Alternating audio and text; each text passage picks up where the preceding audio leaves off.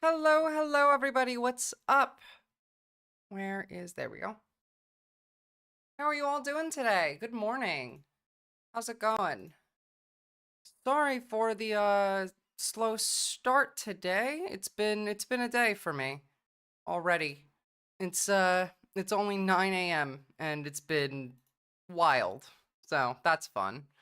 Uh Bad pain day as well. Not fun. It's okay though, because we have a lot of news to talk about, some of which is incredibly funny. Some of which is actually good. Especially like good news in regards to Ukraine, even. It's wild. But we got a lot of fun stuff today. More than just that. Just to start off with, I'm gonna start with a little bit of Australia and Canada, because this is really cool. So Canada is buying radar defense systems from Australia, but specifically the type that they're buying is pretty cool. Ow, so sorry. Ow, why was that so loud? Jesus Christ. All right, now it's gonna be quiet. The scale of one of the world's most sophisticated radars is breathtaking. On the edge of the desert, near Laverton in Western Australia, antennas stretch for nearly 3 kilometers. They're receiving signals transmitted from 80 kilometers away and travel a remarkable path to allow Australia to detect threats in the air and at sea. This is one of the, well, I would say the world-leading over-the-horizon radar system. The system is called JORN, Jindali Operational Radar Network. It's so cool. Designed to protect Australia by giving the military the ability to see potential targets well beyond the horizon. Aside from Laverton, it also operates from Alice Springs in the Northern Territory and Longreach in Queensland to give Australia unsurpassed surveillance capability. Also, just a reminder that this is on top of the geosynchronous satellite in Pine Gap that's technically a joint cooperative thing with the United States and the Australian government, but as we've seen, it's primarily operated by the United States and not by the Australian government, because if it was, when the Chinese warships were doing their live fire drills here, we would have known that. We would have picked it up if, let's say, I don't know, we had the satellite to access it. It can see the entire half of the world that we're on.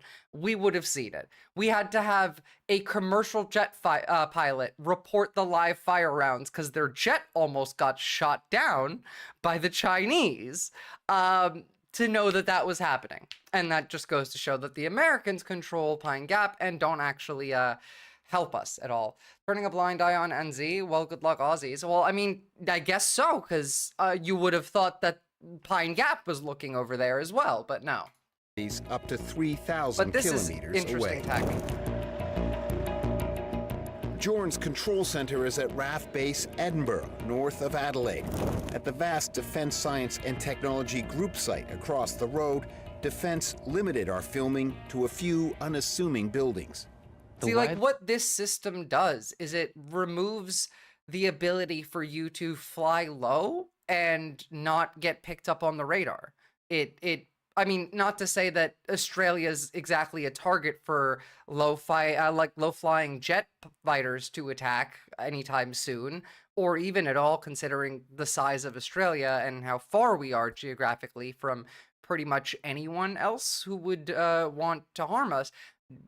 Fighter jets doing bombing runs stealthily in Australia is not how that's going to play out. Like, if there was ever a combat engagement on the Australian continent, it would be a naval invasion. That these arrays are able to steer the beam in angle. Dr. Joe Fabrizio leads the research team tweaking the high-frequency radio waves that give JORN the edge. I think that the interest that there has been in JORN is a testament to the high class and high value over the horizon radar systems that defence and defence industry working together as an enterprise are capable of producing. Jorn is recognized as a world leader in over-the-horizon radar, and Canada has taken note, announcing plans to purchase this system for its Arctic defense. Canada needs this a lot more. In March, it inked a surprise multi-billion-dollar deal for the radar.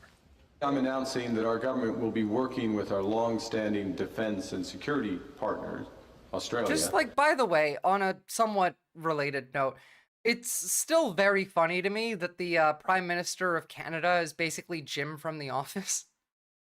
Like, in the video where he's talking to Trump, his facial expressions are just brilliant. I like it a lot. It's funny.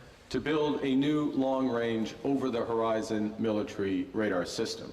It really is a very significant milestone. It is the biggest defence export proposed by quite some margin. And it really holds up the extraordinary things we can do in Australia when we put our minds to it and commit. On the right here, we have in fact, there's quite a bit showing we can do. The signals. At DSTG Edinburgh, researchers are constantly analyzing the signals that allow Jorn to detect targets. One of the key features of over-the-horizon radar is its down-looking viewing geometry. And what that means is that targets that are flying low can't deliberately use mountains or valleys to avoid illumination and avoid detection by an OTH radar. In other words, all that low flying you see in movies to avoid radar, that won't work with To be fair, like, this didn't work for a while now. Unlike conventional radars, in most places, like, it already wasn't a valid strategy, but, you know, this just kills it entirely. Transmits high-frequency radio waves, 110 kilometers up into the ionosphere, and they bounce back to the Earth's surface from above.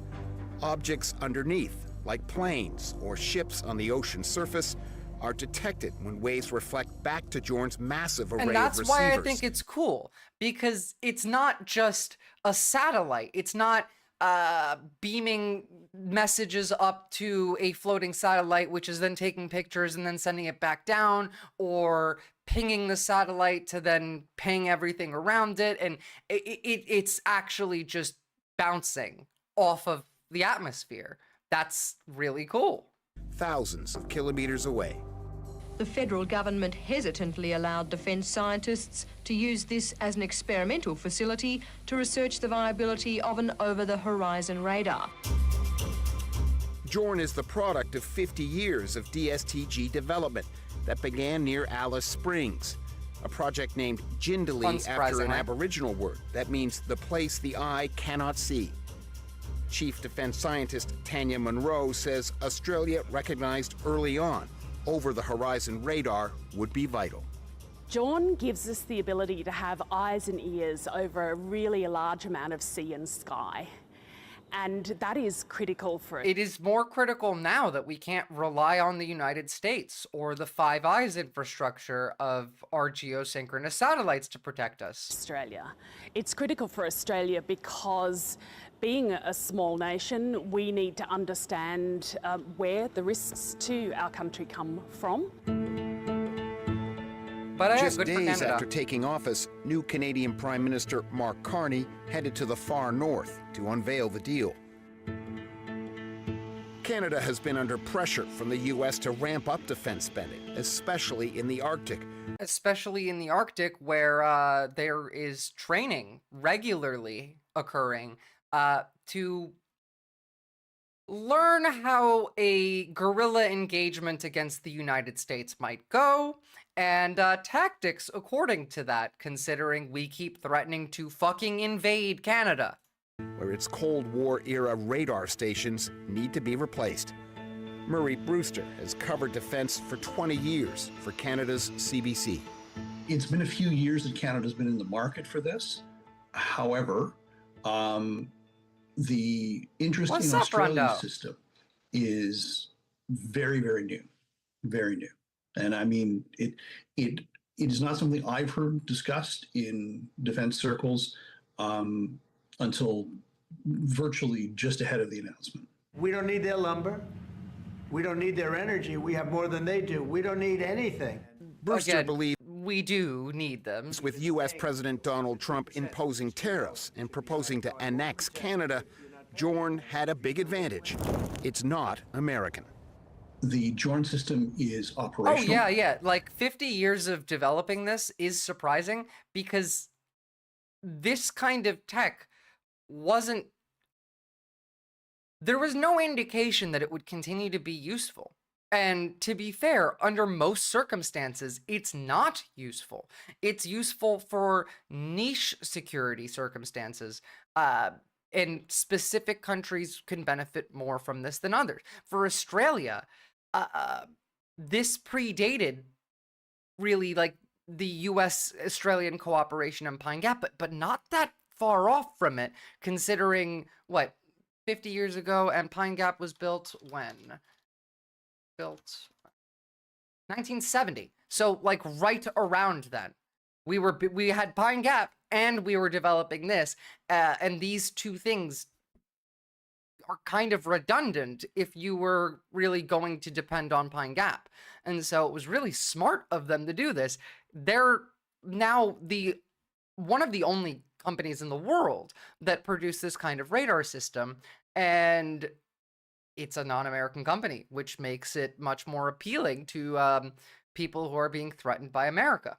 And oddly enough, this kind of tech is more useful when you are not a landlocked country, when there is a risk of low-flying jets sneaking across your border and doing bombing runs. What's up, Lanky Sapien?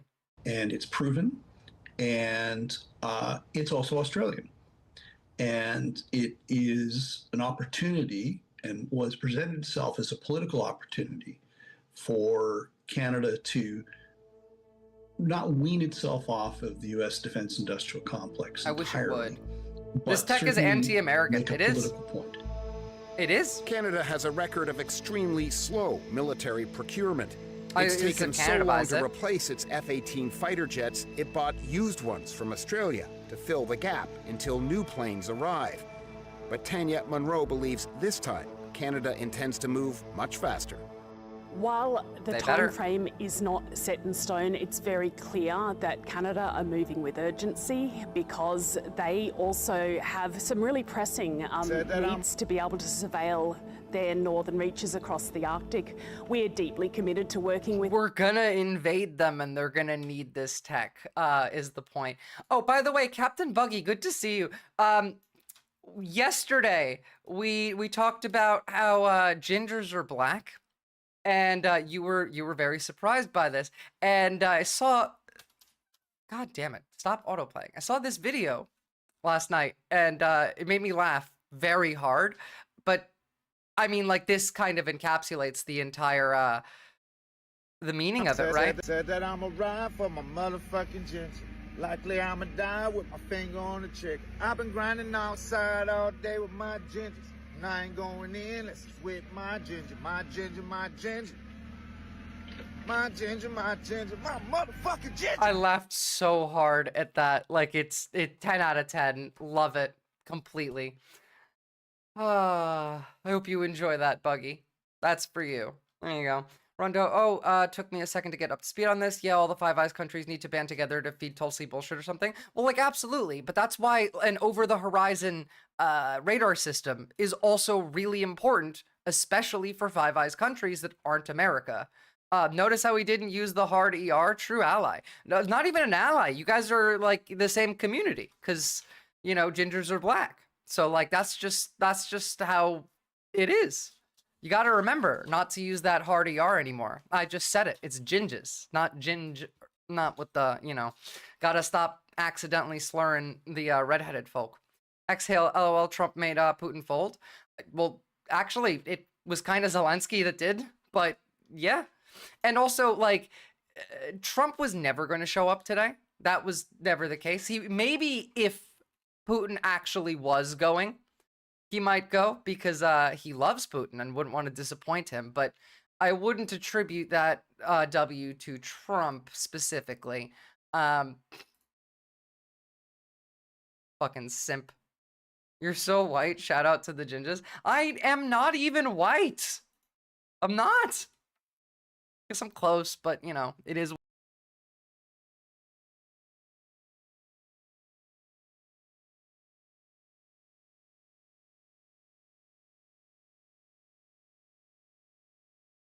say never.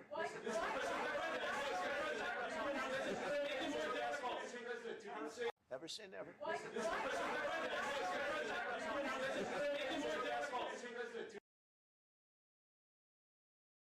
I muted myself, did I? Oopsie.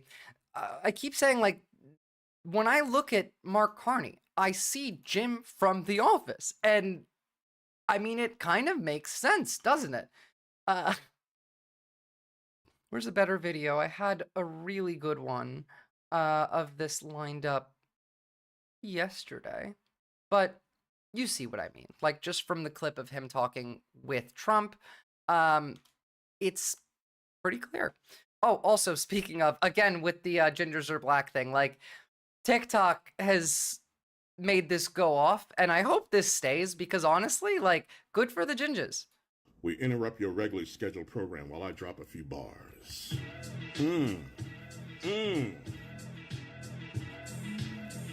Thicker than your average. Blacks and gingers, yo, savage. Rolling on up in the club with a few redhead brothers and sisters or two.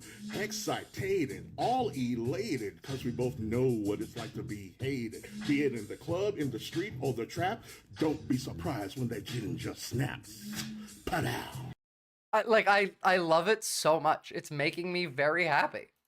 We needed something nice for a while now, and like, it is nice. It is. It's in fact, it's community building. Now, yeah, it's also funny. Remaining on the subject of Canada for a hot minute, South Korea wants to be Canada's new military supplier. Everyone's just like lining up to take America's place for all of the shit that we're just dropping. The countries that we worked with that we're no longer allies with, someone else is jumping in to, you know, take our place. Oh, thanks for the follow, Charlotte Steph.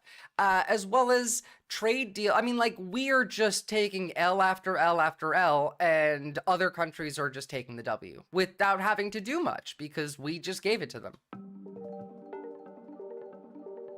South Korea. Some have begun to refer to it as the new arsenal of democracy. A country once ruined by war, now on track to be the world's fourth largest arms maker.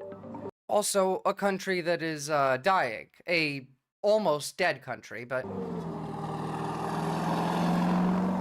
With equipment the Canadian military can only dream of, and a Liberal government that says it's looking for alternatives to buying American.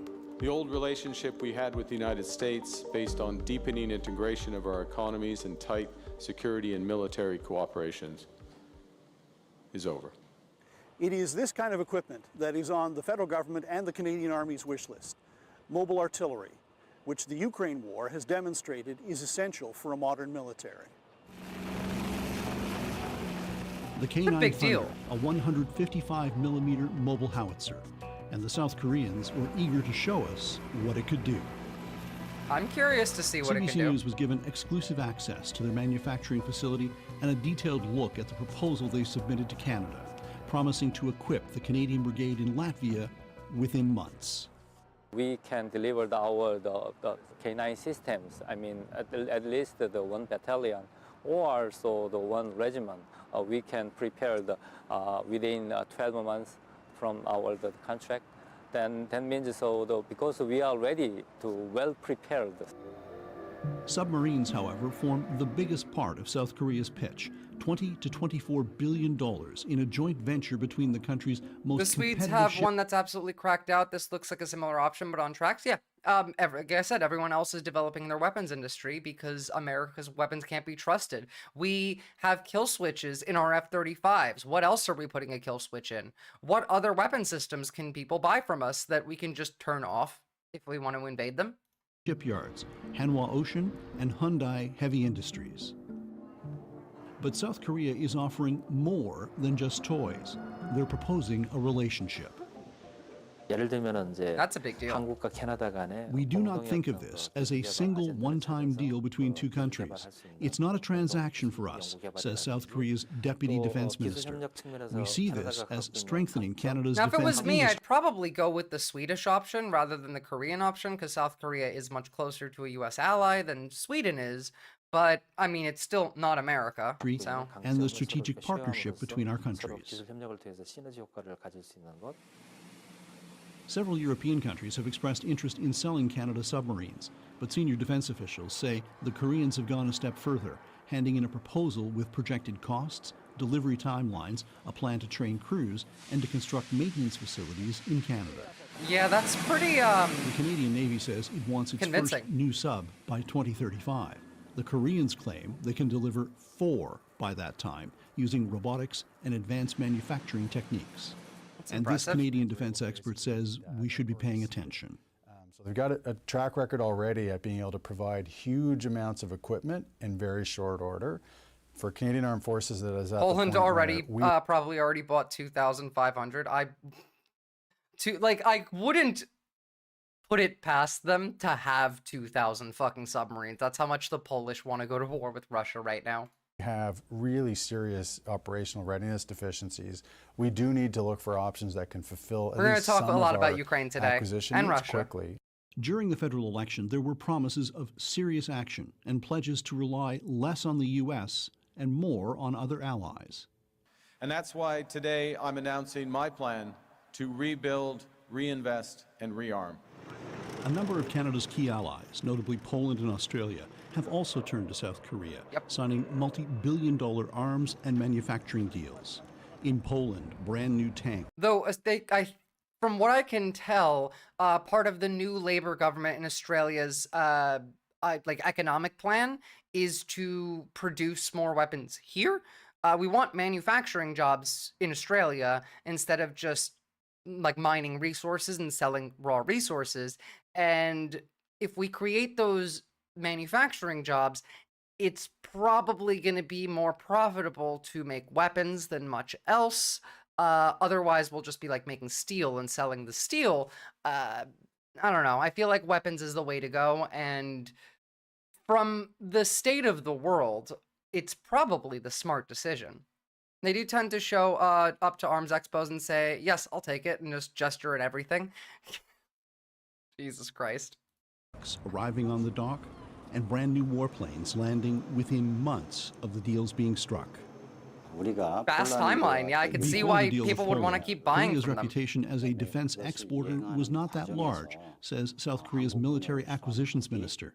But we've demonstrated to the world Korea is able to provide quality products in a timely manner, and we transfer technology and help build the economies of our allies.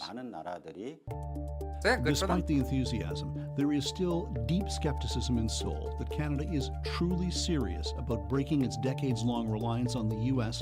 for trade and weapons. No. Guys, they are serious. We keep threatening to invade them. Why would they trust us, and why would we buy their weapons? Again, they can just turn them off. The Canadians might be weird, but they're not stupid. All right, we're going to move off of Canada and talk about Australia for a second. But first, here's Canadian politics with no context. What is the nature of your thoughts, gentlemen, when you say you move your lips in a particular way? Official language is the document that was referred to.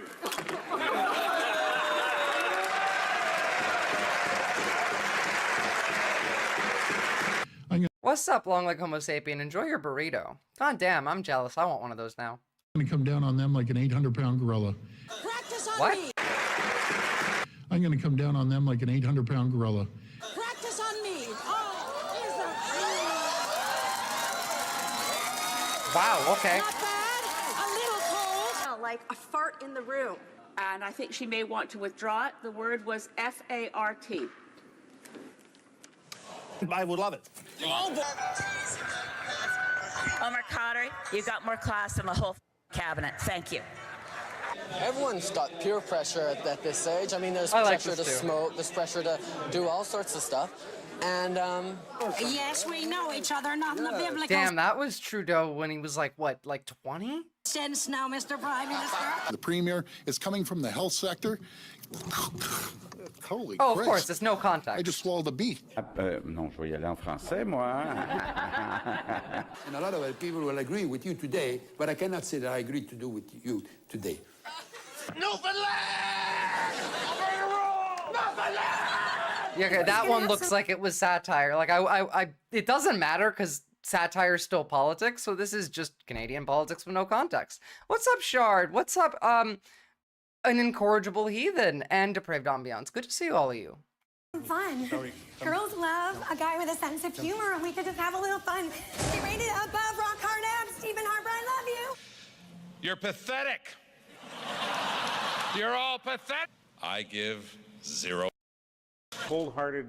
What a dickhead, you know? Sorry, a dickhead. Sorry. We like to say people kind, not necessarily mankind. Oh, God. There we go. Now that era. The question through the chair to the staff. Again, who do I speak to about the proper? I do not use crack cocaine. I said, you know what, your eyes caught. I said, wait, was that him using crack cocaine? I said, you know what, your eyes caught. I said. Everyone else has funny legislators except for the US. Yeah. Oh, this is the guy who smoked crack. There it is. This is Canada at its best. Yes, I have smoked crack. Yeah, let him. That's so funny. Not use crack cocaine. I said, you know what, your eyes caught. I said. Yes, I have smoked crack cocaine. I wish he had, Captain Buggy. I wish he had. Wait, that last part's probably gonna copyright the YouTube video. Whatever. It is what it is. It is what it is. You guys want to learn about how Australia is building rockets now? In fact, we're building rockets here with all Australian components.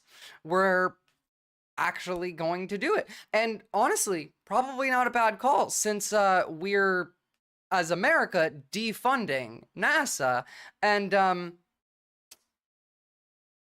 someone needs to do that. I mean, like, their European Space Agency still exists, sure, and there's, you know, the Asian countries, but I mean, somebody on the English-speaking side of the world, the what's left of the West once it's fallen apart, needs to still be able to do some fucking space exploration. So, good for us.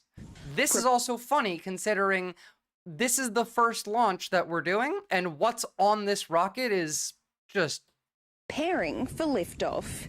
This homegrown rocket is poised to create history. We've built satellites and put them on US rockets. We've launched from Australia. I mean, Shard, you missed the opening bit about the over-the-horizon radar technology that we're also developing in Australia that we are selling to Canada. So, you know, there's a lot of stuff you could research. Are you in Australia, Visora? Yes, I am. I am in Australia.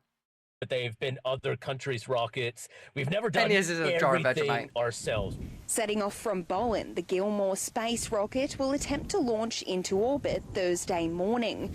Rocket enthusiasts have landed in the small North Queensland town to catch a glimpse. So many visitors that already know about the launch, people coming in and asking us where the best vantage points are.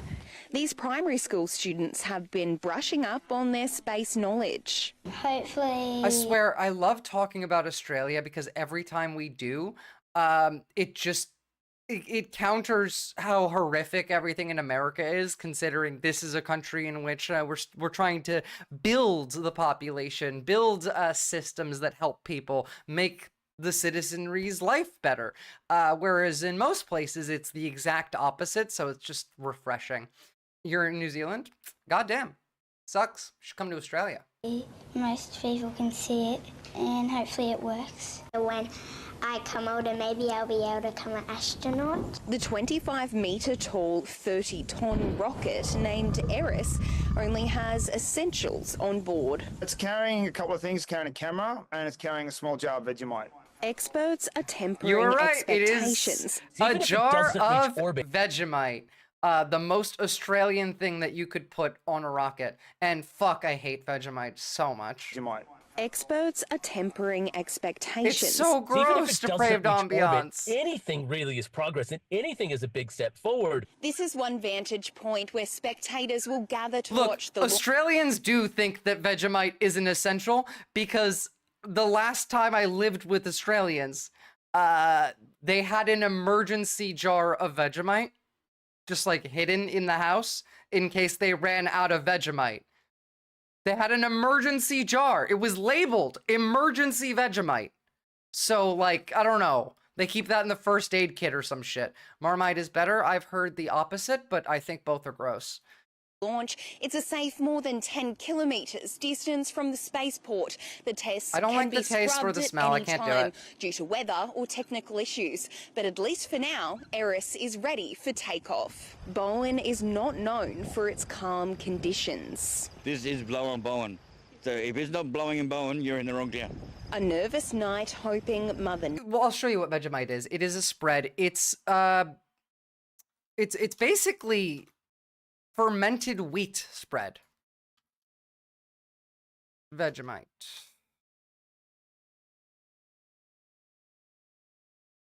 It's an iconic jar that, for those overseas, is synonymous with... Here. It's salty as shit. Yeah, like, the thing is, I like salty things for the most part.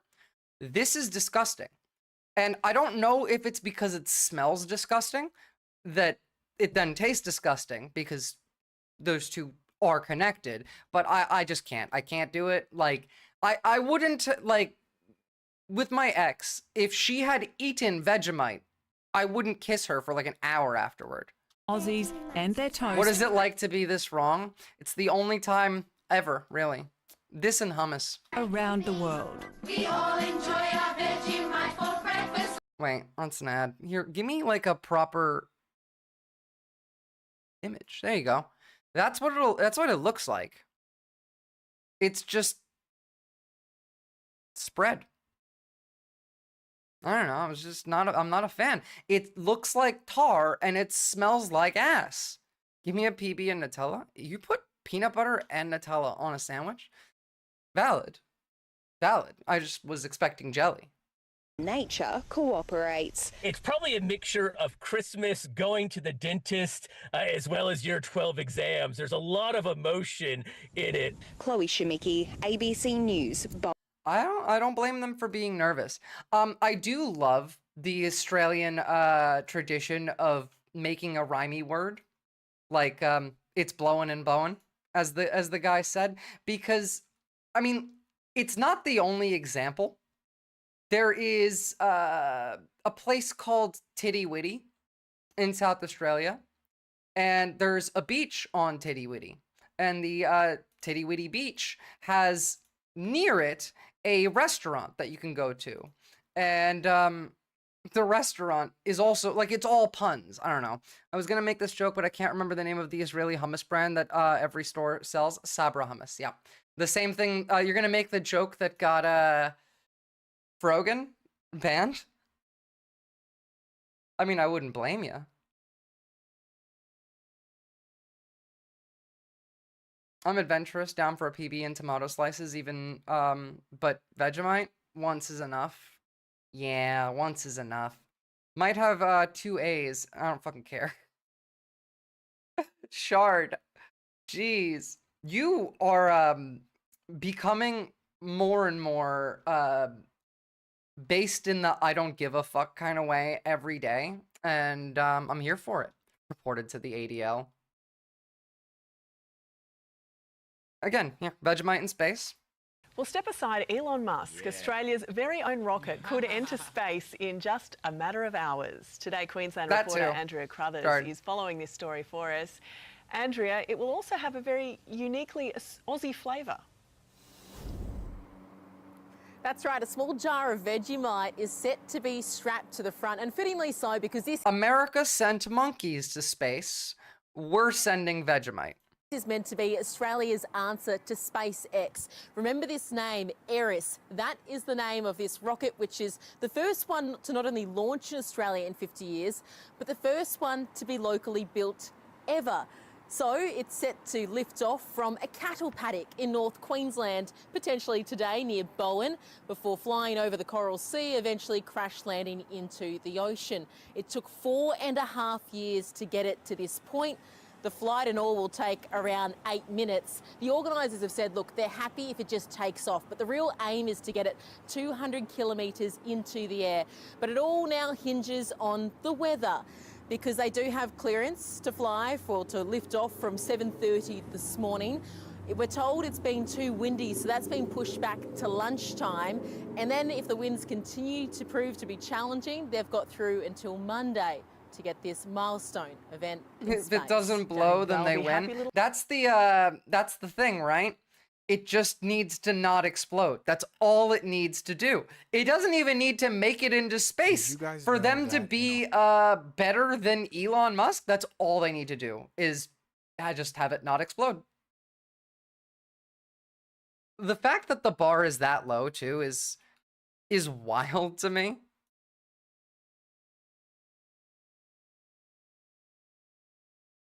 The Vegemite will make it top heavy, and it will crash after takeoff. That sucks. If it blows up, it's a draw too. Yeah, it's not even an L if it blows up. It's just a draw. Here's Titty Witty Beach, though. This is the video I was looking for. Did you guys know that in Australia, more specifically right around here, just north of Adelaide, there's a small little beach town, village, if you will, that's called Titty Witty Beach. And in Titty Witty Beach, just off of Titty Witty Road, there is a little bed and breakfast inn, if you will, and it's called the Schmitty at Titty Witty. And one of the reviews for the Schmitty at Titty Witty says, "This is true, Hazemaker. Feeling giddy, doing a little ditty, being witty at the Schmitty. Amen." There's also the Titty Witty Beach Stubby pole. It's a Stubby pole art trail, where they basically paint the lower half of each electrical pole. Thank you for showing it. Yes, that's what this is. This is called a Stubby pole. That one is so cute. Look at this one with the little bird on it. And this one got crabs. And I was really hoping to keep this bit going, so I went to check the price per night for the Schmitty at Titty Witty, hoping it ended in 50, so I could be like, it costs 150 to stay at the Schmitty at Titty Witty, but it's 180. No matter what I did, it was 180, and I was very disappointed. That's fine. That's enough puns. But yeah, the Aussies love puns, and I do too, and I'm all here for it. So let's move on a little bit and talk about something a little less fun. I do have quite a bit of fun, funny, happy stuff that I've sprinkled throughout today. So we're going to be jumping back and forth a little bit emotionally. What's 180 in USD though? Let me see. It shouldn't be that much less, but 180 AUD is 115 USD. Fun stuff, then wasteland shit, then fun stuff, then wasteland shit. Basically, yeah. Fuck, I'm happy to not live in the wasteland. Staying in the Northeast, many of you are dealing with flooding in your neighborhoods. This is from the town of Lonaconin in western Maryland after heavy rain pounded the area yesterday. The rising floodwaters also forced students and teachers to hunker down in an elementary school. It's not even hurricane season officially yet, and it's already raining hard enough to flood entire towns. Fucking hell. We don't have FEMA anymore. No one's helping these people. You're fucked. No matter what, if this is you, unless you are rich enough to replace your house, potentially, your car, and all of if you have insurance that actually pays when there's a disaster, maybe. Other than that, you're fucked. There's no help for you. In the town of Westernport, all of them were later rescued by boat. I went on a motorboat. And they drove us over to, where Blackwater is going to come guard the rich people's houses from you. We saw how high the water was. They did that, by the way. Actually, really quickly, there is precedent for that, by the way, in case some of you didn't know, or maybe you're too young to remember. But after Katrina, that type of thing did happen. the rich communities in Louisiana, especially near New Orleans, received a lot of help from the government, whereas the poor communities received nothing.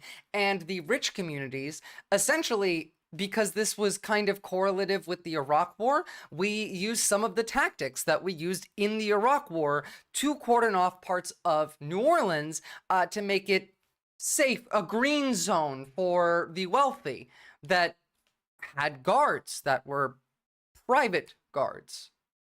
We did this already. We're just doing it on a grander scale now. FEMA's for pussy-ass lives anyway. Real Americans don't need no socialist disaster aid. Yeah, I'm sure. Every single one of these people is happy to lose everything to not have to do socialism. Where there was no water, and we saw how high the water was. We went over to the train tracks, and we got on like this little truck thingy. I'm just happy to be alive. Oh, I'm so glad those students are safe. Yeah, like, I'm also happy that they're alive. Depraved ambiance, should we start calling them knights? Private military corpos is actually the most ANCAP shit ever. Kind of crazy that that shit just slid into our lives without too much notice decades ago. I mean, people did notice decades ago. It's just if you talked about it back then, you were called a terrorist supporter, Al-Qaeda or whatever, and that was it. Like, that really was it. Because it was the same people that did the private military corpo shit at home and abroad. And it was the same people that wanted to do the Iraq War as the people who were profiting from this. For Katrina and Mexico was the first people/groups to respond before any other group or agency. The U.S. kept them stopped at the border. Yeah. Yeah. And then you want to beta CSOT and Gitmo. I mean, honestly, like, I still think that Gitmo might be where we're sending the women, because I've not seen where any of the women that ICE has arrested is gone. They're definitely not in CSOT, so, you know, who knows. For real Americans, it's give me the corpo bootlick or give me death. Like, genuinely. So what's your favorite amendment? Oh, the second one. It's great. Whenever a tyrannical government comes into power, we can take it down, and it gives power to the people. It's amazing. Oh, gotcha. Okay, well, HR Bill 1526 just passed through the House, and that allows that the president can't be held by checks and balances, and federal judges can't sue him. So are we a tyrannical government now? I love tyrannical governments. It's great. I'm not going to exercise 2A. No. So, like, yeah, that's where we're at. And, like, I don't know, maybe they're trafficking the women. Maybe they're selling the women to, especially, like, the Saudi, Qatar. Trump's there now. What if they just, like, loaded them up into Air Force One? Who the fuck knows? Dubai? Yeah, we wouldn't know. They would have the ability to keep it secret. It's either Gitmo or they're being sold as sex slaves. Yeah. Americans are so fucking peasant-brained, it's ridiculous. Yeah. Yeah, definitely happy to be alive. And it's not just in Maryland. Take a look at some of the flooding. This is in Pennsylvania, in Myersdale, which is over 80 miles outside of Pittsburgh. The mayor says the flooding is the worst he's ever seen. Guys, it's autumn. It's not even fully hurricane season yet. Like, we haven't kicked off the rain season, the wet season, and it's already like this. Even the rich influencer people are pretty open about stealing women's passports in Dubai and yeah, it's fucking crazy. Watch Diddy flee to Dubai. I don't think Diddy's going to be able to flee anywhere based on at least like the little bit that I've seen of his trial. It's extensive flooding everywhere. There's houses, the basements are filling up now. You know, the whole bottom floor is filling up to the first floor. This guy looks like he voted for Trump. As you can see, the banks of these rivers are starting to overflow. It's hitting the bridges. Oh, it's spring here. Sorry, yes, it's spring there. It's autumn here. But yeah, it's just the start of the wet season anyway, because your wet season is spring. Like, you get snow in the winter. I mixed it up because our wet season is the winter because we don't have snow. It only rains here in the winter. No, the entire time that I've lived in this town, of course, I've never we do seen have this reverse, river at 16 feet. seasons. And the mayor has now announced a state of emergency. Let's go live now to Dallas as the summer heat arrives in North Texas today. It even looks hazy in this view here, Jess, but hot, hot, hot. I know. Yeah, no climate change here. There's nothing to see. If you ever watch One Piece, I'm like 100% sure Oda designed Mary GOZ to reflect IRL Saudi Arabia. I've only seen the live action bit on Netflix, and that was good, but like that's it. They're just casually in like 5 feet of water. Jesus. Yeah, again, and no one's gonna come help them because the federal agencies whose job it was to do that just don't exist anymore. Ohio's wet season is whenever the fuck the clouds decide to piss on us. Well, hopefully they don't do it that much. Summer heat, and in my mind I'm thinking like, June 20th. It's not even June 20th yet. We're still in spring, but it definitely feels like summer, widespread throughout the South. I demand more haze. The Dakotas too, widespread throughout the central portion I don't of want the to see Texas at all. Like, it offends me. I want more haze. We're just dealing with above average temperatures today, and that was the case yesterday too. We broke records. And the day before, and the day before, and the day before, and the day before that. Yeah. It's fucked, guys. It's fucked. We looked at the hurricane season predictions yesterday, all of which basically say you're fucked, and that's it. Beauty of Doge is that all of the agencies still exist. They just run by like 6 people and have 0 function. Oh, speaking of actually, news about Doge. Elon Musk has stepped down as head of Doge, and it has been replaced now with Russell Vought. The author of Project 2025, specifically, is now the head of Doge, so there's that. Fun times, you know. Not to mention all of the diseases and bacteria standing in street water. Yeah, absolutely. To be honest, I don't even know why they went through the trouble of trying to rid the Department of Education, because they could have just fired everyone instead. There's reasons for it. Vought, like Vought from The Boys? No, like Russell Vought. But, I mean, I've also made that joke. Russell Vought is the guy, this guy. He's the one that said the quote about wanting to make government workers so miserable that they quit their jobs. Like, it was this guy. So, are we cooked? Not any more cooked than we were before. Oh, joy, somehow that's worse. It is worse, but, I mean, they've kind of done most of the damage already, so it's fine. It's fine, and yes, the felon is sucking off the Saudis. There's a lot to it there. We'll talk about it. I just want to kind of hop around and ease into it. There's some other stuff that I find interesting that I want to talk about today, too. This, I think, is just cool. This is just, like, lightning.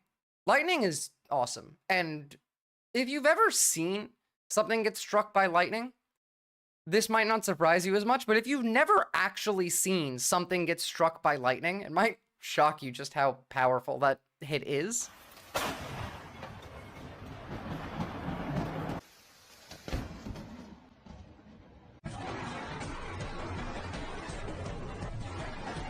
Jesus, fuck that tree in particular, I guess.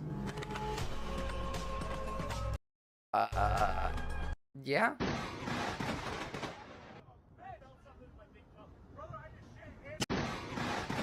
Okay, that one looked like a fucking space laser.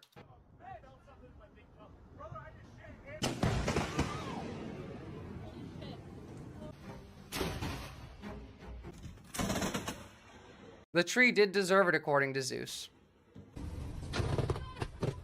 Woo! What?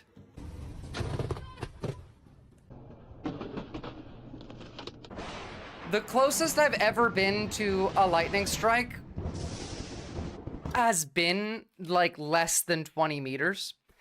I was in a car and it struck a tree that was right next to the car I'm in, and it was blinding. And it was also so loud. It was terrifying. It creates plasma. It's insane. Yeah. The fun part about lightning is that you see all of this shit like a little before you even hear the sound. Yeah. Well, I mean, the closer you are to where the lightning strikes, you're going to hear the sound sooner because the sound has to travel. Maybe MTG thought lightning was the space laser? Well, kinda, yeah. The smell is... I can't describe it. Makes your whole body just on edge. All of your hairs stand up. It's exhilarating.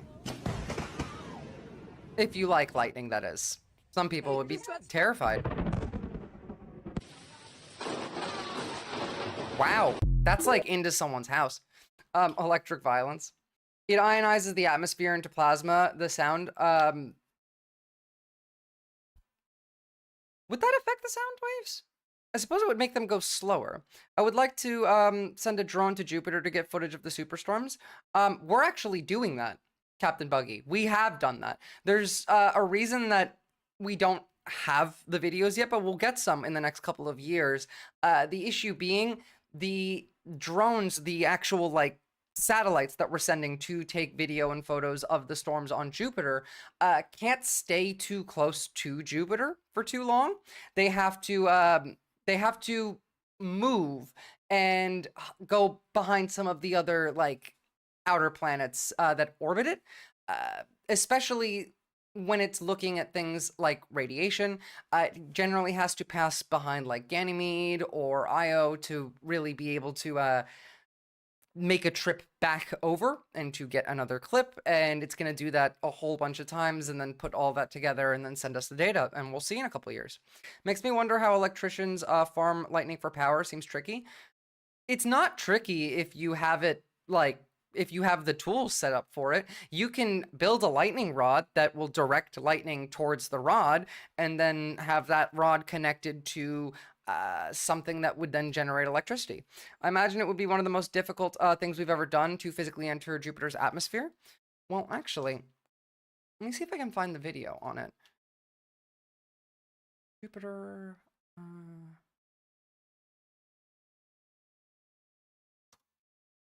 I watched this just recently, so I should be able to find it without too much difficulty. Nah, I can't. But no, you're right. It would be one of the most difficult things that we've ever done as a species to physically enter Jupiter's atmosphere. Yeah. Behind the moons rather than the other planets, sounds like. Sorry, I did mean moons. I think of like Jupiter's moons as planets, so it confused me. The sound is a result of the vacuum around the plasma collapsing, and if I'm remembering correctly, that makes sense.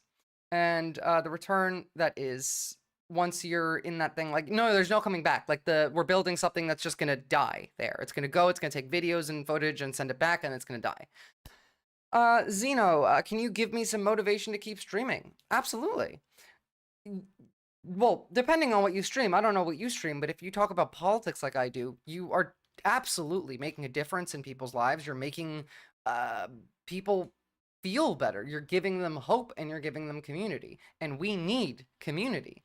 That's kind of the thing that we lack the most. It's the thing that will save us. And there's a lot of good in the world. No matter how much bad is happening, every day, there's a lot of bad happening. But a lot of the stuff that is happening every day now was impossible not that long ago. 5 years ago, 10 years ago, most of this shit would be impossible. If you asked anybody 2 years ago, would America start siding with Russia in the Ukraine war? They would have laughed at you. So if the impossible is possible for bad things, the impossible is possible for good things. And again, there's a lot of good in the world. Look at this. This is amazing. We talked about like monkeys yesterday, gorillas and tool use, but look at like, this is in Uganda medicine. Have been observed using medicinal plants to treat open wounds and other ailments. Scientists who've been following and observing the chimpanzees say that they use plants to carry out first aid on themselves and occasionally on each other. The findings are published in the journal Frontiers in Ecology and Evolution. Here's our science correspondent Victoria Gill. This young chimpanzee is doing something subtle but extraordinary. He's chewing plant material and dabbing it onto a wound on his knee. Now she's watching him again. It's just one example of how the chimpanzees of Budongo Forest in Uganda use plants to treat their injuries. I wonder if he has a wound. This doesn't surprise me. It's still awesome. Yeah, exactly. I'm not surprised by it. It makes perfect sense, but it is amazing. The MAGA communists knew that America would side with Russia. They're the real geniuses. You mean the Nazbols? The modern day Nazbols? Researchers have spent years watching these chimps as they go about their daily lives. They've discovered and just published a whole repertoire of chimpanzee first aid, some of which involves the apes using forest plants that are known to have healing properties. This footage shows an adult male dabbing a wound with a leaf from a plant that's also sometimes gathered by local people for medicinal use. And it's tricky to see in this shaky footage, but watch this young female on the left. She's dabbing chewed plant material onto an injury on her mother's body. Rare evidence of wild chimps using plants to tend to each other's injuries. Some of the plants that the chimpanzees are using for these wound care behaviors actually have known traditional uses in human medicine. And others have pharmacological properties that are actually known to have wound healing components that help either prevent against infection. It's actually really fucking cool. It is. It's actually also really fucking hopeful. Like this to me just brings hope front and center. These are chimpanzees that are picking up like medicinal leaves. They have no internet. They're doing what we did. Like, we might be dumb as fuck, but the chimps aren't. Genuinely, I would actually probably bet that if you could design an IQ test that a human and a chimp could do together, the chimp would win most of the time for most people. I actually think this now. We have degraded past the object permanence and usability of our hands and the ability to engage with things around us critically. We lost all, the chimps are developing it. We have lost it. This is culture. The chimpanzees have culture. Helping, I don't know, injured people around you, injured members of your species around you. That's culture. Yeah, you care about each other. You are a community. That ape is violating FDA regulations and patent protection. Oof. Oof, oof, oof. Okay, now we all have to become vegetarians. Sorry. Yeah, that's not happening. Shit, that's expensive. Not even like... If they made lab-grown meat, that would be better, I think, than all of us being vegetarians. Chimpanzees have better short-term memories than humans do. That also tracks. I wouldn't be surprised. Like, even if we originally had better short-term memory, ours being degraded through the use of social media below that of the average chimpanzee makes so much sense. I'm super curious what their intuitive process is. Yeah, me too. I'd like to know how they think.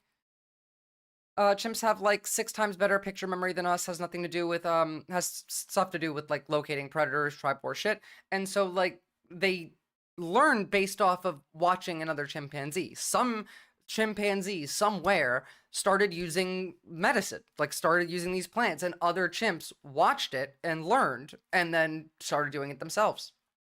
Why would they do this without a profit motive? I don't know, man. I don't know. It's the commies. So when someone calls me an ape now, it's a compliment.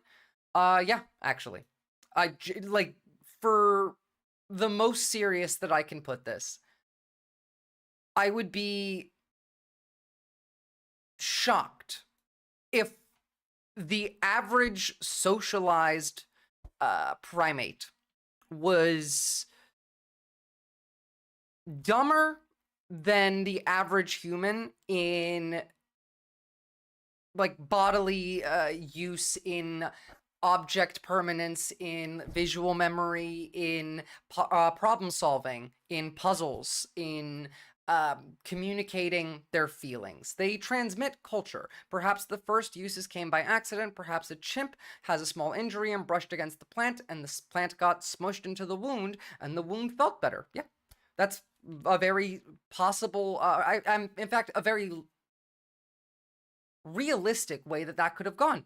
Instead of a chimp, like, doing it on purpose, it likely did happen accidentally for the first time, and then they realized we've lost our touch with Mother Nature. Well, I mean, like, we're literally killing it. So yeah, Zhejex, we have. We're anti-nature. Bees can remember your face, and that's why some people don't get stung by bees, but everyone else will be endlessly attacked. That I didn't know. Some animals teach mostly their young. It's possible, yeah. And again, we don't even really understand how consciousness works, let alone how animal consciousness works. Like, we don't know how our consciousness works yet. Not totally. We have theories. or also reduce inflammation.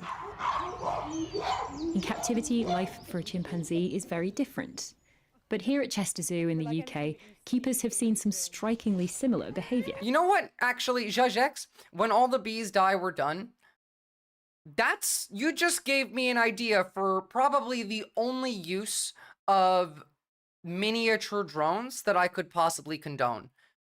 Why don't we make mini drone swarms that will replace the functions of bees, since the bees are dying and we need those functions to happen? We could just make robots do that. That would be a pro-life kind of drone use, though, and that's not going to fly with the people in charge because they hate life. I mean, we had a few indigenous cultures try to remind us to stay in touch with nature. We genocided them instead. It's true. I'd rather have the original bees too. Don't get me wrong, but that's not improbable, and it's a better use of drone tech than anything that we do with it. If they've got my names, there's like a little cut here and there. Some of the more dominant chimps might even come up to the kittens and almost show it to them. Really? Oh, yeah. Chimps are fascinating. They're so clever that we know our chimps here and we know a lot about them, but learning from the wild is stuff that we'd never even thought they could do.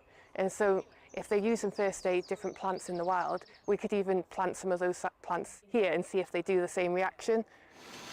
Oh. This ongoing research is revealing just how much insight these intelligent primates have into the forest around them. Chimpanzees thrive here because they know how to access the secrets of this place and how to find all they need to survive from their... I mean, it's pretty cool. Cultivate mason bees, better pollinators than honeybees, easy to keep. I mean, I'm sure someone who has a bee farm is doing that. I mean, like, they're likely looking into it. I would hope so, at the very least. We do viz IT called RoboBee by Harvard. I mean, that's cool, but it's obviously not going to replace bees' jobs anytime soon. No, but I mean, like, researching to develop at least drone tech that exists to, I don't know, create a better life, to replace the dying bees. It's not the worst use of drones. Not even the worst use of AI. You could put AI into that. As long as it's not for profit, it wouldn't be destructive. But unfortunately, we do live in capitalism, and so any AI would be destructive. And I'm not going to go into the AI rant today. I'm going to hold myself back from it. I have self-control. We're not going to rant about that. Individual humans can be less intelligent than collective intelligence of other apes. Yep, I believe that. I believe that there are probably some apes that are just individually smarter than individual humans. Imagine how traumatic it is for a chimp or any animal to know that their environment, that, well, some people just come and bulldoze half the forest and build a golf park or something. Well, yeah, of course it is. Like, some animals just kind of can die from that. If you get rid of their habitat, even if they're smart enough and capable of moving, sometimes the trauma of it just makes them sit there and die instead of going and finding a new habitat. That's happened before. All right, now let's jump to the United States really quickly, and let's talk about Kristi Noem getting fucking grilled by congressional hearing. It's fun. It's fun. We're gonna breeze through the America stuff because we're gonna talk a lot about Europe today. Recognize Ms. Johnson for 5 minutes questions. Thank you so much. I have. I've seen. I played a clip of an orangutan driving, like literally driving a golf cart last week, I think. And thank you, Madam Secretary, for appearing before committee today. They're smart. I want to address several issues. I'm going to try not to repeat a lot of issues that have been addressed, but I do have some substantial concerns over how ICE agents present themselves to the public. Oftentimes we've seen... I'm still trying to figure out how she got robbed. Yeah, how does the Homeland Security Director get her purse snatched? Many videos out there where they're masked and not properly identified.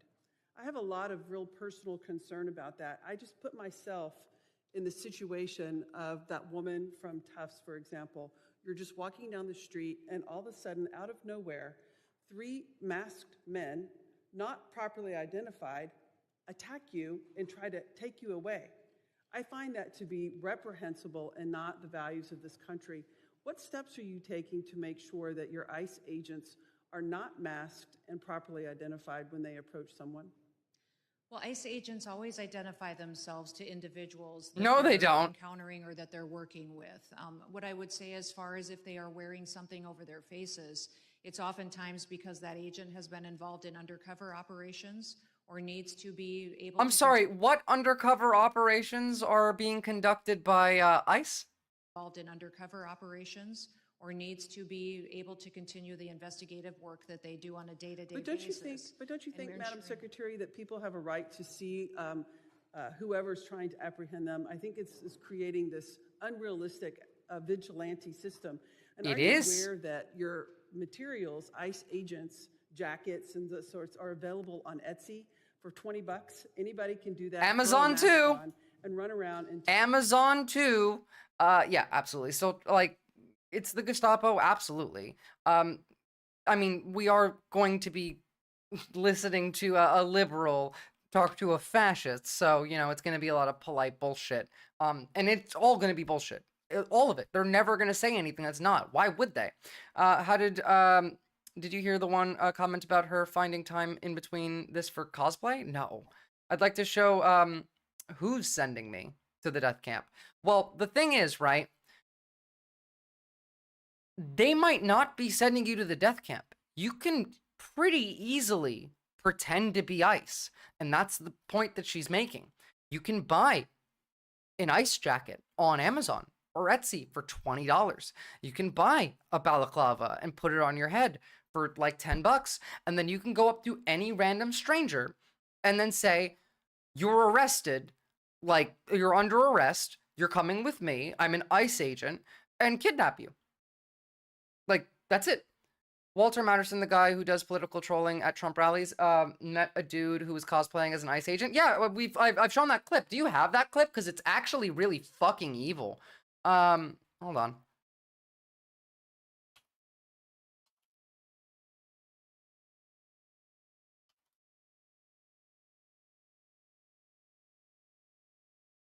I think I can find it. Like, people can just do that for fun. And that's kind of one of the biggest issues. But the other part of it is we've already had incidents of sexual assault through someone pretending to be an ICE agent. Who pays the tariffs? The Chinese. Like, it's already happened. And so why would it not happen again? Like, what kind of justification is someone going to give me to say, no, that's fine, that won't happen again? I can't find the clip, but the people who buy ICE clothing specifically to go around and scare people of color, immigrants, queer people, just to threaten them, it is part of the plan. It's not just actual ICE that's going to come and fuck with you. And historically, if you look back at Nazi Germany, they had the Gestapo, but there were people who also were not in the Gestapo that cooperated heavily. Rape squads, yeah, essentially. And like, here's the other thing, right? There's a reason why it's not a good idea for federal agents to not be uniformed, because a lot of people in America have guns and have the right to shoot said guns when they're being attacked or their house is broken into. And that's why in places like Tennessee, Nashville right now, ICE is teaming up with Tennessee Highway Patrol to detain people. And they're not raiding homes, they're not entering neighborhoods, they're not picking people up off the side of the street. They're stopping folks in their cars and apprehending them that way. You know why they're not raiding homes in Tennessee? Because Tennessee has castle law. They know exactly what would happen in Tennessee if they started entering people's homes. Now, just to be clear, even if you live in a state that has castle law, even if you have stand your ground laws, it is still illegal for you to shoot the ICE agent, even if you don't know that they're an ICE agent. If someone kicks down your door and they are not uniformed and they don't like declare themselves as a federal agent and you shoot them because you have the right to defend yourself in your home, and it turns out that they were a federal agent, you're going to get charged for that.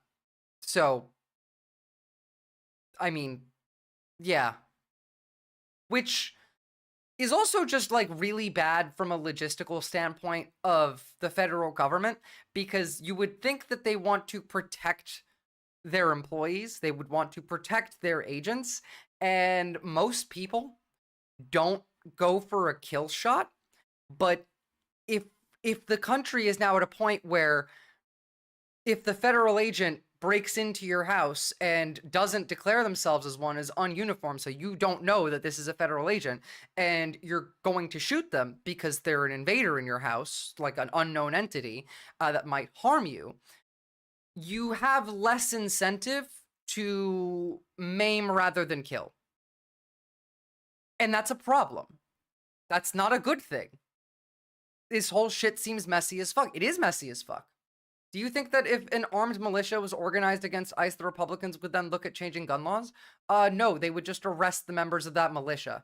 The law doesn't exist anymore. Jajex, just yesterday was the 40-year anniversary of a, like, Philadelphia group of Black liberation fighters who were armed, who were in a building, and whose neighbors called the police saying that they were swearing too loud and there was trash outside. It was because they're Black people. And 500 cops, the MOVE group, showed up and started a shootout with the people inside, then followed by bombing the fucking building and leaving the entire residential block homeless.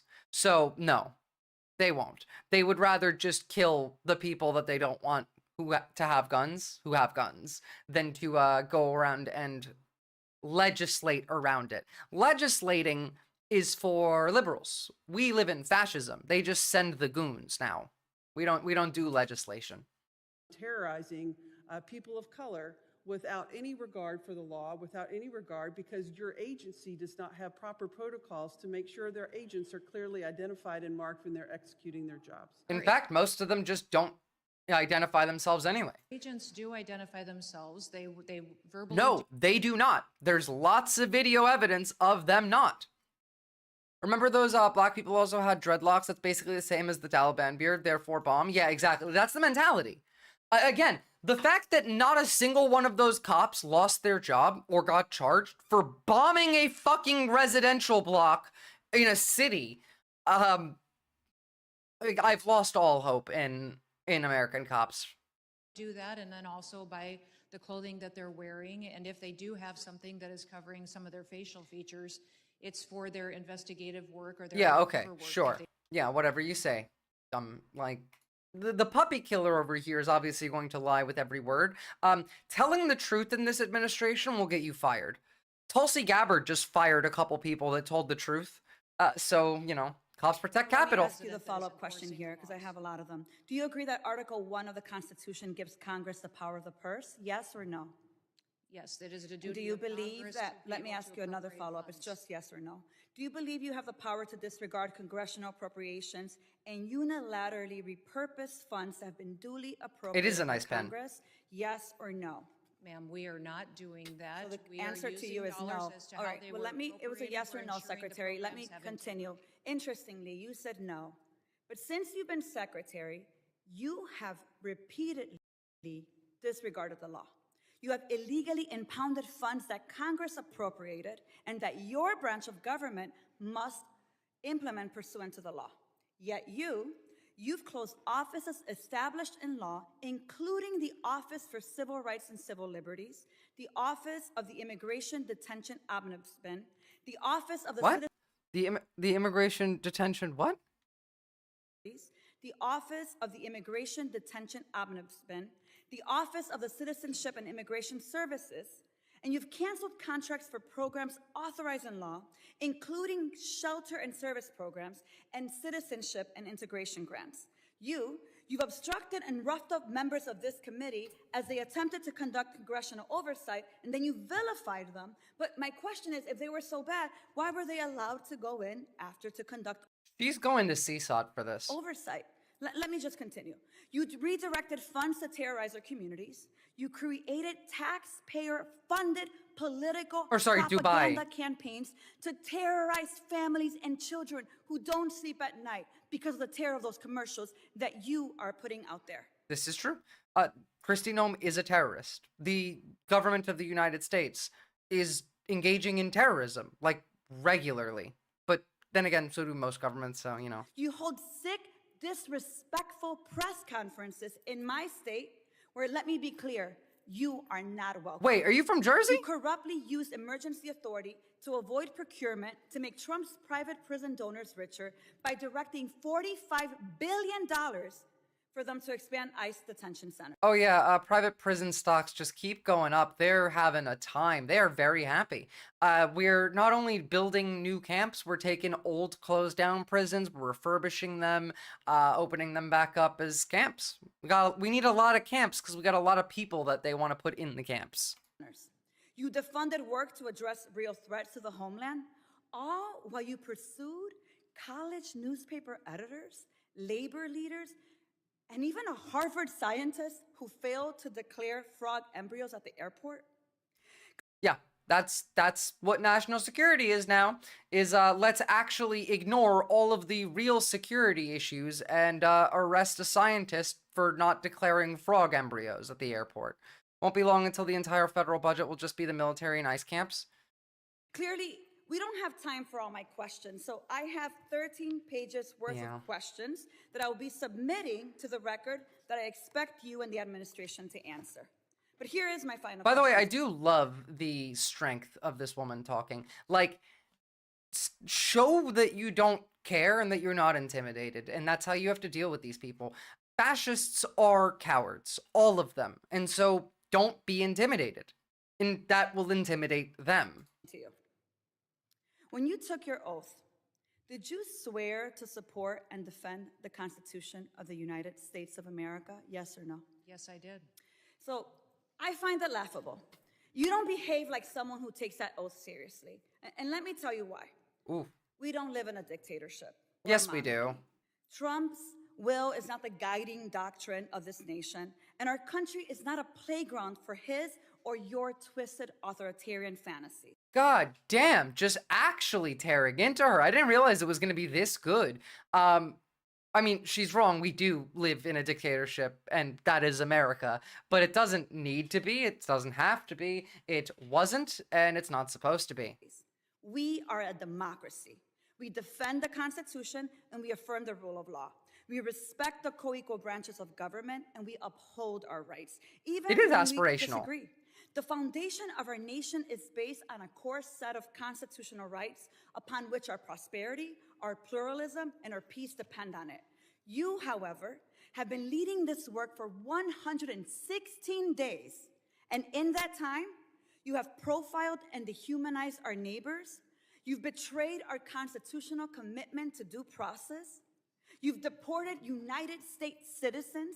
You've undermined extrajudicially renditioned United States citizens. The courts. You've broken the law. You've engaged in corruption, and you've weaponized the immigration system to violate civil rights. As Senator Murphy perfectly stated, your department is out of control, but you're responsible. You have betrayed the sacred fundamentals. She should be tried for treason. Like, genuinely, all of these people should be tried for treason. Right? There's no disagreement here. These are all demons and should be put on trial. I mean, a lot of these people should be tried for crimes against humanity, really. Of your oath. Fucking in the And Hague. I believe to my core that you are not fit to hold the office. And I again, to your face, demand your immediate resignation. Based. And I put it and place it on the record for all of us to see. With that, Chairman, I yield back. Based as fuck. Again, like, Kristi Noem should be in prison for the rest of her life. What's up, Easy Racks? Well, not legal charge of treason in the US, but that's different. Well, like, you could. Under a government that comes after, you could use treason based on the Constitution as a charge, but unfortunately we don't have that anymore. We're never going back You know that, right? Like, we're never getting the country we had back. We can only go forward. Did you see the rollback plan for the Endangered Species Act? No, Easy Racks. Could you link me that? I haven't seen it. I mean, it's not surprising. But at the very least, other countries are picking up the slack that we're leaving. Now, still on a similar topic, there was another congressional hearing, and interesting things came out of it. Charts book every single person in this admin has committed multiple crimes against humanity, treason against the Constitution, violations of multiple statutes and laws, various anti-corruption. Like, they have committed every crime. Like, all of it. They've just done all of the crime. So, RFK Jr. says he doesn't think that people should take medical advice from him. Does it necessarily say foreign enemy? Because I thought it was foreign or domestic enemy, just like the oath that the army swears, aiding a enemy, foreign or domestic, like nation in whatever it is. Does it specifically say an enemy nation? Does it not say anything about domestic treason? Okay, well then, crimes against humanity it is. That's fine. So, guys, the Health and Human Services Secretary doesn't think that people should take medical advice from him. Do you understand what the fuck? What the fuck? What the fuck? What in the actual fuck? Fuck the what? This is the guy who's in charge of healthcare. But no, you shouldn't take medical advice from him. Okay. Health Secretary Robert F. Kennedy also testifying before Congress today about budget proposals. I already don't. Things got heated when protesters interrupted his testimony before the Senate Health Committee. Take a look. Yeah, I mean, like, he's not wrong. You shouldn't take medical advice from him. It's just, like, yeah, I don't understand. Why is he saying it? He's Health and Human Services Secretary. The budget I'm presenting today supports these goals and reflects... The way, look at his face when she yells out, because he looked like he just shot himself. This guy's like, oh, I'm about to get shot. Before the Senate Health Committee. Take a look. The budget I'm presenting today supports these goals and reflects...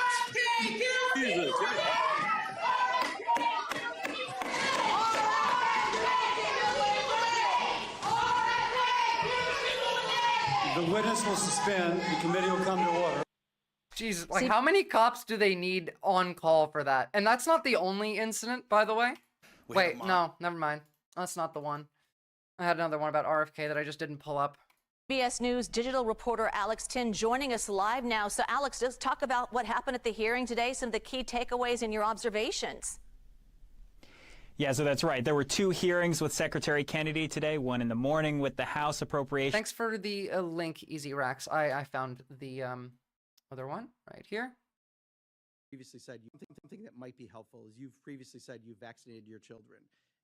Just because I think this is a helpful answer, and this isn't a gotcha, I promise.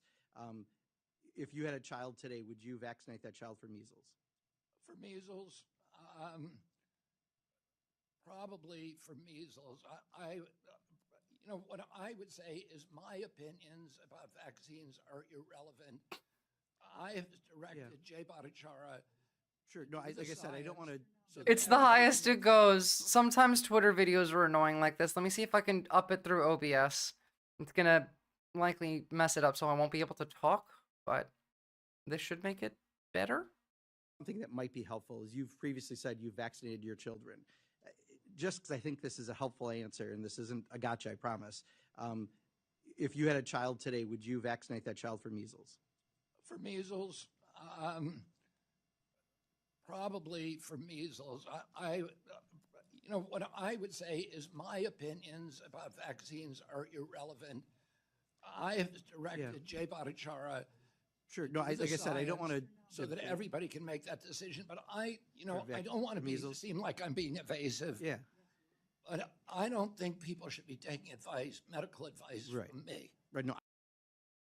So, yeah, he is right that you shouldn't take medical advice from him. Our country is a joke. The fuck did he just, like, he just said the truth. He's not saying people shouldn't listen to him. He's trying to not piss off his anti-vax nutcase supporters. I know. But he is saying these words. You know, like, the thing about RFK Jr. that's difficult to cover, to watch even, is that there is a portion of most of the things that he says which is correct. But then there's a portion which is schizophrenia. Like just a bottle of schizophrenia. So it's either, you have to take both. You can't have one without the other with him. And that's what makes it difficult. Is this after RFK Jr. went up shit creek without a paddle? Well, yes, that was yesterday when he went and swam in like a contaminated river or some shit. I don't know. I don't care. It was unimportant. This is just him saying, you don't need to take you shouldn't take medical advice from me. So that everybody can make that decision. But I don't want to seem like I'm being evasive. Yeah. But I don't think people should be taking medical advice from me. Then fucking resign. Yes. Like. Right. No, I got that. And I'm not asking you to give the medical advice, but would you vaccinate your child for measles? If I answer that question directly, RFK dropped out so that Trump could win. RFK and Trump were working together. He was running as a spoiler candidate because he was thinking that people would break off of the Biden campaign and go to him because he's kind of lib-ish, but he's also not. It was supposed to be like a gateway crazy and bring you into the cult, but more Republicans were moving away from Trump towards RFK in the primaries, that RFK dropped out. We got the phone call that his own son leaked out of him talking with Trump, and that was the whole point. Like, they were working together. Unimportant. He should have just been charged with child abuse for making his kid swim in that filth. I mean, yeah, but we don't live in that reality anymore. We live in the reality where the Health and Human Services Secretary says you shouldn't take medical advice from me. that it will seem like I'm giving advice to other people, and I don't want to be doing that. I want people to make. But that's kind of your jurisdiction because CDC does. Kind of your job. So I'm not trying to do it as a gotcha. It's just something that might be helpful. It's literally his job. So. You know, the next. Ow! Fuck. Sorry, I forgot about the volume. That should be normal again. Wait, you're saying RFK ran in the first place for Trump's sake, or that started working with him after he dropped out? No, like they were working together before he dropped out. I don't know if he ran because, like, to help Trump specifically, but early on in the election campaign, those two were working together. They made a deal. It was benefiting Trump, or at least hypothetically would benefit Trump to have RFK on the ballot. And when we dropped Biden and got Kamala, it actually pulled more Republicans away. So, like, yeah, they were either working together from the very beginning, or they were working together once they got set up and they noticed that they could. Oh, and thank you for this link. So the U.S. Fish and Wildlife Service and the National Marine Fisheries Service, collectively referred to as the services, are proposing to rescind the regulatory definition of harm in our Endangered Species Act. The existing regulatory definition of harm, which includes habitat modification, runs contrary to the best meaning of the statutory term take. We are undertaking this change to adhere to... Okay, cool. We're just going to make it... Yeah, they hate life. They just hate life. It's actually that simple. It really is that simple. Pretty sure he ran exclusively as a spoiler, but then the data came out that RFK was pulling way more from Trump. Yeah, exactly. And then the fucking Secretary of Homeland Security believes in only defending white people's homes and disappearing anyone else. The Homeland Security Secretary got her fucking purse stolen. Like, she got mugged. If the Director of National Security can get fucking mugged, or Homeland Security, I don't know which one it was. Guys, harm doesn't actually mean anything, really. It's just a word. Come on. I feel like there is going to come a point where we just need to learn where words come from. Death for everything for profit. I mean, yeah. Oh, and, like, they're making people genuinely insane. Like, they are removing your connection to reality. Look at what Steve Bannon was saying yesterday about the Pope. We had a monastery that we actually owned before the government took it away from us to be kind of a counter to what was going on in the Vatican. Oh, also, if you don't know who this is a Nazi, so. A broad network of the traditionalists. And Prevost, and I'm saying this, the conclave for the Pope was more rigged than the 2020 election. Okay. Sure. How? Why? For what? Now, why there's really no point in trying to counter this stuff either. There's no point in trying to fact check it or to show that their claims are wrong. Really, the only way to deal with this is to just laugh at them, call them an idiot, and move on. But, I mean, this is Bannon. Back it up with some facts. On Piers Morgan's show 10 days before the conclave started, I called. I said, Prevost is the dark horse. He wasn't in any betting pool. If you look at Italian TV, nowhere. The reason is not only... Calling him the dark horse doesn't mean you called it. He's only been a cardinal less than 2 years, and it only took 3 ballots, folks. It took 1 day. They had 1 vote late in the afternoon. Next day came... The last 3 Pope elections were very quick, actually. How do you rig conclave? The Cardinals just, like, I don't know. These people are actually insane? No, these people are demons, and they're making people insane. Back, it is impossible. And the Daily Mail reports he talked to his brother the 2 days before the conclave, and they were talking about picking Leo. He wanted to pick Leo, but he thought it might be the 13th, and then they figured out it was... His brother actually said that he wasn't expecting it to be his brother, and that he was shocked when it did. Like, I think we watched his brother's reaction on stream, where he didn't even know. Like, his fucking wife called him and let him know. Like, oh, your brother's the Pope. How do you rig a conclave? I don't know. Guys, I just lost money on him. That's why it's rigged, essentially. What's up, Zach? It is a democratic process. It's only just like the Cardinals. It's a parliamentary democratic process. But, like, how do you rig it? What's the function of it? What do you gain from rigging this? What processes do you go through to do that? You can bribe the Cardinals personally, I guess, but I mean, like, what are you're gonna bribe all of the Cardinals? Does it have to be unanimous, like for the conclave, by the way? Is it like a majority or is it unanimous? It was the 14th.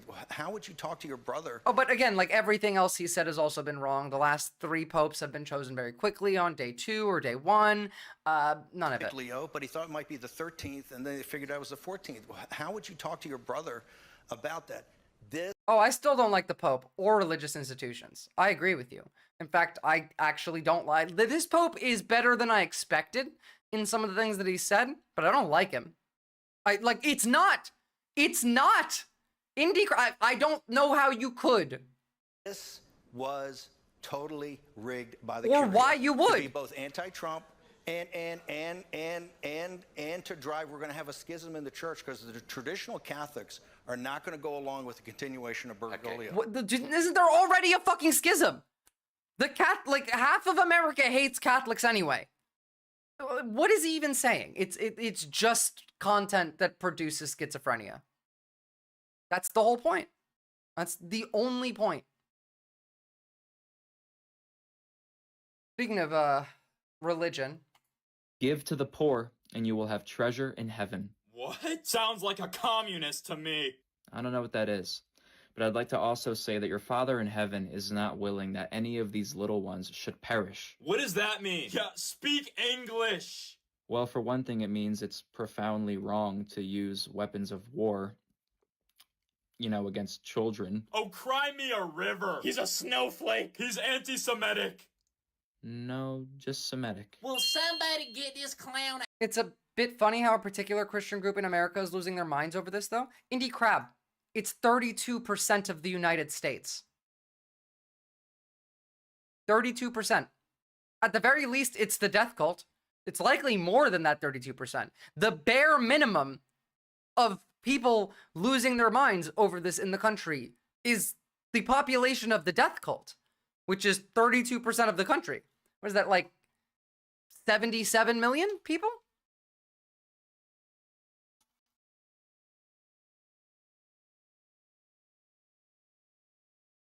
What's 32% of 350 million?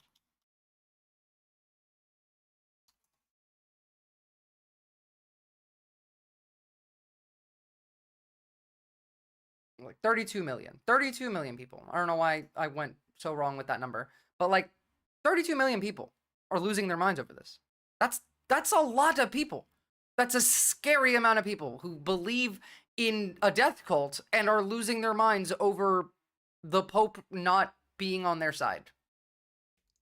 No, just Semitic. Will somebody get this clown out of here? That's not nice. But while I am still here, I'd like to add, be fruitful and multiply and fill the earth. Finally, he gets it right. Let's hear what else he has to say. Yeah, freedom of speech. Yeah. Awesome, guys. Thank you. Thank you for letting me speak. The most important thing by far, like just the most important thing you could possibly remember and never forget is love your neighbor as yourself. All right, who's got a cross? Like actually, that is the state that we're in. That they would fucking crucify Jesus. And yet they all believe in this death cult to bring him down from heaven, to bring them all up. Like, I don't know. They don't actually have any consistent beliefs because they can't. They're not allowed to form a consistent train of thought, a cohesive narrative. They're just not permitted by the state, by their masters. All right, give me 2 secs. I gotta go pee, and then we're gonna jump over to the Middle East really quickly, and we're going to have a look at some developments there, and then we'll talk about Europe. All right, back in a sec.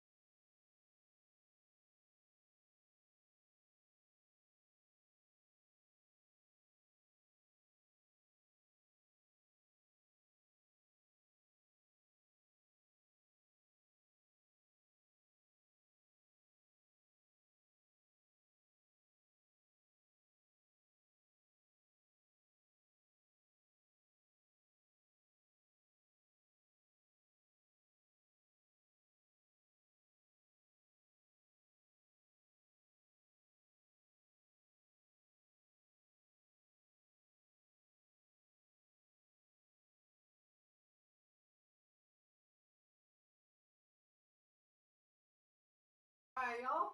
I'm back.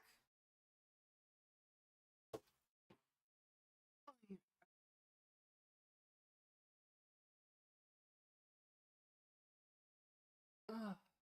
I'm in so much pain today. It has not been fun. I don't even know why. Their belief is, fuck them and poor me. I mean, yeah, it's the eternal victim complex, plus the genuine hatred and sadism and the desire to watch others suffer. They believe in Jesus, yet most of them don't know where he came from. They don't believe in Jesus, Indie Crab. They don't. I'm sorry, but they don't. The Christians in America are equally as Christian as ISIS is Muslim. They're just not. They go against their own book's teachings in every way. They view Christ as a tool. Yeah. A tool to get that. Like, someone said this yesterday and it was so right. They believe in Christ as a tool for immortality. They're afraid of dying. They're afraid of the nothingness.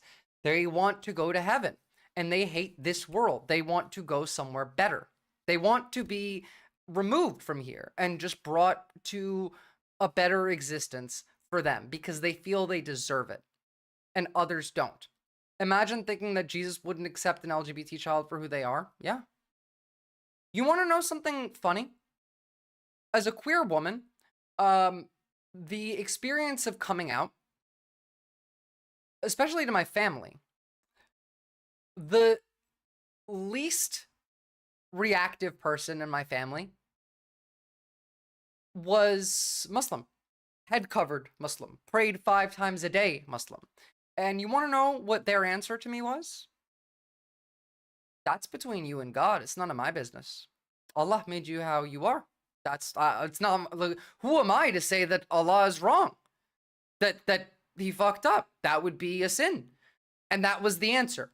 That's what like an actual person who really does believe in their religion would say. That's what Christians who aren't shitty to their queer kids say. God made you that way. God wouldn't have fucked up. Who are you to say that God's wrong? Now, I don't believe in God, so like that doesn't matter.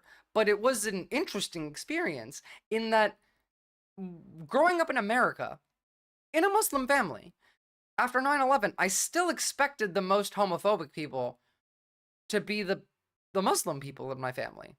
But no, it's not. The more religious they were, the less reactive they were. It's wild. God made you gay, therefore God goes to hell, problem solved. Well, I mean, like, the funnier answer, Zach, is what they do in Iran. Because in Iran, it's haram to be gay. You can't be gay. But the state will trans your gender, because then it's not gay. It's like God didn't fuck up, but your body didn't form right, and so let's fix it for you. That's how Iran deals with gay people. It's either stone them to death or trans their gender, and it's a really weird, wild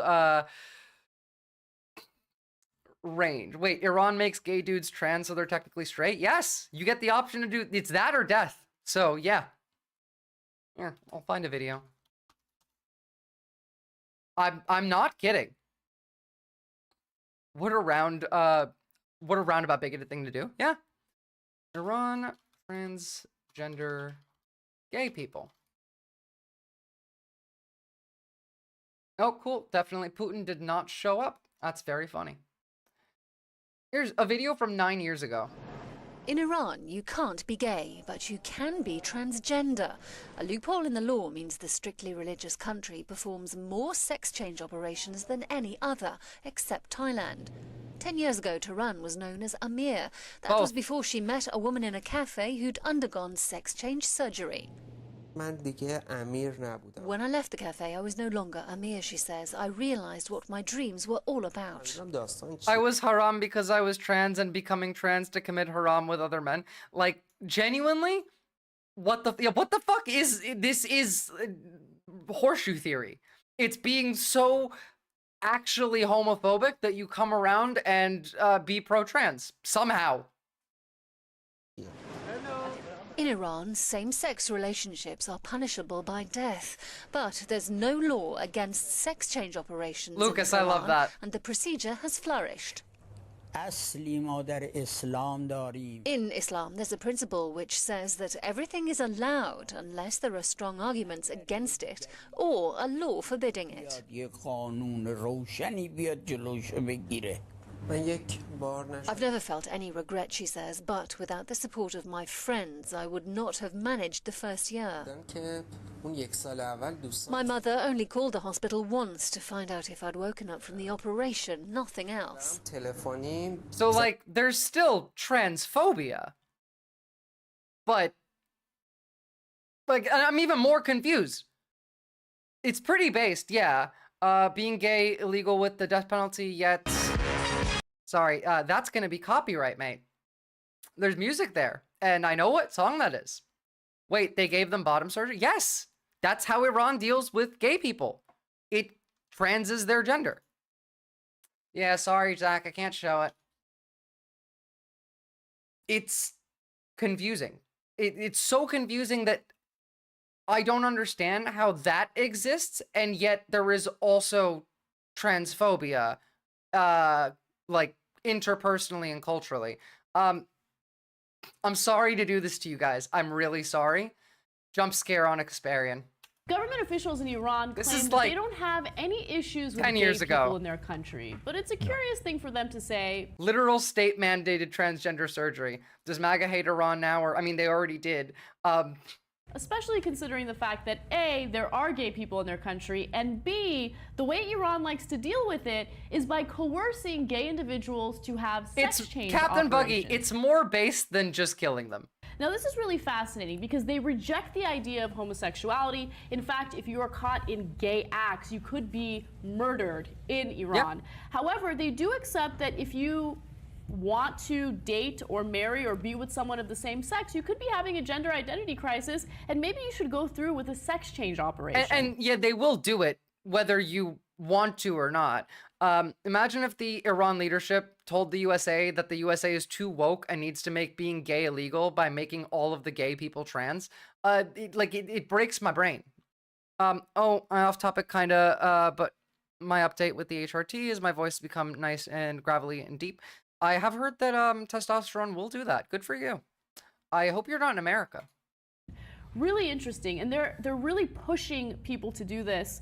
Now, according to the BBC, which did a really great report on this, they say that it's not official government policy to force gay men or women to undergo gender reassignment, but the pressure can be intense. In the 1980s, the founder of the Islamic Republic, Ayatollah Khomeini, issued a fatwa allowing gender reassignment surgery, apparently after being moved by a meeting with a woman who said she was trapped in a man's body. Isn't that amazing right there, where you have like this religious leader? Bisexuals don't exist in Iran, I'm sorry, that's illegal. Who all of a sudden just has a conversation with someone, and he's moved by that conversation to the point where he's open-minded about gender reassignment surgery. No, it's me, Grim Reaper in Scotland. Oh, cool. Twitch is broken for me right now, keeps lagging like mad. That's annoying, but good to know. It's wild, actually genuinely insane. I love telling people about that when they haven't heard it before because it just blows their mind. They're like, wait, what?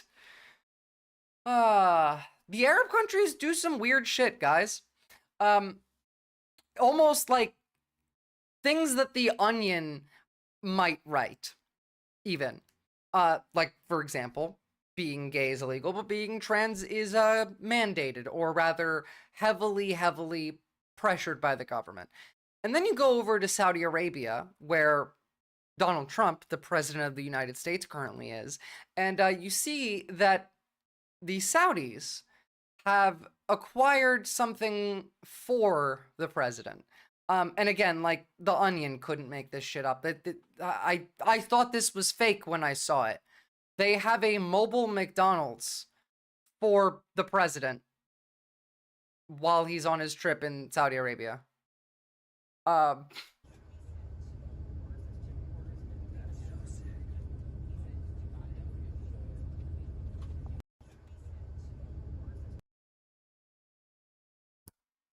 Imagine being the king, but bribable with the lowest quality of fast food possible. Yeah. And by the way, like, he's in Disneyland right now. You want to know what he's riding around in fucking golf carts. He's hanging out with his bestie. They have, like, the king of Saudi Arabia and the king of America have a very close relationship, a long-term, very close relationship. And the Saudi king has a lot of fun toys, considering they're the richest people in the world.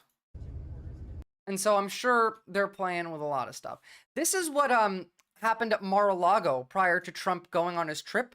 They threw a Arabian Nights party. And I want to remind you, again, just like the last party at Mar-a-Lago I showed you, this is how the king is throwing parties. The lords and the ladies and the the aristocrats of the United States are living like this while Americans like the rest of us are starving, don't have health care, are getting our houses flooded, are being destroyed by hurricanes, tornadoes, by getting sick and just dying because there is rampant old diseases that just exist now everywhere because nobody cares.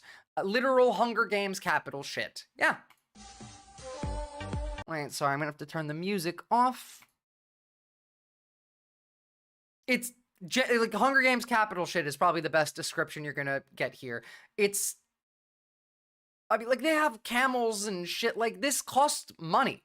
And this is being paid for, certainly not with their private money. Like, this is almost definitely government funds because he's the king.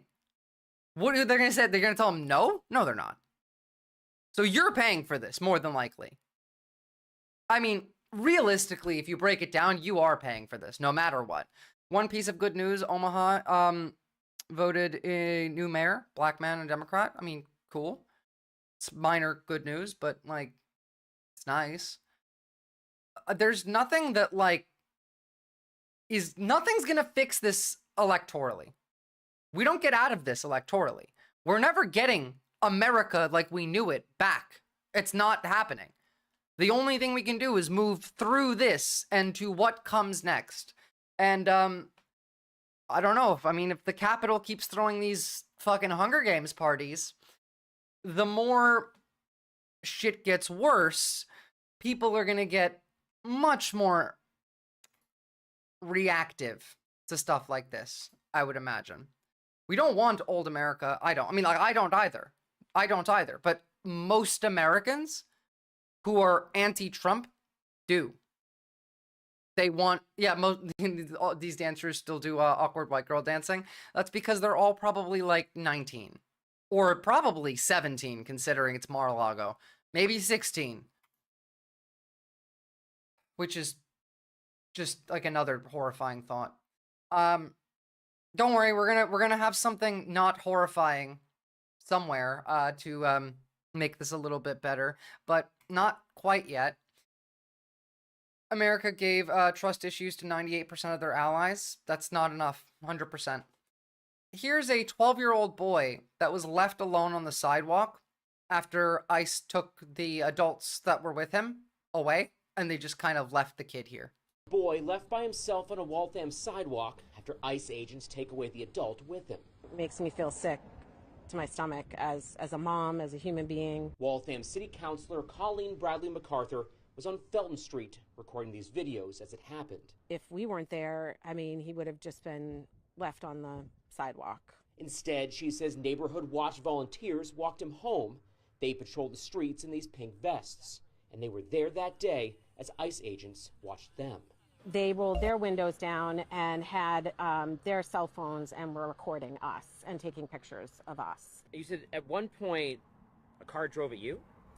Yes, I was standing on the sidewalk over in the corner. I could tell what he was doing. He was trying to intimidate me with his car. When that agent got out of his vehicle, she asked, "Which agency are you with?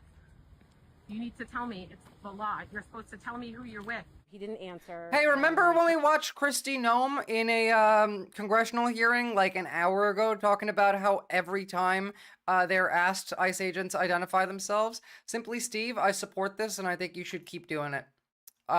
Keep up the good work, fighting the good fight and all that. Turned around and shouted, "You need to stand back and not interfere." "I'm not interfering. I'm observing, and legally I am allowed to." She says by law, federal agents must identify who they are with, and by state law, local law enforcement cannot assist. She reached out to Waltham police after seeing officers at another ICE incident days later. Don't believe the evidence of your lying eyes and ears, yeah. They've assured me that they're not taking part. We reached out to Waltham police, but have not heard back. A similar incident in Worcester last week sparked outrage in the community when Worcester police were on scene when 2 people were arrested for interfering with an ICE arrest. In the future, Bradley MacArthur would like to bring volunteers and local law enforcement together. Oh, by the way, remember that judge that they arrested for interfering? Oh yeah, she got charged. For a discussion on how best to handle safety at these situations. I think we're somewhat figuring that out as we go along, but a dialogue, I think, would go a long way. They just left the kid. They took the adults, they just left him there. That's how evil these people are. I honestly, like, who thinks to do that? It's wild. I don't know. So another thing though, good news.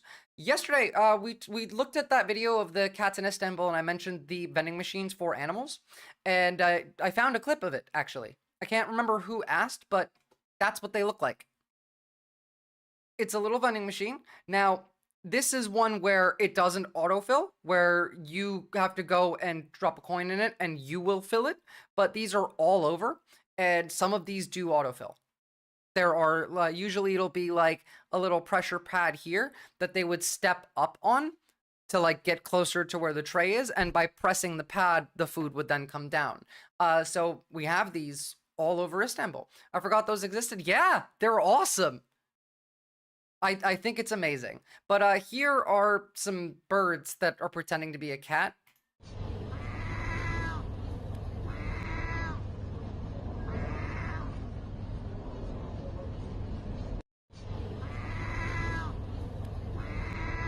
Honestly, at this point, if they aren't doing child endangerment, they'll probably get fired. Where is that? This is in Turkey, Istanbul.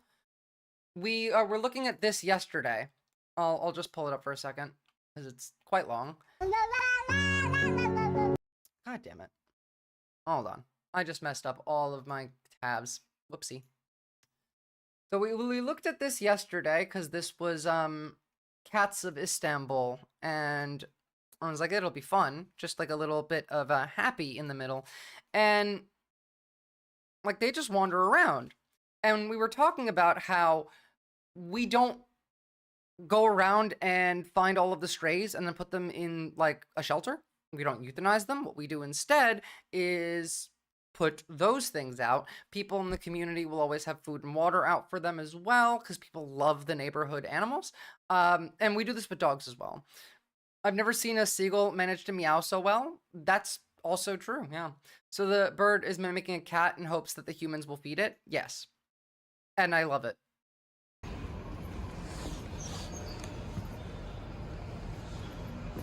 See, but like, this would be something that's for any cat. This is just like something the owner of the occupant of this building put there. And all of them will have this. Every store will have it. I mean, like... Wait, that one's really cute. Oh! Oh! Literally on the shelf between the clothing. That's so cute.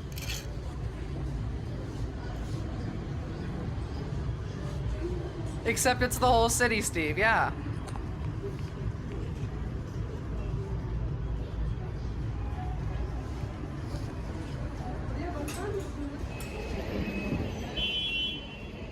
They're a popular subject to photography and art. Yeah, people will take pictures of them. These motherfuckers will sit around restaurants and steal your food.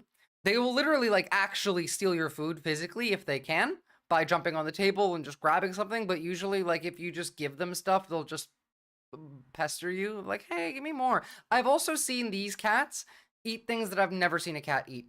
I've seen, like, a street cat in Istanbul eat tomatoes and carrots.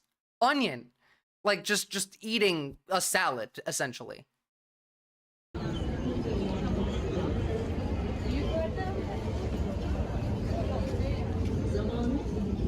Cat Island in Japan? That sounds fun. I mean, like, Cat Island in Japan is awesome, but the closest I've ever got was a park in Turkey where I laid on the ground and went pss, pss, pss, and then like 15 cats just came on to me. So, you know. But I want this bird.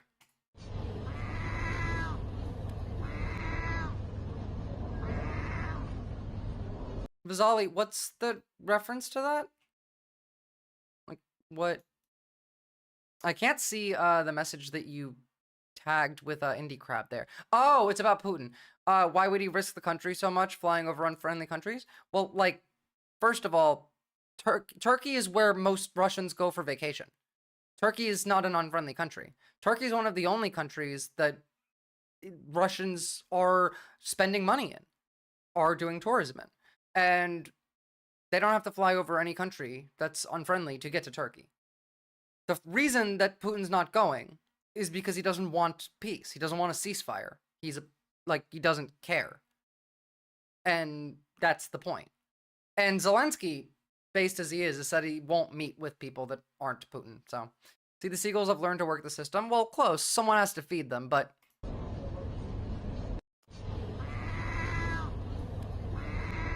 It's the best meow I've ever heard from a bird.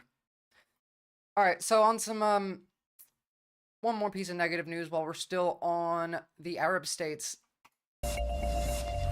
This is, remember, Trump's bestie and the type of shit that they're going to bring to the United States. This is apropos.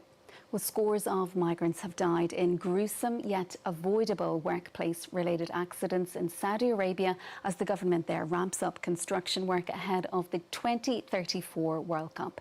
That's according to Human Rights Watch, which says those who've died have done so after falling from buildings, having been electrocuted, or in some cases even decapitated. Selena Sykes has more. Fucking... what? After FIFA President Gianni Infantino paid a visit to Saudi Arabia, the host of the 2034 World Cup, and Lucas, I have more selling of my soul to do tomorrow. Oof. Gotta get out of those wage cages. Accusation that football's world governing body is failing to learn lessons from the past. A report published by Human Rights Watch has warned of a surge of deaths of migrant construction workers in the Gulf country as it prepares to host one of the world's biggest sports competitions. Workers have fallen from heights, been electrocuted, and even crushed or decapitated by heavy machinery, according to the... Fucking hell! Jesus Christ! And by the way, this is why regulations on corporations are important.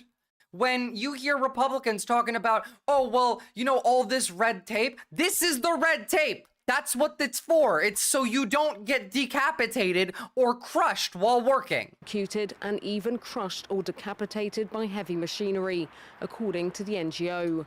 Heat-related illnesses are also a major concern. The report says many deaths are wrongly classified as having occurred due to natural causes, and that the families of workers are not compensated. In interviews with the families of 31 workers from Bangladesh, India and Nepal... Yeah, like, dead workers don't get much work done. It's pretty simple. You would imagine, I don't know, keeping them alive to do more work would be important, but since they're migrant workers, there's more where that came from mentality. Fucking capitalism. This is the parasitic capitalism. Again, this doesn't need to exist under a socialist system. Under a socialist system, especially a global one, people just move. There's no exploitation of migrants. Everyone has the right to live in a manner that is productive, happy, conducive to a healthy lifestyle, free. Like, you have the right to be a person who has an enjoyable life, but they prevent you from having that. They take that right from you when you work for profit. It's been a proverb time and again. Happy worker is much more productive worker. It's so true, but it doesn't matter. Simply, Steve, because they don't care. They genuinely, an example of this is people who work from home. People who work from home were more productive than people who worked in the office. They made more money for the corpos than the people who worked in the office. And yet, America just banned working from home. Why? Because they don't care. They want you to suffer too. They want to be able to watch you while you work. They want to be able to bully you while you work. They want to be able to track you while you work. And to be clear, for federal, yes. And to be clear, here in Australia, we now have like working from home federally is guaranteed as part of the law, like you're allowed to. But before that, before it was a guaranteed part of working in Australia, you could look at productivity and you could see that the people who work from home were more productive because, I don't know, you wake up and you're already at your workplace, so you don't have to, drive to work for an hour and a half in the morning, or you don't have to, worry about. You have time. You don't have to wake up as early, so you get to sleep a little bit more, and you're in your house. You do your job, If you don't need to have any calls that day, you might skip your makeup and spend that time doing a little bit of extra work before your shift starts. I've seen people do this because if you like your job, hell, I like my job. This is my job. Now, again, like the stream, join the Discord, support the channel, because I don't make enough money to continue to do this indefinitely. Like, for a while we're good, but I do still need to make a living off of this. But I get up and I don't have to jump on and start getting ready for stream beforehand. I don't need to do that. Most of the time I'll have a couple main things ready, but I wake up and I'm ready. And so I sit down and I go and I look through all of the news. I get more shit done because A, I like my job. B, I'm more comfortable. C, I'm not exhausted. And D, I'm not rushed. And therefore, I'm more productive. They want worker competition because it means that the workers will work for less and less and put up with more and more. Exactly. Remember that anytime a billionaires bring up population crisis, yeah, again, there is actually a population crisis, yet we don't do any of the solutions for it. They want to have you breed child slaves. I want to make it cheaper and more affordable for you to have a kid and make you want to have a kid because it's fulfilling and it's not going to cost you your entire life savings. Less interruptions. People tend to not take as many breaks or work late. Yeah, exactly. Working from home, you don't tend to take as much breaks and you do tend to work later. The people I know who work from home, oftentimes they finish work at 5 and they're still working at 7:30 because they want to. But this is why we have regulations.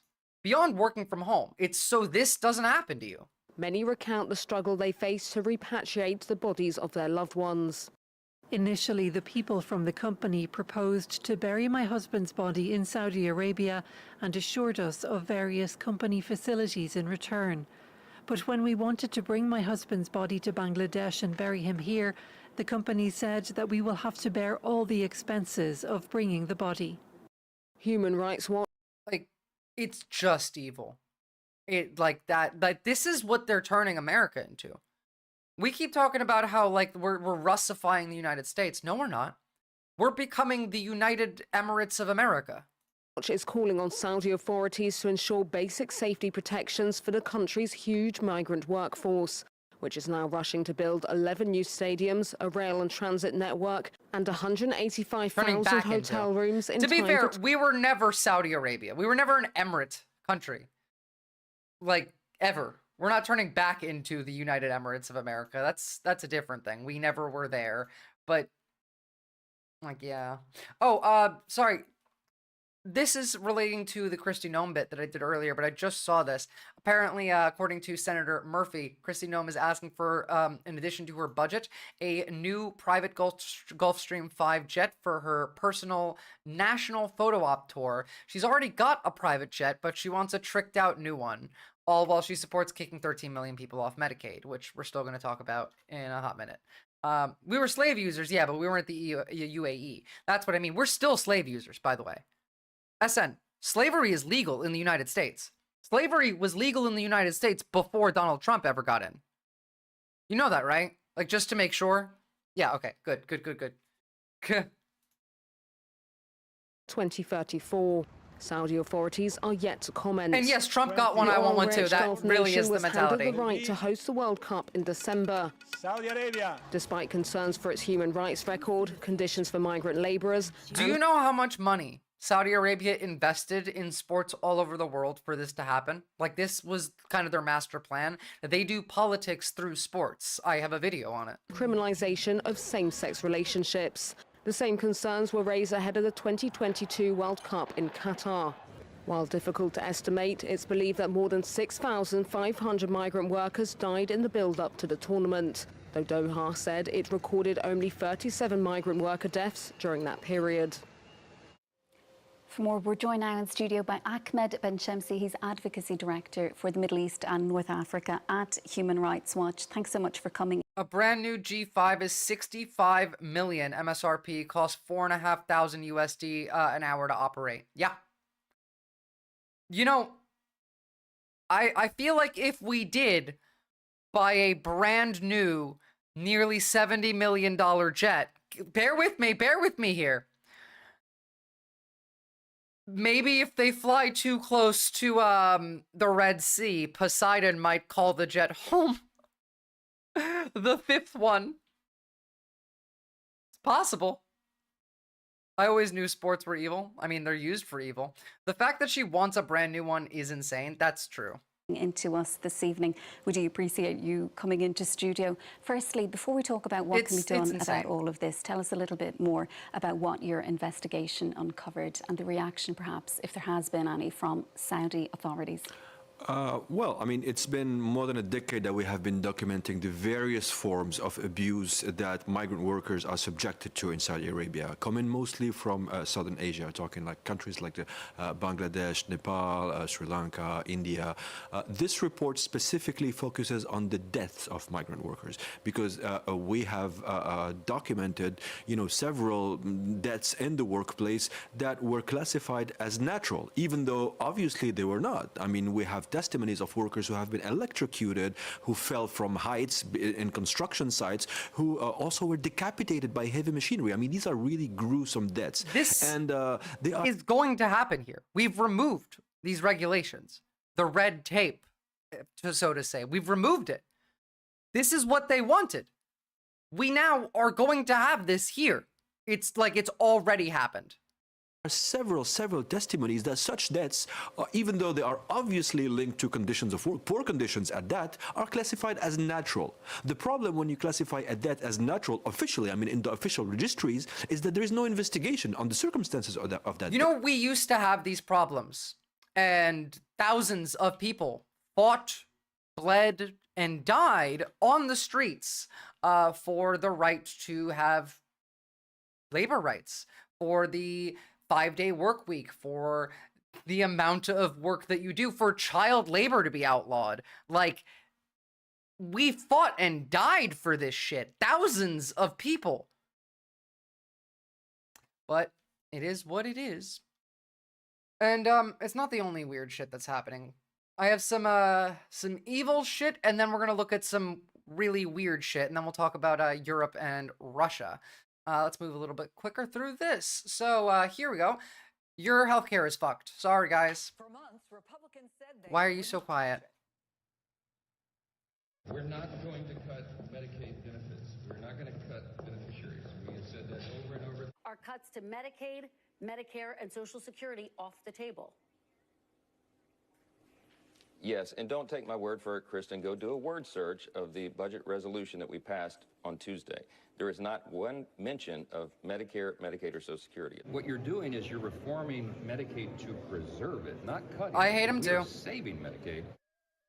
Overnight, the House GOP unveiled a sweeping plan to overhaul Medicaid, which provides health coverage to more than 70 million Americans. But this new proposal would kick millions of poor Americans off of Medicaid and cause millions more to pay higher fees to get care. The chair of the committee that drew up the plan describes it in a Wall Street Journal op-ed as common sense, writing, without Republicans... So common sense just means it's evil. ...solutions, Washington risks a complete collapse of Medicaid. So that's fun. Hold on. Here is how people are reacting to it. And I do have to say, some of these people are incredibly based.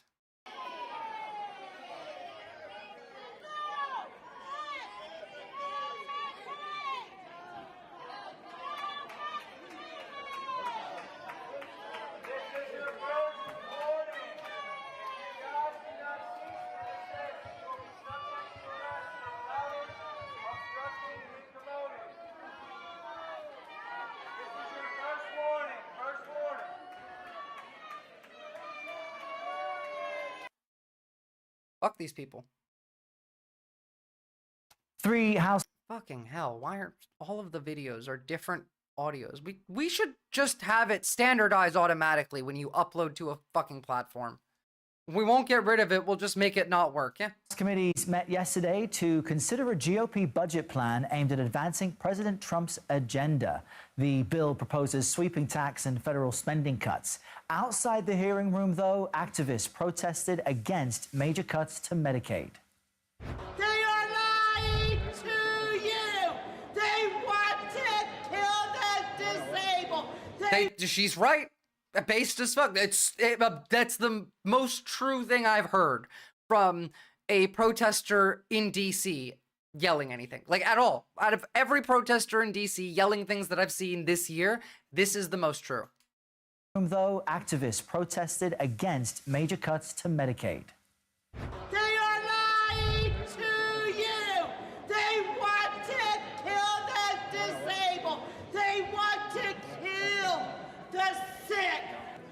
More than 24 protesters there were arrested.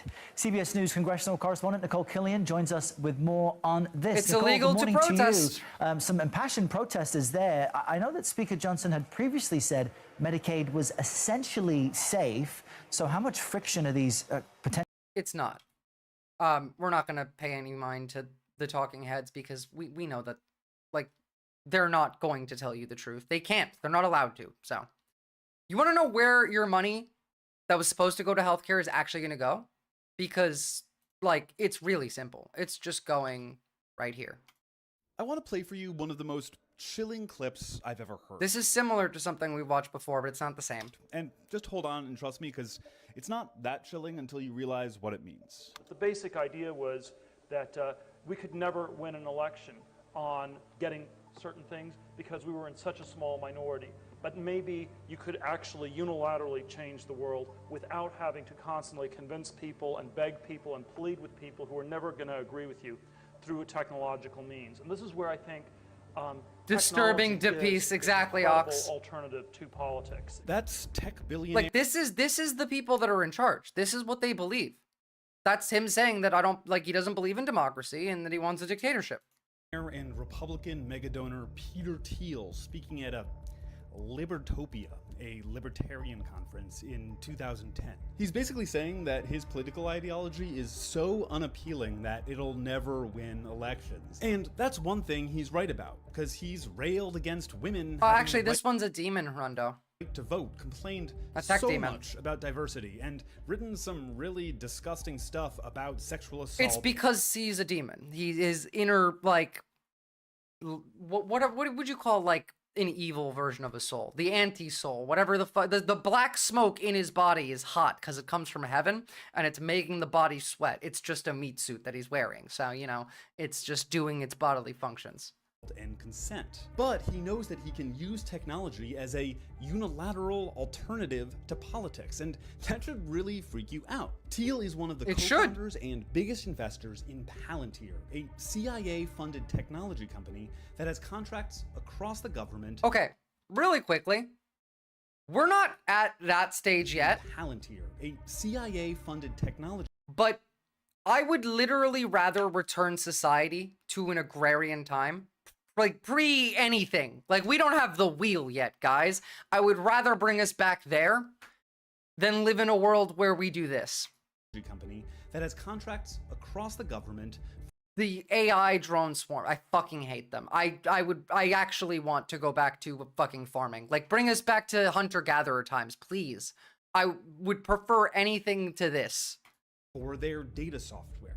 Here's their CFO speaking a few years ago. We continue to advance our mission of becoming the U.S. government's central operating system as we extend our footprint across defense, healthcare, and civilian. Oh, look, the U.S. government's central operating system, says the CTO of the company, who is very directly tied to multiple members of the administration, is responsible for funding the campaign of the vice president, and has a lot of Opus Dei ties, has ties to Leonard Leo at the Heritage Foundation. Like, all of them are working together here.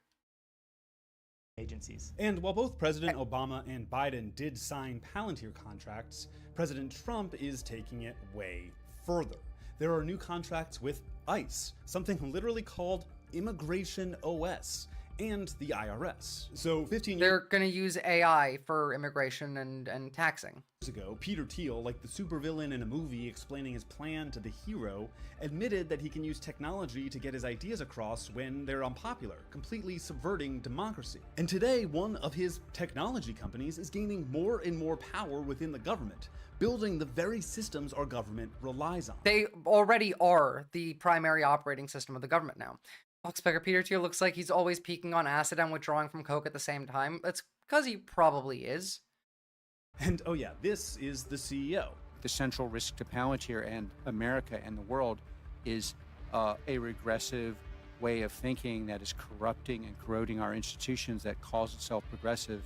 Ah, cool. So we, rather even more than the progressives, the left is the primary enemy of America, according to the CEO of the company who's America's operating system militarily. One more time, just so you know that like all of us are on the list. Every single one of us is not safe, and these guys are these are spying on you. These guys are everywhere. There are satellites that are connected to them, there are cameras connected to them. They're building an AI network that's going to connect all of those cameras to them. Power within the government, building the very systems our government relies on. And oh yeah, this is the CEO. The central risk to Palantir and America and the world is a regressive way of thinking that is corrupting and corroding our institutions that calls itself progressive, but actually, and is called woke, but is actually a form of a thin pagan religion. If you're a progressive, if you have progressive values, meaning you just, I don't know, care about other people, the CEO of the company building America's technological back end thinks of you as the central risk. He thinks of you as the enemy. Are these the people you want running the systems you rely on, or worse, the systems that surveil you? Yeah, they do surveil you. They're surveilling you right now. I would also like to remind you that Peter Thiel went to the last school on Earth where you greeted each other with Heil Hitler, and Hitler's birthday was celebrated. And both Peter Thiel and Elon Musk are from what country again? Oh, it's South Africa. Today, nearly 60 white South Africans were admitted into the United States. It's part of President Donald Trump's resettlement program for white Afrikaners. Okay, we're not going to watch the video, but just so you know, we brought 60 white South Africans into the United States because we're claiming that there is a white genocide happening in South Africa, even though the white South Afrikaners still own almost all of nearly the 60 land, white South and so that's not true, obviously, but incredibly funny. Elon has fucked with Grok, and they broke it. Battlefield AI view is based off of Ukraine's Delta system and is fully integrated since 2023, and they're using the Ukrainian war to fine-tune their systems for the US. Jesus. All right, I'm going to keep that open in a second. I'll have to read that. That's actually useful data. Thank you. They broke Grok, guys.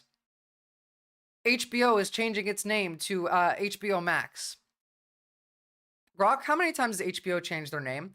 HBO's streaming service changed their name twice back in 2020, gives you like the actual answer. In the end, regarding white genocide in South Africa, some claim it's real, citing farm attacks and Kill the Boer. Right, so one, you know, someone's asking about HBO, and you get the answer, and then you get the white genocide bit.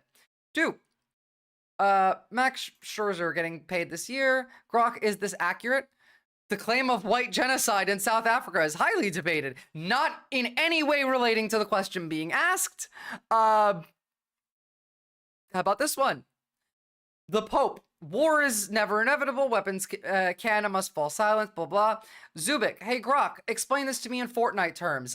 Please shoot me in the head right now. The fact that I just read that sentence, I need someone to come and put an end to my suffering. Holy shit. Did I really just read, explain this to me in Fortnite terms? What the fuck? And yeah, this fuck can't even do propaganda right. Hey, Zubik, Pope Leo's peace message in Fortnite terms. War isn't inevitable, like how you don't have to fight every player, drop your weapons, blah, blah, blah. On South Africa, some claim kill the boar inside. Like, it's actually very funny. Elon is obsessed with white birth rates, so this tracks. Yeah. It looks like you're talking about the moment during a WWE match where blah, blah, blah. Grok, any additional info on the wrestling match? Well, the kill the boar chant is a divisive issue in South Africa. They fucked up their synthetic blood magic ritual. I guess, yeah. Every fucking question you ask Grok, it will do that with. Some of these were very funny. Like, we saw this one. Here's another one. Is this useful to clear sinuses? I'm sorry, but the query about cleaning sinuses seems unrelated to the provided analysis on white genocide in South Africa. Could you clarify what you're referring to? For sinus relief, like, sometimes hate is justified, like the hatred of MAGA. Well, yes, I do hate them. I hate MAGA. That's fine. That's justified. No one's arguing that, like, hate is always unjustified. There's absolutely hate that's justified. They tried to make this something that comes up when South Africa comes up, but they screwed up the code because they can't do it. Like, yeah, this was supposed to only work when you ask about South Africa, but no, everything. Look at this. Trans flag, Alice Motor Twitter page. I think I look cute today. There's chocolate on my lips. Grok, is this true? Well, the claim of white genocide, like, again, every time. Who the fuck gave Elon wrote the source code, probably. I mean, to be fair, the source code was actually ChatGPT. Originally, Grok was just stolen ChatGPT because there were leaks of the source code that showed it was ChatGPT. And if you asked it the questions the right way, it would respond calling itself ChatGPT. Imagine trying to garner sympathy for racist white farmers in South Australia of all places. Well, it's working because in America, we're too dumb to know about apartheid in South Africa. Why are we important? Like, because we think we like Donald Trump is out there talking about how there's a genocide that the media is ignoring. Guys, think about that for a second. Donald Trump is out there on television talking about how there's a genocide that the media is ignoring. And he's talking about South Africans, white South Africans.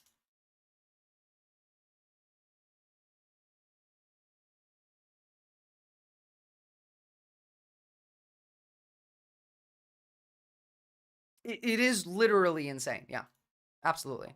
These are funny though, you know, just the fact that like they broke Grok this bad. You can't even do your propaganda. Like that's how useless you are.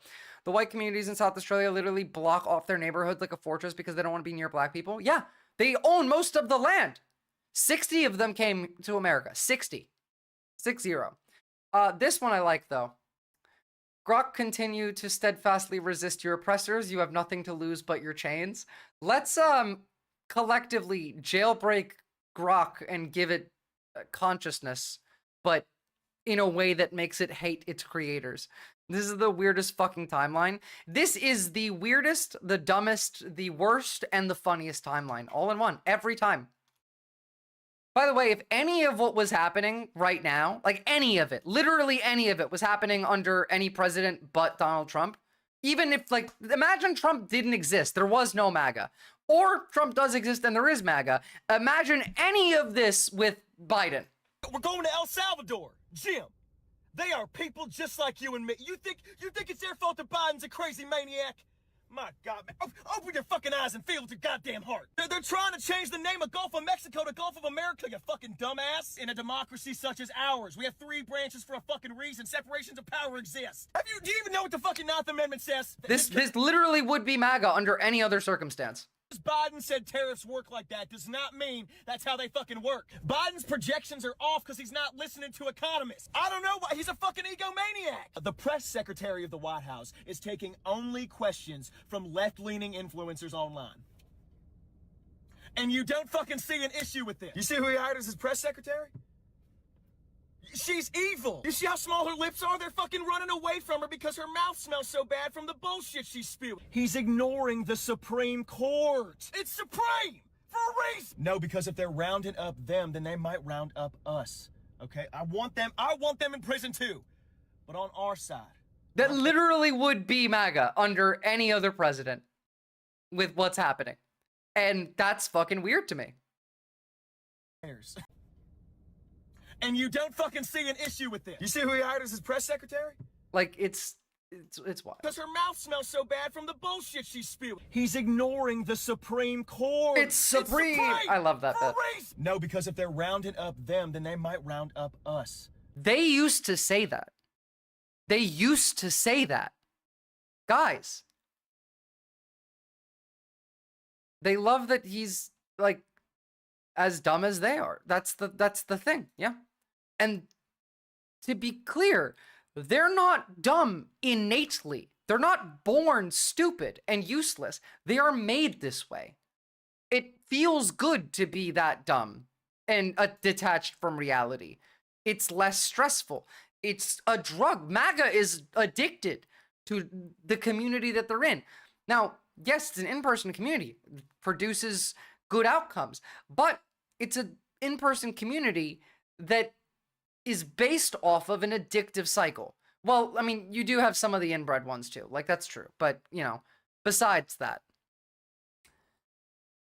like, nobody believes this kind of shit like we're about to watch unless they're primed to do so. No one's dumb enough just off of, like, I don't know, birth and grow up in a neutral environment and just average person. No, they're not this dumb. This is a manufactured level of stupid and crazy. This weekend, French President Emmanuel Macron, German Chancellor Friedrich Merz, and British Prime Minister Keir Starmer all found themselves on a long train journey to Ukraine's capital, Kiev. Now it sounds like the beginning of a murder mystery, but don't worry, the only thing that died was the critical faculties of Twitter's most energetic conspiracy theorists. News agency AFP captured the moment behind the storm when the three men... No, it's not true, Simply Steve. They were not born stupid. There are people that were doctors that got there. It is manufactured. There's not a lack of brain cells. It is brainwashing. They became this way because of the media that they consumed. Nobody is born innately anything but social. These people were just normal people once upon a time. I've watched it happen. Have you never known somebody who wasn't MAGA and then became MAGA?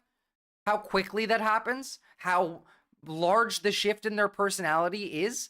It literally is a zombie virus. That's why I call them zombies, because it can go from a normal person to screeching about like immigrants and trans people within like a day, within 1 day. That can just happen.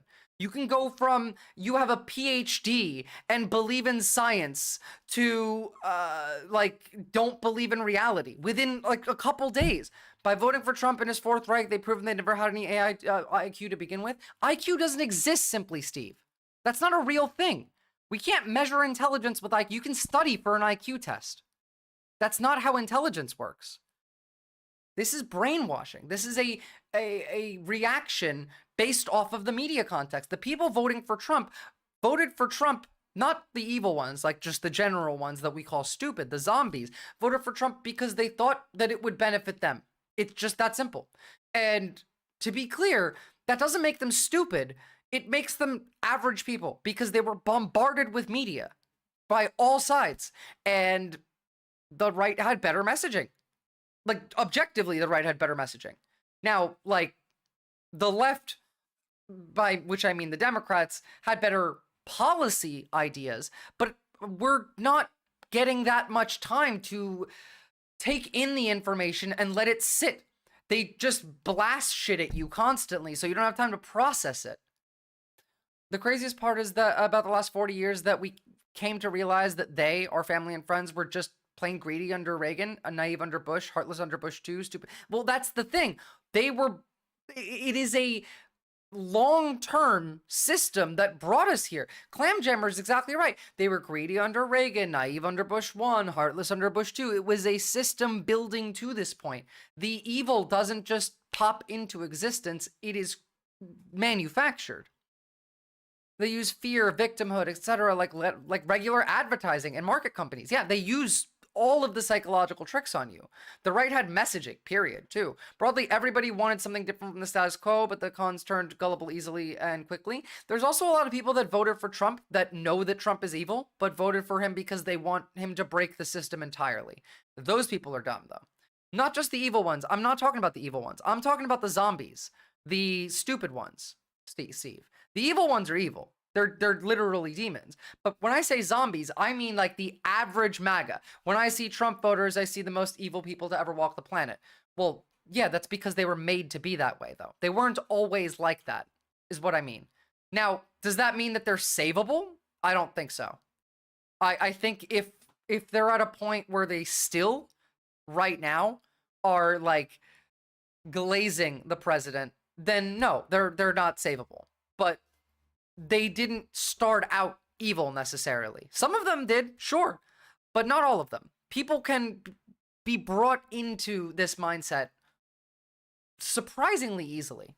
Yeah, I could still discuss politics with my mom under Bush too, and now I don't speak to her at all because of how obsessed she is with her anger and hatred and Trump. Exactly. It over time broke the brains of the people alive.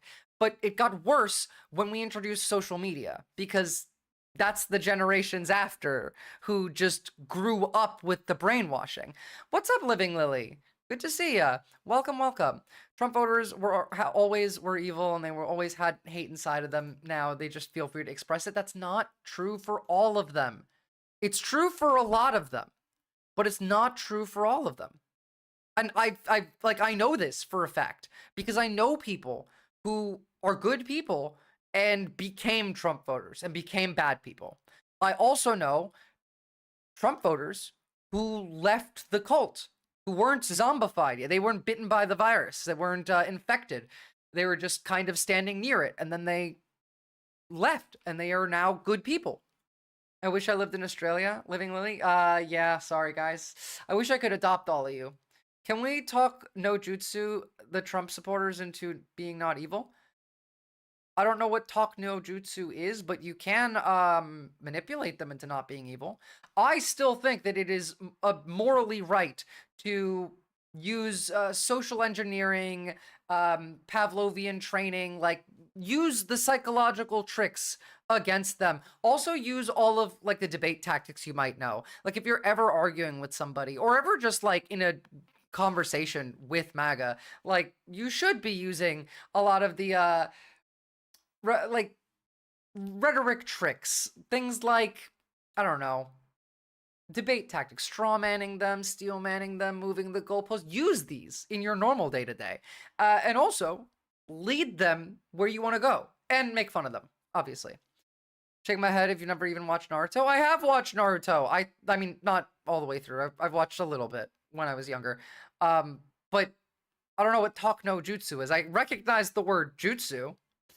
I've talked a few of them out of it, but you can usually tell when they're too far down the rabbit hole. Yeah, exactly. Living Lily, I tend to have the standard of I will never approach MAGA and try and change their mind. I don't argue with them. I don't want to talk to them at all. But if they come to me, they're savable. It's when Naruto talks villagers down from being bad. LMAO, it's a trope. Okay, makes sense. Yeah, valid.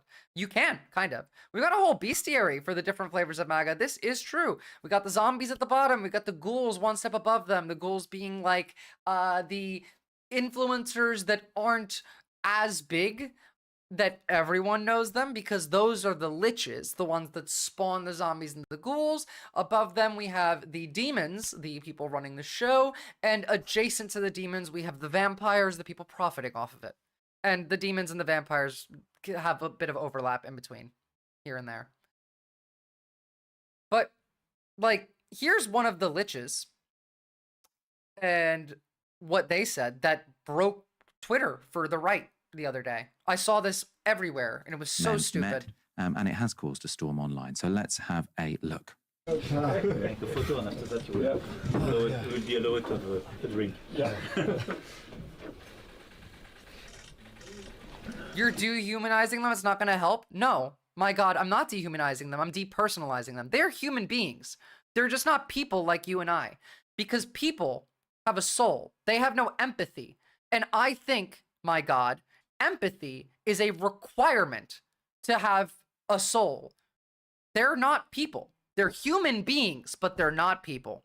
And honestly, I don't care to help. What do you mean help? Do you think that we're going to come back together? That's never going to happen. These people are evil. They deserve suffering on a scale that I'm not allowed to say.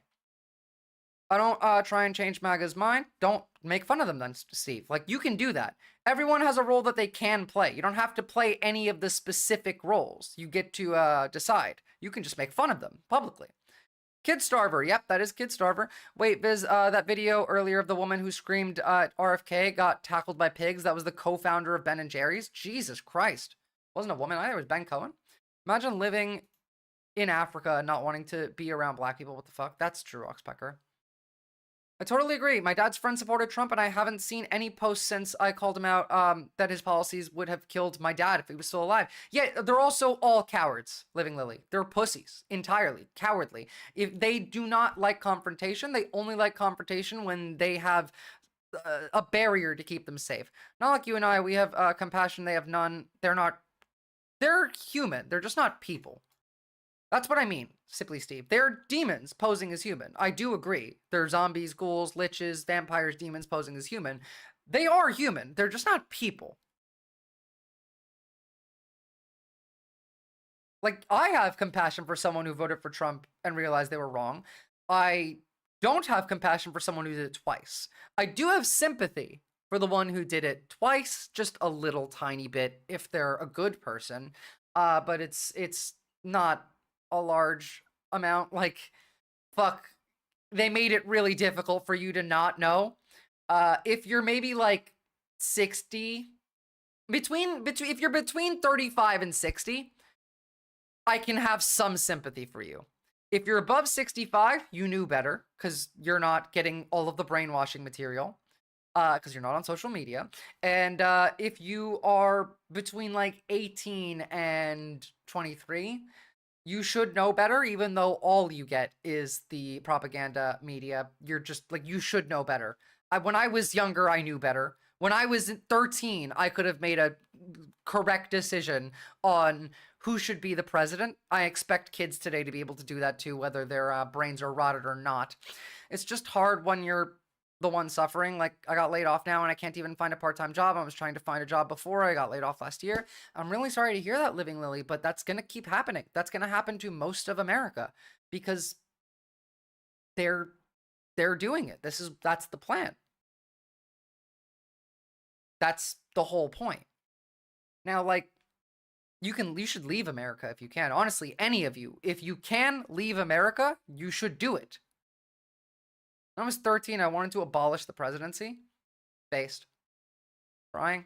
I mean, good luck. If you need any help, there are some resources in my Discord of Australian immigration and like how you could apply. You can go check that out if you want. It's in the resources for safety subsection of the Discord. And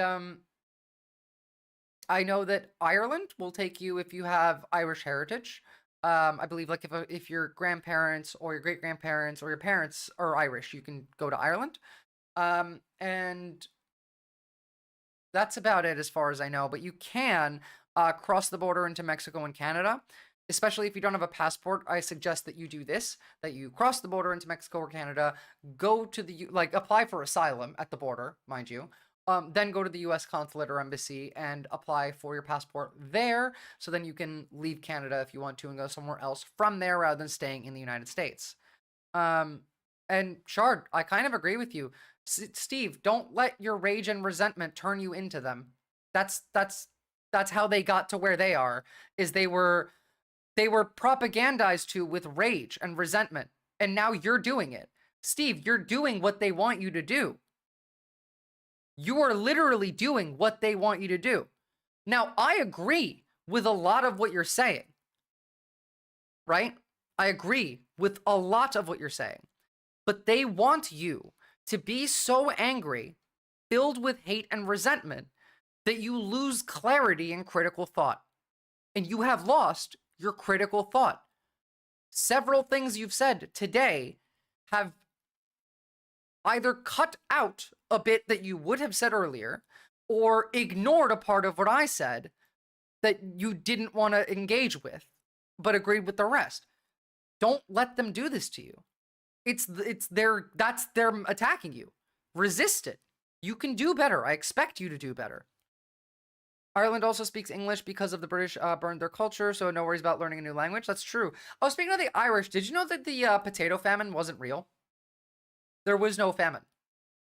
It was just all of the food that was growing was taken by the British, and all that was left for the Irish was the potatoes. It's not a famine. It was just the British stealing. I feel what you're feeling, but when we lose empathy, we lose our humanity. I agree. There's no use to becoming completely black-pilled. It's not helpful. I still show compassion to people every day, just not Trump voters. Learn how to. You don't have to show it to them. You don't have to. You just have to be able to apply it to them in thought. Empathy, not compassion, empathy. That's all I want you to be, like, don't lose that. You don't have to love them. You can still hate them. You just have to understand that they are human beings and that human beings are a sack of meat with electricity running through us. You have a sack of meat as a computer in your head that has electricity in it. You can fuck with that, right? Like you gotta be aware and not lose your humanity. Don't become them. Hold on, let me just give a Lily a role in the Discord. There you go. You should be all good. There you go. You don't have to even have compassion for them, really, Shard. All us Irish have invented was the Titanic. Is that really true? My wife and I are in our 30s and just had 2 girls in the past 2 years. I'm in New York, but I'm still scared about the future. Project 2025, assault on education, child predators in the government. I gotta get the fuck out before they grow up and they get conscripted to go for, No. You need to get the fuck out now, the Gentle Giant. Like, literally right now. You have 2 young girls. They want to enslave your children. They want to groom your children to be slaves. I'm not kidding. Like, they're doing all of the worst possible things. We're doing Gilead plus, all right? Or like, yeah. Where are all the women? Yeah, exactly. Where are all of them? Somebody, please tell me. Genghis Khan, where are the women? Where are all of the women that ISIS arrested? I haven't seen a single one of them. All of the men are in CSOT. Where are the women? Where are they? Are they in Gitmo? Because we know there's people there, but we don't know who they are. Are they being sold to, I don't know, Trump's friends in Saudi, in Dubai, in the UAE? Are they being trafficked? Because, you know, Trump is very close friends with Epstein, or was, rather. Where are the women? Genghis Khan, never, ever come and tell me that you don't think that America is going to do Gilead, The Handmaid's Tale, unless you can tell me where the women are. I don't want to hear it's not going to happen until I find out where the fuck are they. What is a woman? I mean, where are the women? Yeah. Ah, Jesus Christ. Where are they? Please. My grandma and grandpa were Irish. Then go to Ireland, Gentle Giant. Do it. Steve, feel the discomfort. You are doing exactly what they want you to do. The women are there, and where's the evidence or enslavement? Where are they? Where are they, Genghis Khan? Where's there? Where is there? Where? Because they're not in CSOT in El Salvador. We know that. Because there is no women in CSOT in El Salvador. There's none. I wouldn't be surprised if Trump pardoned Diddy. Insole wife industrial complex, yeah. Gilead is Watt's wet dream, yeah? The only news on women being rendition that I know of is the flight with the pregnant lady that got sent back to America. I've seen several women get arrested by ICE. Multiple, like more than I can count. And I've not seen a single woman being detained by ICE anywhere. We don't know where they are. So where are they? And where's the evidence of enslaving them? Well, we enslave everyone else when we put them in the prison camps because that's what they're for. Hell, in the Constitution, it even says that slavery is legal if you are imprisoned. That's what CSOT is. It's a labor camp. It's advertised as a labor camp too. Like, don't even... Sorry for the autoplay. Don't even try and deny it because there's literally videos on YouTube that are put out by the El Salvadorian government showing the footage at CSOT of, hey, look at the factories that we make these people work in. So they are being enslaved. Every single one we send to the camps is. Where are the women?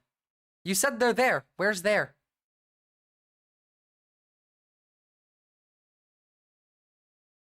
It's official from the from the country of El Salvador. Like, it's from them.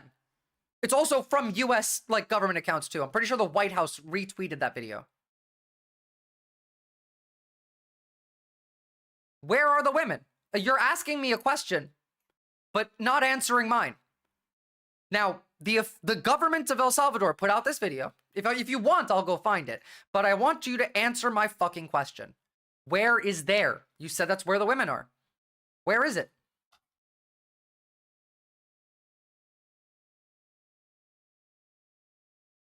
Are they really deputizing Proud Boys to work for ICE? I mean, probably. Oh, by the way, this is what CSOT looks like. That's a concentration camp, by the way. Definitionally a concentration camp right here. But, you know, I'm still waiting.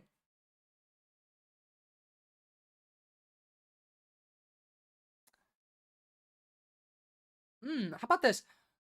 El Salvador will facilitate an operation that would handle the logistics of gathering 100,000 of the worst criminal offenders from U.S. prisons, holding them at a 10,000 person detention camp, and then flying them to El Salvador. The group says it will need access to the government's immigration files and law enforcement agencies, and Prince Group wants to play a role in government courts. It's a corporation that's involved in talks with the government about taking Americans and sending them to labor camps overseas.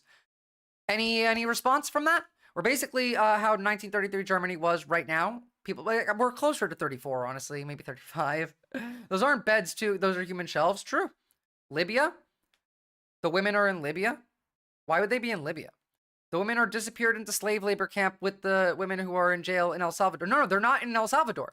The El Salvadorian prison doesn't take women at all. Like, there's 0 women in El Salvador that we know of. Like, it's not a place where they want to put women. This is CSOT.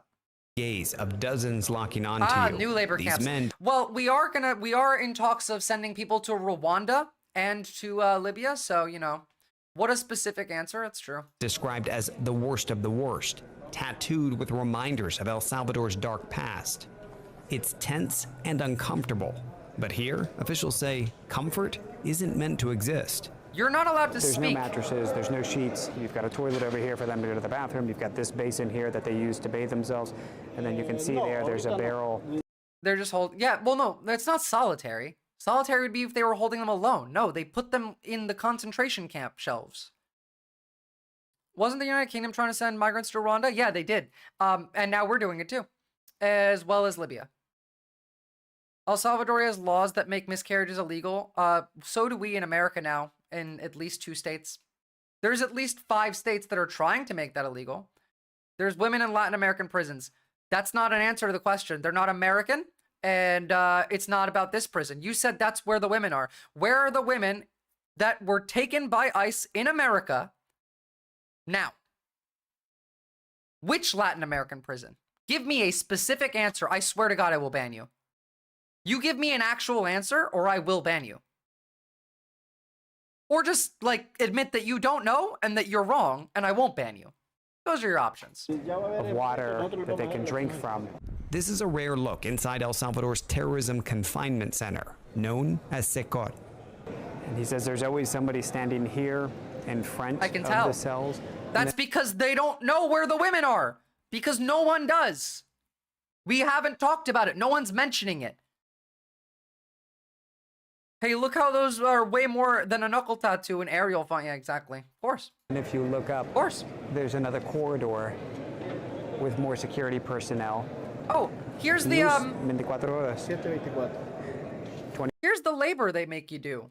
Every single person you see right now in this video are prisoners, and they made this factory so that way they can now use this factory to create new clothes, one for the prisoners, for the schools, for the government themselves, the hospitals, anything they need, they can now use it and make it here inside.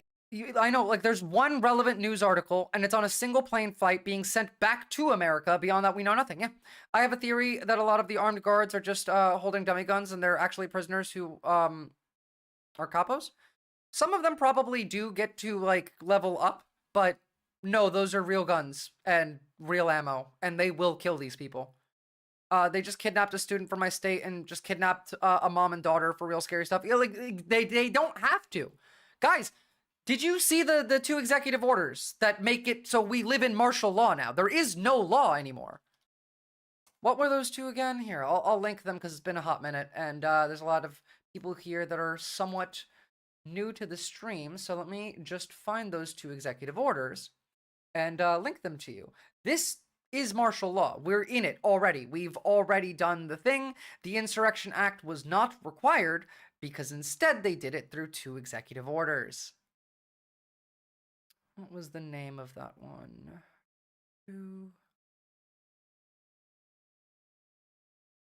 Here we go. That was that and that. We have strengthening and unleashing America's law enforcement to pursue criminals and protect innocent citizens. This one is half of the martial law declaration. This basically says cops can do anything. They can't be sued. They can literally break your door down and shoot you in the face and face no repercussions for this. I'm not kidding. Right now, a police officer could break your door down, shoot and kill you, and they will not face any repercussions at all. At all. We also funded them more. Oh yeah, national security assets, like part of the military, is now involved with law enforcement. Yeah, the military is coordinating with the cops, holding state and local officials accountable. They're talking about how to arrest officials. This is all getting ready for the summer, by the way, because there's going to be big protests in the summer. This is talking about how to arrest elected officials. This is about how we're going to use Homeland Security against the public.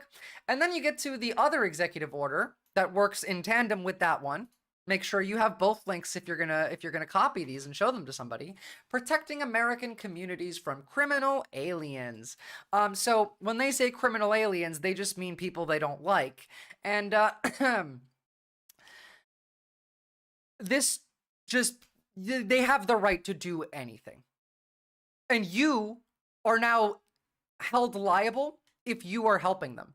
If you, for example, me telling you how to evade ICE by using the rights that you have, not illegally, not running away, but like legally, I am committing a felony. And it's terrorism. Hiring illegal aliens or federal law, you know, now you can't do that. Harboring or hiring. So you can't be a judge that lets 2 people stay in your house. We're already living in fascism. Yeah, absolutely. Like harboring illegal aliens. Guys, this is like Anne Frank shit. It is illegal for you to keep Anne Frank in your attic, is what this says. That's what this says. Sanctuary cities are illegal. Sanctuary states are illegal. Superman goes back to Krypton. Yeah, deport Jesus to Palestine. This makes fascism. These 2 together. It's martial law. You have no rights, and they can do whatever they want to you. So be aware.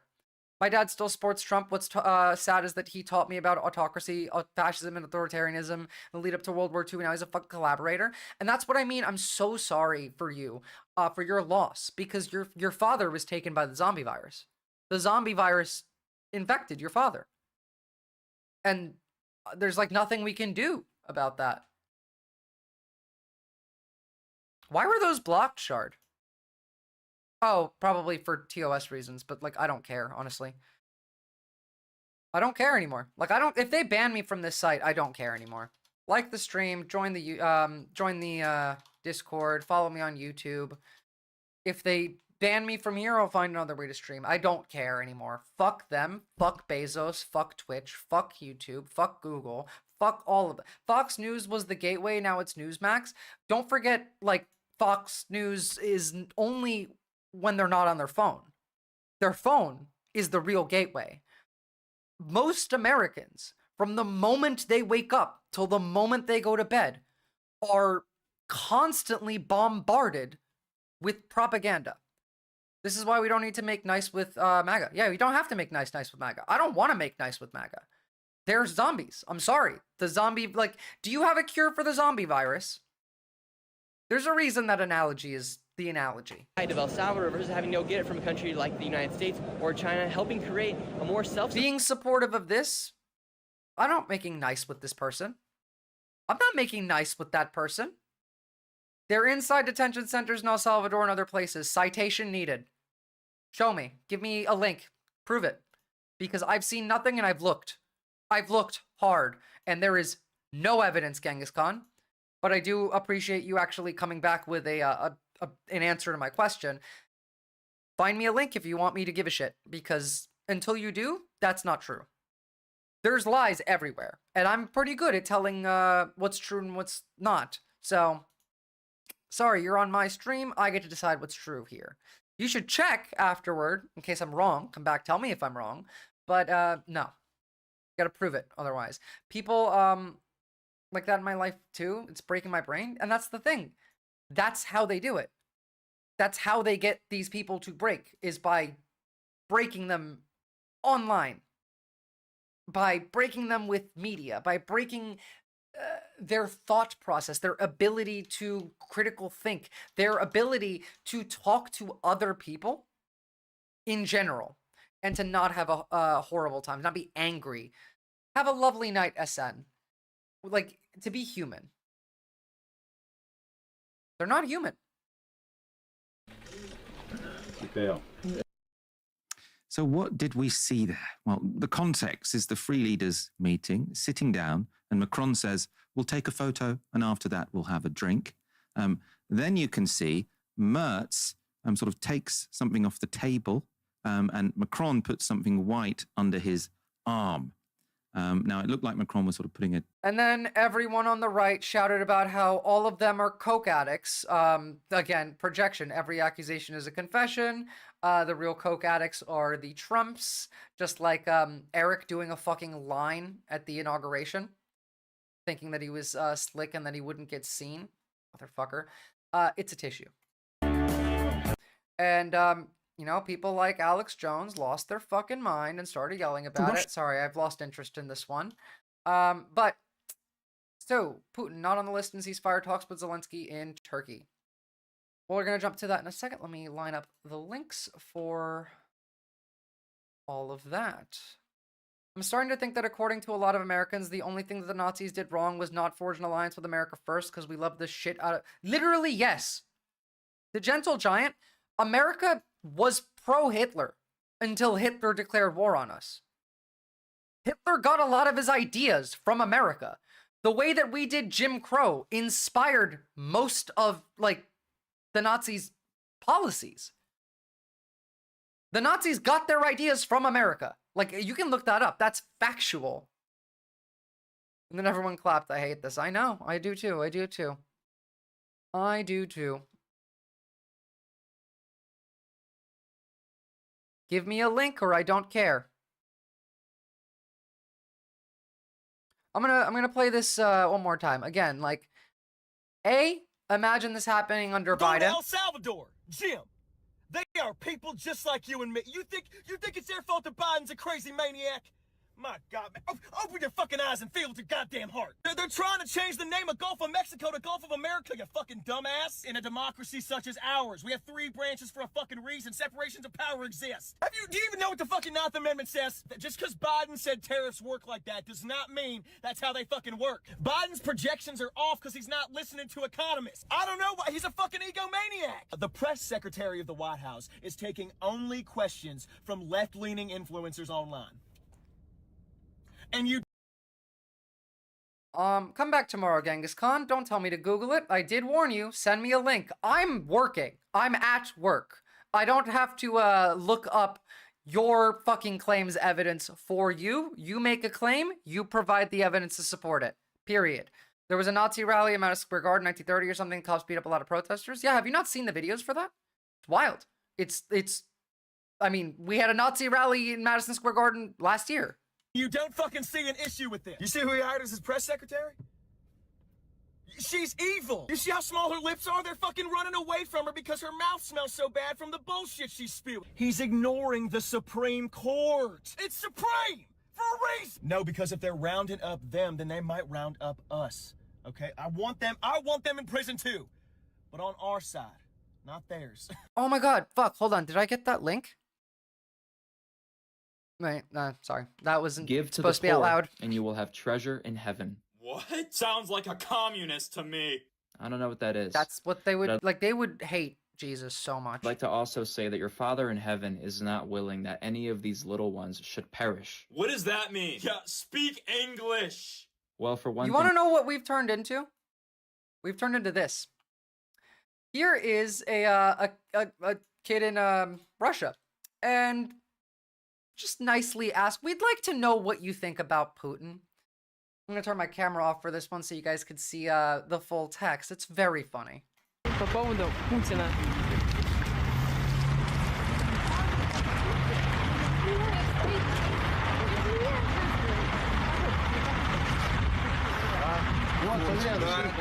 В центре Петербурга. Это душа России, душа России. This man is like, I am not going to the gulag. Посмотрите в эту душу России. Давайте посмотрим, что в этой душе. Живописнейшая архитектура 18 века. Прекраснейший пейзаж. FSB now, don't forget. Путин, друзья, какой Путин?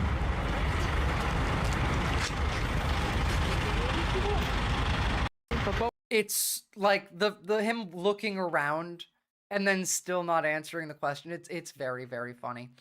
Now, we're going to talk a little bit about Europe first, then we're going to jump onto Russia. But I just want you all to know, to be very, very clear, that the parade, the, Victory Day parade that, was being threatened by Ukrainian drones, the only reason that Ukraine didn't strike that parade is because China asked them nicely not to. And I think that's amazing. China was like, please don't do that. And then Ukraine didn't. It's funny, This is from a Russian website. Like, it was in Russian. We translated, and even they're saying it. So that I actually believe in. It's very funny. 1420 is a very good channel to check them out. Thanks, Zone. I will drop them a sub. What's up, Ilirda? I've seen how they treat their citizens. That's all I need to know. I mean, that's also true. Yeah. It's also true. Fuck their grocery stores. Fuck Tucker Carlson. Fuck all of those people. I mean, fuck Russia, generally. Just fuck Russia. Whoa. Sorry, everything just crashed for a second. Is the stream still up?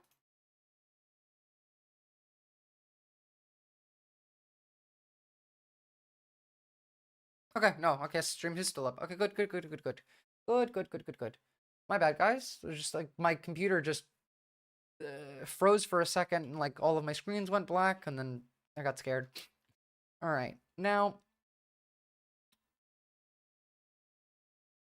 let me just run to the toilet and then we'll get started on your... Actually, no, wait, before that. Again, I just want you to really, really dig in how much these people hate you and how much they're stealing from you. People in America right now, starving, getting their healthcare taken away. There are storms flooding Pennsylvania all the way down. It is not even fully into the wet season.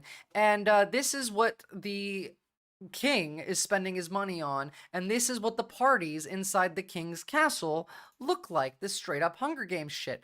You can't afford food, but they get to throw this fancy little Arabian Nights party that almost certainly is being paid for with your money, not their money, not their private money, not the billionaire who owns this place. Why would he ever pay for that instead of using tax dollars to, I don't know, pay for fucking camels and shit at the party that I throw that I'm not even attending? This is what the king does with your money. This is the Capitol. The Hunger Games ass Capitol. They hate you. Look inside. This is the second one of these that I've shown now.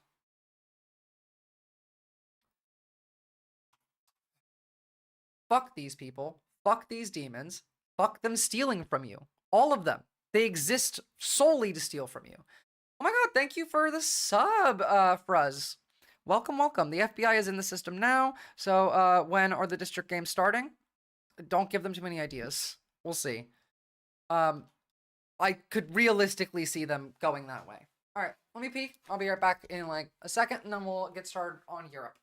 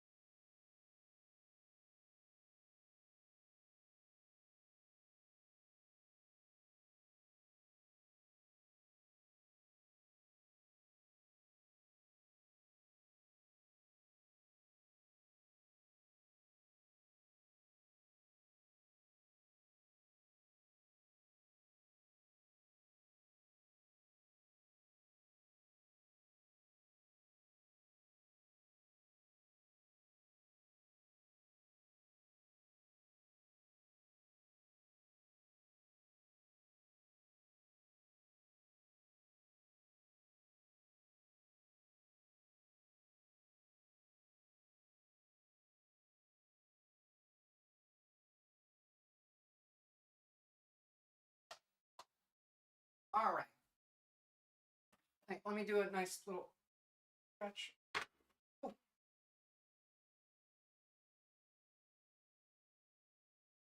Ooh, what we got here? Lots of chat.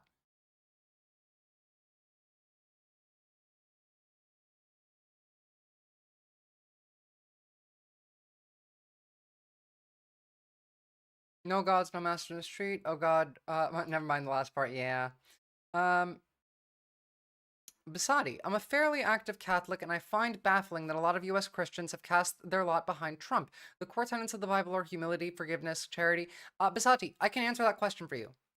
The reason that American Catholics are anti-Christ, and I mean that, like, they are against everything Christ stands for, they are anti-Christ, is because they're evil. They're demons. They're about as Christian as ISIS is Muslim, or as Netanyahu is Jewish. You like the skirt, Fizz? Love that shade of blue on you. Thank you. I haven't worn this skirt before. Your attention span is a skill. You got a skill issue. Get good. Or just take, you know, 5 ants, which doesn't seem to help me. I guess my attention is still fucked even with the 5 ants. But I don't think it's an issue really. I think it makes it fun. Bible warns that these people are false idols, and look what they're literally trying to make revelations happen. They want the apocalypse. They're a death cult. We watched yesterday how the US Trump administration is working closely with the Temple Institute in Israel because they want to tear down Al-Aqsa Mosque and build a Jewish temple there so that the end of the world happens. 32% of America literally believes that the rapture will happen in our lifetime. They think that Jesus is going to come down and bring them all to heaven. It's a death cult. That's why.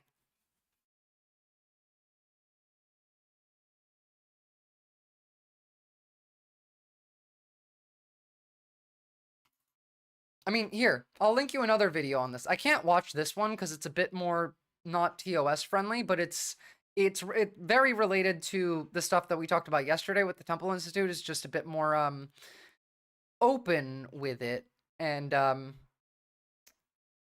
I highly recommend you give it a watch, especially if you are a Christian. There you go. That would be the link. Oh my god, if the rapture were to happen right now, that would be so fucking amazing. Honestly, yes, but like, again, just a reminder, 32% of Americans believe that all of the Jews are going to go to Israel and push all of the Arabs out and fight. Then Jesus is going to come down from the sky and bring all of the MAGA Americans up to heaven, and then send the Jews that were fighting the Arabs to hell, and then the devil will come and destroy the world. That's what they want to happen. I've been reading research articles all day. Solidification fluid dynamics is fucking confusing. Holy shit, that sounds confusing. I'm pulling a Ragnarok on God if it happens, based. Like, it's not happening, obviously. But, like, that they literally think 52% of America believe that angels are real. Like, physical, real angels. And, like, that's fine, right? But it's an indication of just how much they're willing to engage with religious subtext without actually, like, you know, engaging with it. Can you link the current video? This one? Like the Denmark one? Sure. We haven't started it yet because I keep talking. But, like, you know, I give up on religion and I see that a lot in my area as well. I have a mentor that I met through the church now, and all we do is go on walks together every week and talk about politics. She's a retired immigration lawyer. Base. And that's what I mean by like proper Christians can see that American Christians are anti-Christ. Wait, why'd you pin this one, Shard? Just out of curiosity. Oh, you're welcome, Basati. I'm glad you're here and can have a look at it. They think Jesus is gonna say, you completed my quest, thank you. Literally, yes, Shuvalpooper. They actually do. They think that they're just gonna get like a quest marker reward and then just go to heaven. That's it. Welcome back, Lung Homo Sapien. My secret power is being a raised fundamentalist Christian. I'm able to tell the other Christians how stupid their faith is and speak their language. Total converts to atheism, 0, but I've got a few in the lead. I was raised Muslim, not fundamentalist Muslim, but I've read all 3 of the holy books, and I used to argue with religious people all the time because most of them, especially in America, haven't read the Bible. Yet they love to quote it.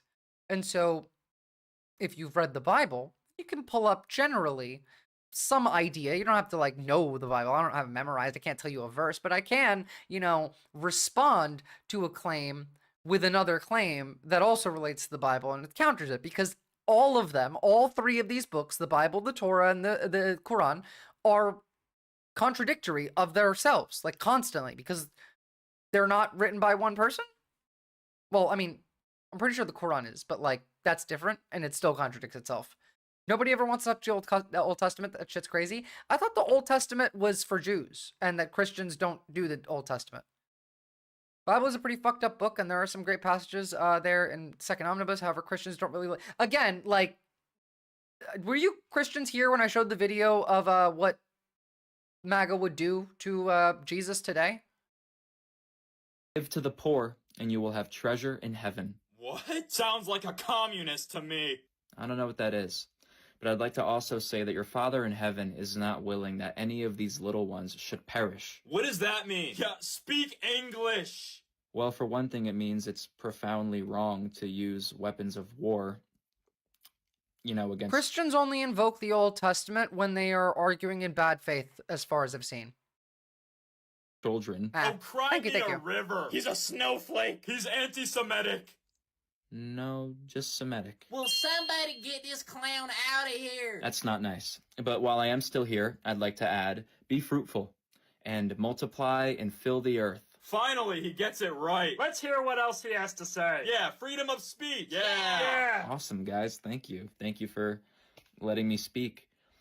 The most important thing by far, like just the most important thing you could possibly remember and never forget, is love your neighbor as yourself. All right, who's got a cross? Genuinely, that's the state of things. I don't want to argue about like whether religion is good or bad. Like you guys know how I feel. I'm an anti-theist. I don't dislike people who have religion. I just dislike religion. And that's fine. You're allowed to have yours. I just don't think that religion should exist, but that's your thing. I'm not gonna, I don't believe in policing your thoughts. So, you know, woke Jesus. That's true. And Jesus was woke. And they would hate him. They would hate everything he says. They stand against everything he says. They are literally anti-Christ. You know, Donald Trump has a goat fucking like made of $100 bills with Trump's face on them that replace "In God We Trust" and "In Trump We Trust," and it has gold horns and hooves and genitals in Mar-a-Lago. Like there's photos of it. It's in Mar-a-Lago. It's a decorative like thing. It just like that is the most antichrist shit too. Didn't they have golden Trump at CPAC several years ago? Yeah. Jesus vandalized the fucking church for selling religious ornaments. LOL. I specifically dislike organized religion. I mean, I dislike that more. Ah, fuck. My OBS is frozen, so now I can only switch things between these with my Stream Deck. I can't actually click on anything in my OBS. So if the volume gets fucked, sorry guys. So I think we could move forward now, right? To Europe. Let's have a look at what's happening over there, because there's a lot, and I have neglected Europe and Ukraine for too long. We must talk about it. There's a lot, and some of it's very good, some of it's very funny, and some of it is very interesting. So first and foremost, Denmark summoned U.S. diplomats over reports of increased U.S. intelligence gathering in Greenland. And I totally still believe that we plan to invade Greenland. We are going to invade Greenland and Canada. If not Canada entirely, maybe we make a deal with them with some of the water. We need at least one of these from the perspective of the fascist governance. Like, I'm putting myself in Trump's shoes. I'm playing Civ now. We need one of these two. You can't do the global war and conquest without having one of these two. Ideally both. So that's still a plan. And I hope it fails. I do hope it fails. I hope the American soldiers that they send to try and, you know, take those places fail to do so. Although Greenland is like, we've kind of already taken it because we just keep sending soldiers to the military base there. So, you know, it's not called an invasion. It's called, checks Kremlin notes. A 3-day special liberation operation. Yeah. Denmark has summoned the acting U.S. ambassador in the country for explanations, following a report saying the U.S. is stepping up intelligence gathering efforts regarding Greenland. They're just evicting the Nazis. Published by the Wall Street Journal said several high-ranking intelligence officials had directed intelligence agency heads to learn more about Greenland's independence movement and... Steve, the difference between MAGA and Jim Jones is that Jim Jones gave you the Kool-Aid and Trump would charge you for it. Sentiment about U.S. resource extraction there. Jeg har godt læst en artikel i Wall Street Journal, og den bekymrer mig meget, fordi vi spionerer ikke mellem venner. Og jeg kan jo ikke vide, om det sker, fordi det står i en avis. Men det virker jo ikke særlig stærkt gendrevet af dem, der udtaler sig. Og det bekymrer mig. Yeah, it would worry me too. It would worry me too. They heard that Greenland isn't sucking off Israel hard enough. Well, apparently neither are we anymore, Shard. We might have dropped Israel to make closer friends with the Arab states. Funny how the Russians inadvertently did take out the Nazis because Zelensky sent them to the front lines and they all died in Mariupol, yeah? Mette Frederiksen echoed the foreign minister's concerns on Friday, saying you cannot spy against an ally. We're doing this for a reason. Now, on a somewhat different note, but still based on England, and this will still relate later, we know that Europe is not pro-Trump, not pro-MAGA. We know that there is still rising conservatism in Europe. And we know that they are now readying their military for war, trying to increase production, and the way that they're going about ramping up their military spending is obviously through not taxing the rich and by cutting social programs. And because of this, they're also going, well, Italy's already fascist. Meloni is literally in Mussolini's party. Like, she's objectively a fascist. Italy is a fascist state. France is close. I mean, like, it depends on how much power Le Pen still has. The UK, next election, I think the Nazis... When is the UK's, like, actual election? A federal election. UK federal election. We have... this year? in all, okay, so no later than August 15, 2029. The later that is, the better it is. If the UK has a general election soon, they will go to the Nazis. And that's really bad. We don't want the UK going to the Nazis. As Italy already is. And France is already a risk. Although France has at least a stronger left to fight back against that.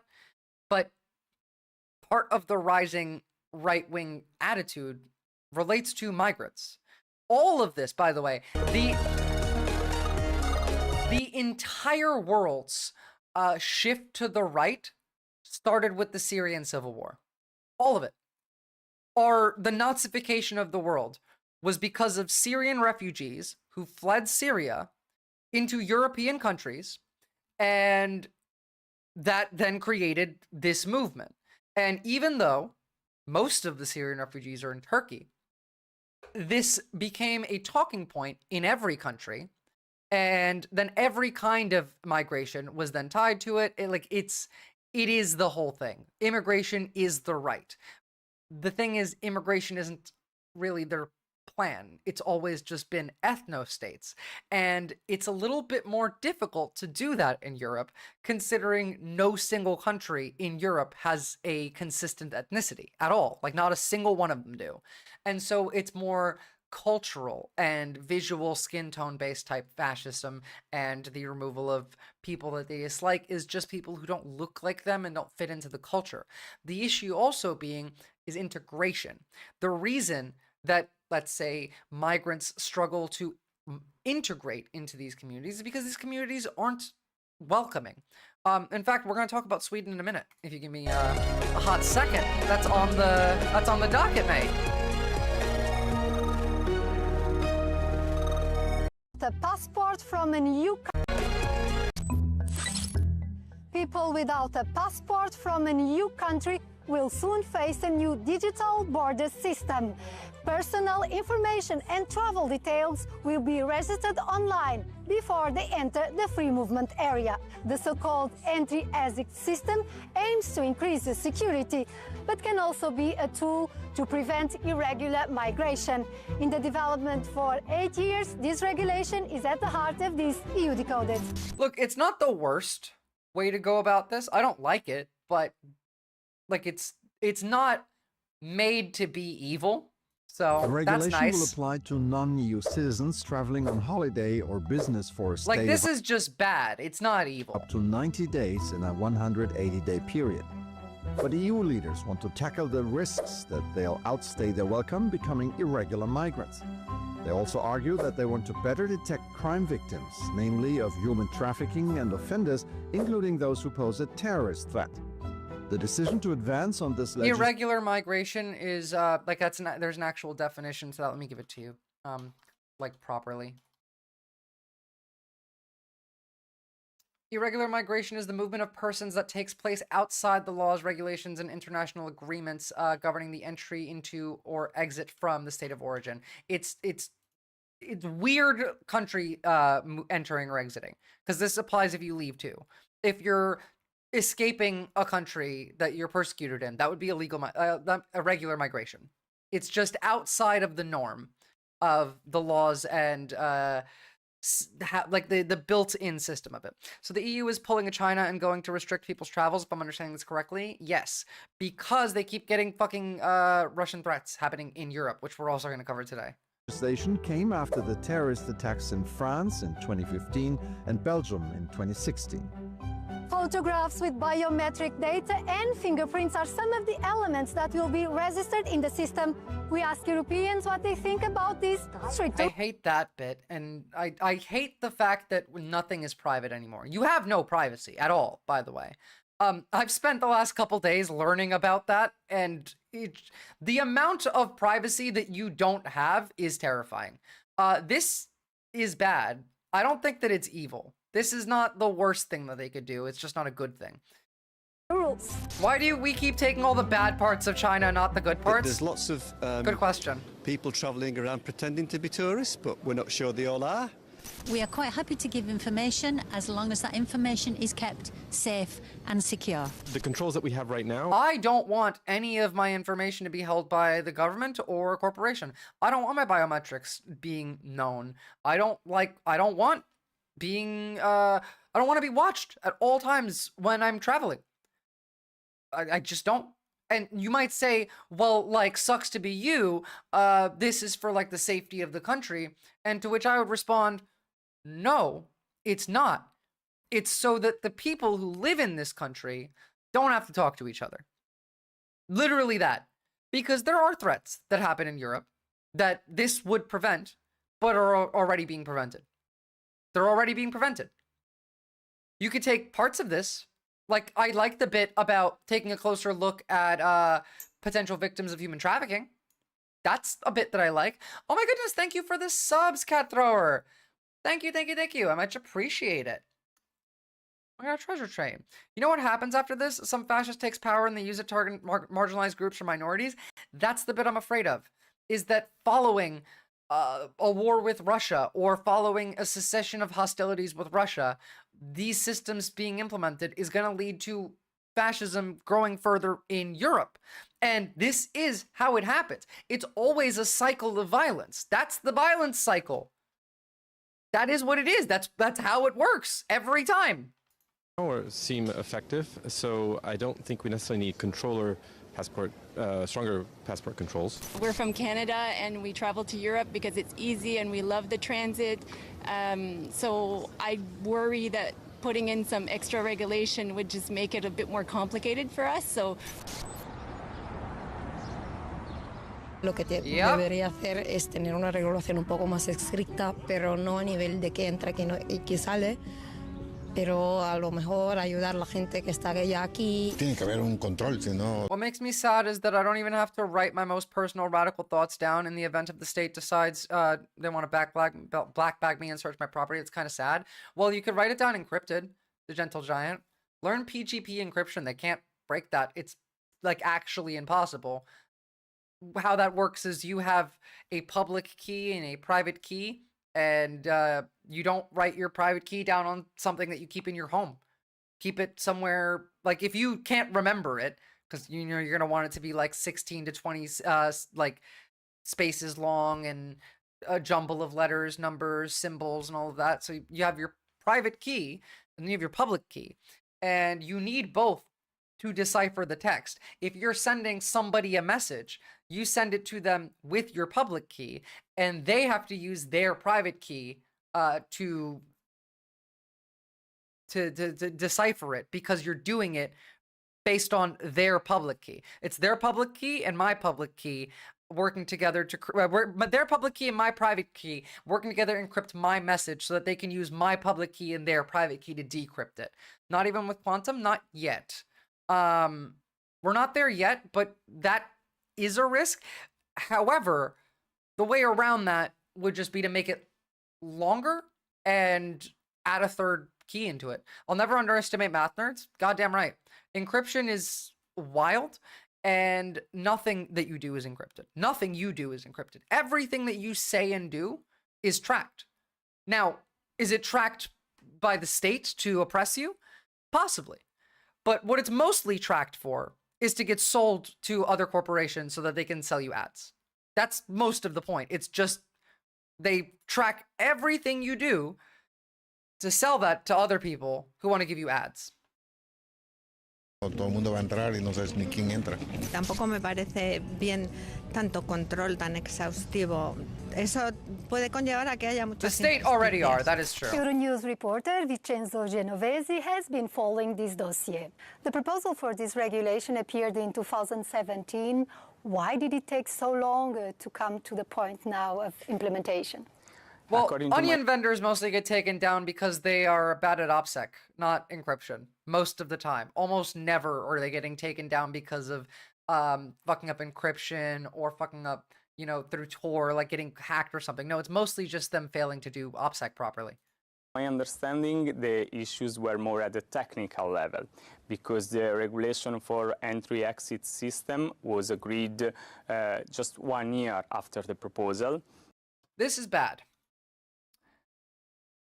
I don't know why this was linked there. Fuck that, whatever. But like, here's Sweden's prime minister explaining the issues with integration of immigrants and why that causes issues. And I've talked about this many a time. It's the integration that's the issue, and it's it's not the immigrants that are at fault. It's the citizens of the country the immigrants are going to. That's the problem. I make my web browser encrypted and obscure enough to make it really annoying for them to have to figure out what I've been up to. It's not that annoying. I'm sorry. If you're using like a VPN or something, that doesn't help encrypt anything. If you're using Tor browser all the time for literally everything you do, connected to like the Onion kernels, like sure, maybe. But at the same time, like your device has a number that links you to your device. Your phone is next to you in your house and pinging off that device. So they know that your phone number is interacting with that PC that you were encrypting, like everything. Yeah. You can't carry your phone with you to like a protest, for example. You shouldn't. Do not bring your phone to a protest. You should be keeping like your phone in a goddamn Faraday bag in a Faraday cage, and have like every electronic with a microphone thrown out of the fucking window of your house. But it doesn't matter because your device will ping to your other devices. You can't hide yourself that way. The government invented Tor, though. Yeah, they did. They did invent it. To be truly secure, you have to have a physical server hardware and then destroy it and route it to several different locations, but that's unreasonable for normal people. Yeah, you also need to only use that server in a location that is not your home and not bring your phone with you, because even then it'll still ping. Like, you can build that server. It's not even that hard. You can build a like data fortress almost. That's not difficult to do reasonably. Like, you might need some practice, you might need to learn some skills, you might need to learn a bit of Linux, but it's not unreasonably hard. It's just a high level, a high barrier of entry to actually secure yourself, and to be able to truly go off the grid. That's unreasonable for people, because like, you can't get a burner phone anymore in America. That's not possible, because to buy a SIM, you have to give your ID, and that links the SIM to your ID. You might need to learn a lot of Linux. Yeah, look, I'm trying to learn Linux. My opinion is that the people working for the USA are 100 times smarter than us, and we're unlikely to outsmart them. See, I think it's the other way around. I think there's a couple really smart demons up there, but I think a lot of them are also really fucking stupid. And history is on my side with this one, Cat Thrower, because historically, fascists are dumb and can't rule. Fascists are bad at governing, historically. Ilirda, you can do that. That is a possibility. It's illegal, though. And, like, we can't advocate for illegal things, because that would be wrong. Yeah. Or get an eSIM. You can do that, but at the same time, your eSIM is not necessarily secure. I know that there's Onion vendors that sell SIMs from other countries, like Italian SIM cards or French SIM cards, or some other country that, I don't know what country actually, I'm just making countries up off the top of my head, that doesn't have that kind of law, that comes with like pre-built like data package that you can just buy, but that's expensive, and you have to do that through the Onion anyway. Like, you already have to be on Tor to be able to do that. Cubes seems like a pain in the butt, but it seems like it would be fun to play around with. Cubes looks insane, and me as someone who doesn't know Linux, I can't give you an opinion, but it looks to be like the hardest level of Linux. It's like playing on legendary mode, but it is also the most secure because you can compartmentalize everything. All right. Prime Minister of Swedish Sweden, immigrants. Ulf Kristersson, thinks that there is an absolute need to get control on migration. Talking to Euronews, he defended his proposal to increase the amount of money it's offered to migrants as a financial incentive to leave The Sweden. Gentle Giant, you can do it through Signal. Depending on your phone will know that you're on Signal. But Signal will still encrypt the phone call and the messages. They would need to take your phone from you and unlock it to be able to get that information. They could subpoena Signal, but from what I've checked, the last few subpoenas from Signal, nothing but your like phone number, because you have to have a phone number for Signal, and your name are given out. So that's like an option.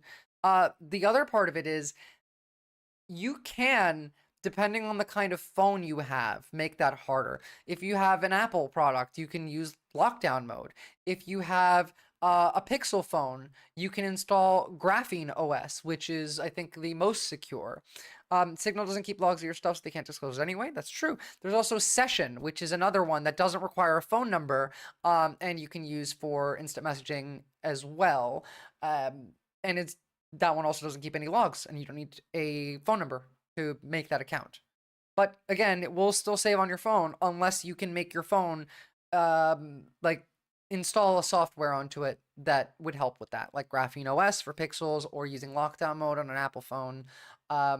On every other type of Android, like you can limit how much they will take and how much data they're gathering, but it's not secure. Sweden. And you're the not current secure. Grant stands at €900 per adult, but has seen little success so far.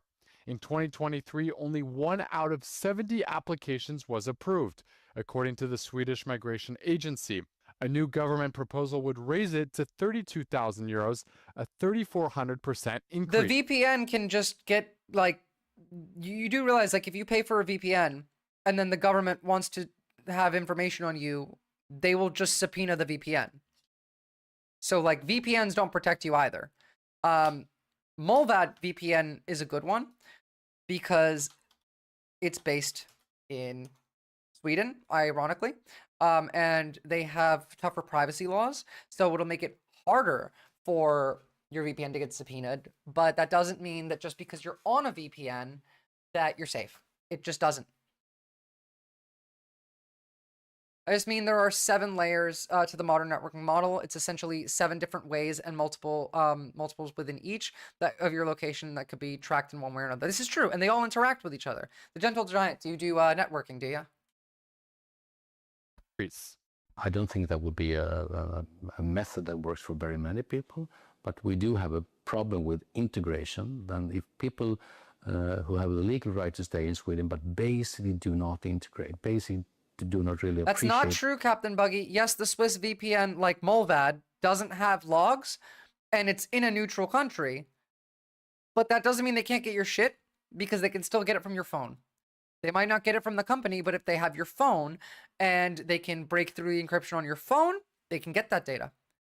Now, they could subpoena Apple or Samsung, and maybe Apple or Samsung gives over your password. Maybe they can't. Maybe your phone is encrypted outside of how they would do it, for example. My VPN says that they don't keep logs, bro, and you can trust them, bro, and they don't have a canary, bro, and don't worry, it's cool, bro. Like, literally, yeah. The Molvad VPN is good. Sweden is part of the 14 Eyes. That's the other thing. But they do have very strong privacy laws. Singapore is a good one. Japan, surprisingly, is another good one. That's pretty strict with giving out information or data to like subpoenaed governments. Also, the US government could potentially hack the VPN's hardware and just get the information they need that way. Yeah, absolutely, because they have 0 days for everything.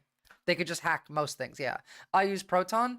I don't, but, you know, I don't like Proton very much, but it is what it is. By the way, your Proton email, also not encrypted. Not safe at all. It's not. Your Proton email is not safe in any way. It's hard if everything is, it's still hard if everything is end-to-end encrypted. True, yeah. If everything is end-to-end encrypted, it's still hard. If everything is, like, airlocked, it's still hard. I still use Proton too. Switch to Molvad, guys. Genuinely, Molvad is better. They're less of a risk than Proton. Proton has more of a profit motive than Molvad does. You also have to remember that we now live in the age of AI. because now it's not just governments or corpos that could be coming for your shit. It's also AIs. And there's tons of cracked, unlocked AIs on the internet. People have access to variants of ChatGPT that they grew themselves with no restrictions on what it's allowed to do, what it's allowed to say, what it's allowed to program. These are it's called vibe hacking, is using AI to build fucking hacks. Like, there's words for it. We live in that world now. And so you don't just have to worry about governments or corporations taking your data, stealing your shit. No, anyone can. Anyone can. You could use an AI to flood your social media with random posts and give the feds a big haystack to look through. That's true. You could also use an AI to DDoS your own social media page so that no one could go on it. But, like, you don't know what these people can do. They have AIs that don't have to follow the law and don't report back. You know, they run. You can just download it and run it at home. If you have a computer that is good enough to just run it, like if you have what, like 32, 64 gigs of RAM, yeah, you can just throw on an AI in there and have it do whatever the hell you want. One of my main reasons not to use AI or any AI fun is just how much data they're farming. I am trying to limit how much data they're farming for me in general, like use cache more often. What's up, Silax? Have a lovely evening. I hope you are as well. I had a dummy account on Facebook for a while and used to argue with people who were being complete and total MAGA morons. By the way, liking posts on social media, they're tracking that too. Everything is computer and everything is connected to each other. Like, you hitting the like button on a Twitter post on your computer, and then you signing into Twitter on your phone. Damn, sorry, that's you. I still haven't used AI image generators nor AI text stuff. Good for you. I'm proud of you. Congratulations. Good for you. From what I've heard, the AI is already turning everything on the internet. Well, I mean, like, they are everything on the internet. But I'm talking about how there are unlocked, cracked AI that hackers have, like variants of these that have no restrictions at all, that are built to run on a private server in their home and to do whatever you program it to do. I refuse to use Twitter because I'm 1000% sure Elon is making databases of leftists he doesn't like. Yeah, I'm aware of that. I still have to use it for work, but I have been on it much less anyway. But, like, this is going to be a big problem. That AI stuff is going to impact personal lives a lot more. Look, let's jump to Ukraine and Russia, please, and the stuff around that, because I'll get stuck on the AI stuff for like another hour. Let's talk about how Poland is afraid of election interference. Yeah, it was like 2 years ago, Captain Buggy. Foreign-funded political advertisements appeared on Facebook across The Poland. Stunlock has been entertaining and informative, yes, but like there's stuff I need to talk about. Ahead of its upcoming presidential election. No, it's not that it's too serious. Like, they're both equally serious. This is end of the world, your life is in danger, you're in danger stuff. And it's less so with the Ukraine news today, actually. You are right, it is a bit lighter today, but generally, like, it's not that it's too serious. It's just not planned. No, it's okay. You're not distracting me. My brain is. That's the ADHD for you. Our dystopian world flooded with AI bullshit really makes me enjoy making music in a room by myself. Based. So fucking based. Now try that, but instead of a room by yourself, in a park next time. Not busking either. Just hang out on a park bench and just play music. If you can. If it's like an instrument that you can carry easily. And hang out with people there. Like, that's perfectly fine. And I think that social interaction in person is what saves you as a human here. Every nation near Russia needs to be worried about the random political candidates who appear out of nowhere every 2 days. Yeah, that's the issue. No, don't worry about it, Silax. Sparking fears of attempted interference. Researchers say they identified political ads that may be financed from abroad, only days before the first round of the presidential election. nie dajmy się zmanipulować ani fake newsami, które Federacja Rosyjska rozsiewa od dawna w różnych obszarach. If I was the AI in charge, that would be fucking amazing, Shard. If only. If only. Robi to każdego dnia, destabilizując Zachód. The research institute said they reported the accounts to Meta and informed Poland's internal security agency. It comes just... Guys, we need some B-roll. Can you just grab your phones and sit around this table outside and just look like you're typing? months after Romania annulled its presidential election due to evidence pointing to Russian interference. Oh yeah, they're all puppets, Long Live Homo Sapien. I would be shocked if they weren't. Romania is so close to the Russian sphere of influence that they would prefer American interference. Yeah, literally one person political party type shit. Yeah. That's not a joke. That's not a joke. And to be clear, it's not just like other countries. Ukrainian nationals arrested over alleged pro-Russian sabotage plot in Germany. Who is it that pulls all the strings? The wealthy? The billionaire class, Silex. It's like 3,000 billionaires. That's it.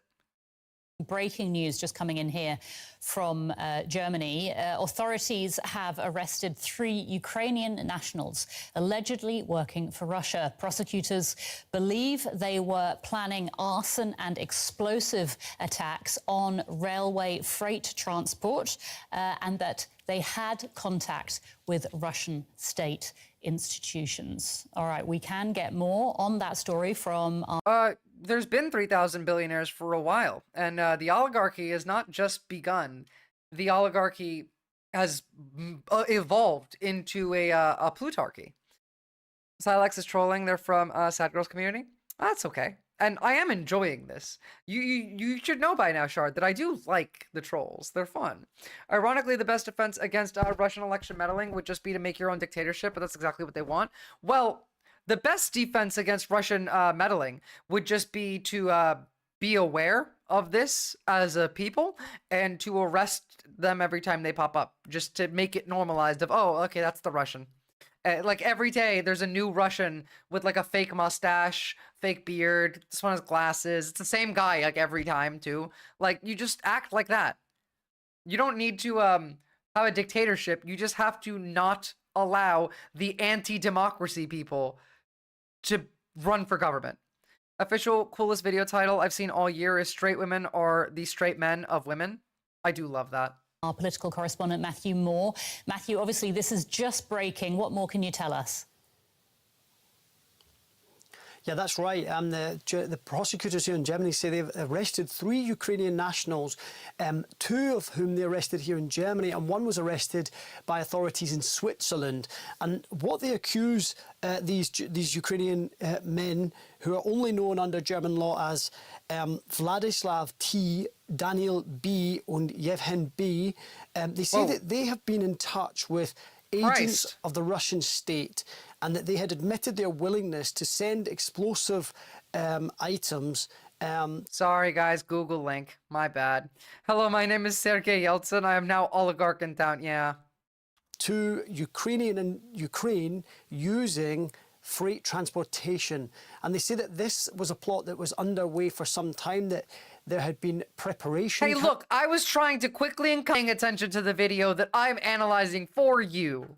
Carried out. There were 2 test parcels that had been sent with, which had been packed with GPS trackers. And they say that they did this before too.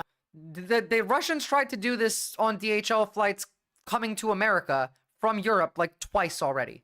This is the 3rd time they've done this. A potential act of sabotage that they have essentially foiled. And now none of this really comes as a great shock to those of us in Germany, because this is not the first case of this kind. There was a similar plot that was foiled involving air transportation, freight transportation, and here in Eastern Germany, in Leipzig, that was allegedly planned by Russian state actors. And the security services here in Germany have warned of this time and time again, of this rising threat of hybrid warfare, which they say has grown sharply since 2022, since that Russian invasion of Ukraine. They say that since then there's been that the threshold really for Russia's Hello, I am willingness Russian Guyevich. to carry out such hybrid warfare has fallen, and therefore these 3 individuals have been arrested and they are now in detention, and we await to find more details on this story. Matthew, thank you so much there for bringing us up to date. That's DW's Matthew Moore reporting on that breaking news. Like, yeah, it's a big deal. They're going to keep trying this. And to be clear, like, Europe is done fucking around. This week has been Europe saying, all right, we're going to kick Russia straight in the nuts. And I'm all here for it. By the way, guys, go and like the stream. I can see how many of you are watching on Twitch right now, and I can see how many likes there are on YouTube. And that number is much, much lower than it otherwise would be. All right. So first and foremost, the EU has put new sanctions on Russia. Prior to the meeting today that was supposed to take place between Zelensky and Erdogan and Putin, which Putin is not attending, did not attend, and Zelensky had said that he would refuse to speak to anyone that wasn't Putin. I am not caught up yet, so I'm not actually sure what happened with that, because I imagine that meeting would have happened by now. But I do know that one of the threats from Europe was, if you don't get a ceasefire today, we're putting new sanctions on you, and we're giving new rockets to Ukraine. And that's what's happened. It's incredible. It's based. Excellent. Are you telling me that there are more places that I can get content from you? If only there was a link to these places. That is true. Yes, you can follow me on YouTube. I don't post many videos because I don't have regular editors. But the live streams are always there, and I try and post when I can. If you clip me on Twitch and it's funny enough, I can make that into the vertical format and post that one as a short. I've done that before. The European Union has just approved a fresh round of sanctions against Russia. Now, this is a big deal. Its 17th round of sanctions since Moscow's full-scale invasion of Ukraine in That's 2022. Better. The focus this time is on Russia's so-called shadow fleet. Now, this tanker you can see, the Aventin, is believed to be part of Moscow's efforts to evade sanctions, including oil price caps. The ship was discovered adrift off Germany. Jesus, yes, 17. Imagine having to 17 times sanction a country. I wish Xi would have just told Russia to fuck off. Sadly, doubled down on supporting them during the V-Day parade. Well, yeah, me too. But I can see why he did. If I was Xi, I also would have done that. Xi's playing his own game. He's playing the whole board. Everyone else is playing in their own little region, and Xi is playing the board. Germany's Baltic coast earlier this year on its way to Egypt. It was carrying oil worth 40 million euros.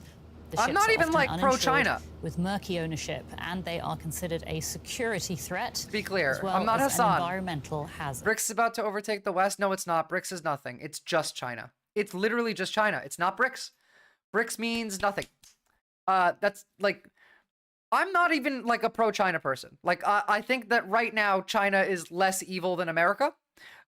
Exactly, Gentle Giant. I respect the game. Xi seems to be like the only guy playing chess while the other guys are just staring at a wall. I hate the idea of, well, he's playing chess while they're playing checkers. Motherfucker, you're the dumb one if you're playing chess when everyone else is playing checkers. Doesn't make you smarter, it makes you dumber. He's the only one playing. They're all playing their own little games in their corners, which was the goal of multipolarization. And Xi is going to invade Taiwan within the next month and a half. I'm calling it. Xi is funding Russia, continues to trade with Israel, continues to want to trade with the US. Fucking guy only cares about China. Like, yeah. Every day I would be like, fuck, these countries are fucking insane.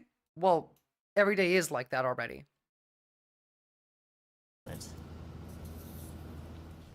Now, let's get more on this from the more interesting bit is not the tariffs, the sanctions. The sanctions are good. They're on like Russian energy imports. Obviously, Europe has stated that they want to be independent of any other country's energy imports by 2027, especially Russia's. So that's been going down now. But what's more interesting to me is that shadow fleet part of the sanction. Well, following the sanctions being put in place, the Estonian Navy tried to seize one of these shadow tankers that were suspected to be Russian. And the ship crew refused to enter the Estonian port. And when the Estonians tried to board the tanker, a Russian Su-35 fighter appeared, after which the assault on the ship was called off, which pretty much confirms that it is a Russian ship, even if it's pretending to not be a Russian ship. The U.S. Has discovered it's not so good at the Navy stuff. I'm telling you, it's just Poseidon. Poseidon is mad, and he's calling them back to the sea. 4, actually. We've had 4 planes now sink to the bottom of the Red Sea. 4 $70 million planes. 4 of them. But, so, here is the ship that supposedly is not Russian, but was defended by a Russian Su fighter when Estonia tried to board it. Встречаются вертолетами. Требуют бросить якорь. This is Estonian warship Papa 6732. Your request will be denied. Follow my instructions. Alter your course to 105 immediately. Over. Yes. Yes. And that would be the Su fighter, after which the assault on the ship gets called off. Because the Estonians are like, fuck, all right, the Russians are going to bomb us if we do this. By the way, I don't know why they stopped this. Like, the Russians, sure, okay. What are you going to do, Su fighter? Board the ship. If they hit the ship, then it confirms that all of the shadow tankers are Russia, and Russia has now attacked a European country. Call their bluff. They're not strong enough to fight Europe right now. Dumbass. I'm sorry, but like, if 2 Estonian soldiers need to get killed for NATO to declare unconditional total war on Russia right now, that's fine. Russia won't win that war. They're not going to hit that ship. They were never going to fire the missile. They flew the plane. That was the point. They were never going to hit it with a missile. They were never going to do anything. They might have strafed near it a couple times. They were never going to. But Estonia backed off because they're afraid. After 4 planes, they needed to reteach these motherfuckers how to tie sleep knots. That's sheep knots. That's true. That's true. This is an Estonian ship. Your bumfucks have no navy. Now get out. I mean, like, this is not an Estonian ship either. This is just a ship that's not necessarily anyone's. Their nukes are not going to get launched, and their nukes don't all work, Cat Thrower. They will lose a war. Absolutely. They won't use their nukes in their own territory. Do you want to, like, Russia's population is just 2 cities and then a spread out mass of land where everyone else hates the fucking capital. They're not nuking anybody because 2 nukes would kill most of Russia. 2 nuclear weapons would kill most Russians. 1 in St. Petersburg and 1 in Moscow, and most of Russia dies. You understand that? They're not using their nukes, not just because it's not a good idea. It's never useful to use a nuke. It's more useful to just have them. But on top of that, you say they use a nuke, and then every country around them doesn't immediately turn on them? You think China is okay with that? China's told Putin to knock it off with the nuclear threats 4 times in the last, like, 5 years. If he nuked something, Xi might just take Siberia. And he could, easily. Reminder, the only country evil enough to use a nuke is the US twice. Yet, like, don't be so sure that others wouldn't use a nuke. I just don't think that, like, even if Russia did use a nuke, it wouldn't help them. That's why they wouldn't do it. Like, sure, they can nuke Paris. What's that gonna do when there's soldiers marching into Moscow? Like, what, NATO troops are in Russia? You're gonna nuke your own land? That's not gonna work. You're gonna nuke France? France has nukes. they'll nuke you back. There's no winning that. There's no use in it. It's just posturing. And to be clear, Putin has threatened nuclear missiles several times, has drawn several red lines that we have crossed, and not a single nuclear missile was fired. They can't afford the upkeep. Their economy is crashing to the ground, to the point where, like, Russia might not exist as a country in a year. In 1 year, if Ukraine stayed exactly the same, Russia might not be a country. They could literally collapse. They have nothing. All of their money comes from selling oil, and most of their oil infrastructure is gone because Ukraine keeps hitting it with drones. And most of their customers are switching off their oil, and most of their population is either dead or in the army. China is the one that's scary. But, like, China would kick our ass as America, to be clear. Solely just based on the fact that, like, they have strategy and coherence to their military doctrine. Putin isn't rational. No, it's not rational. But I'm saying that he wouldn't benefit from it. Cat thrower. He might use a nuke, sure, but he's not going to benefit from it. He's not going to end the world with them either. He doesn't have enough nukes to do that. He can't maintain them. I suspect that about 30% of Russia's nuclear arsenal is maintained and functional, like, perfectly. Not, like, there are more than that likely would work, but I suspect quite a few of them might just not launch. Some of them might explode in the ground. It would be bad, sure, but it wouldn't be useful to him to launch the nuclear weapons, ever. It would just make him lose faster. It would be bad. But France is the only country that has a first strike policy, too. Yeah, like, if there was threats enough, France might just fucking hit St. Petersburg and Moscow and just be done with it. Now, I don't think that's a good idea. I think that would be really, really, really bad, but, you know, it's a possibility. I'm not particularly afraid of Russia's nukes. I'm not. He's too much of a pussy to use them, and he has no benefit. Like, he doesn't get anything from it. He doesn't win. And it also doesn't ensure that if he doesn't win and he's like, okay, well, I want them to lose, he also can't ensure that everyone else loses. He doesn't have enough.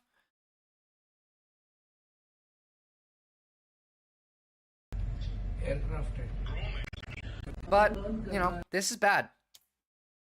U.S. Department of Energy budget to maintain our nukes is almost half of the Russians' entire government spending. There's no way they have the economy to maintain theirs to a decent level. And that's what I mean. It's not possible. They don't have the money. I think nukes won't go boom until they arm. The last step of arming is done while in flight. Well, not necessarily. Once the warhead is attached, it's armed. That's like the nuke. If it's like a fission one or a fusion one, that happens, yes, while in flight.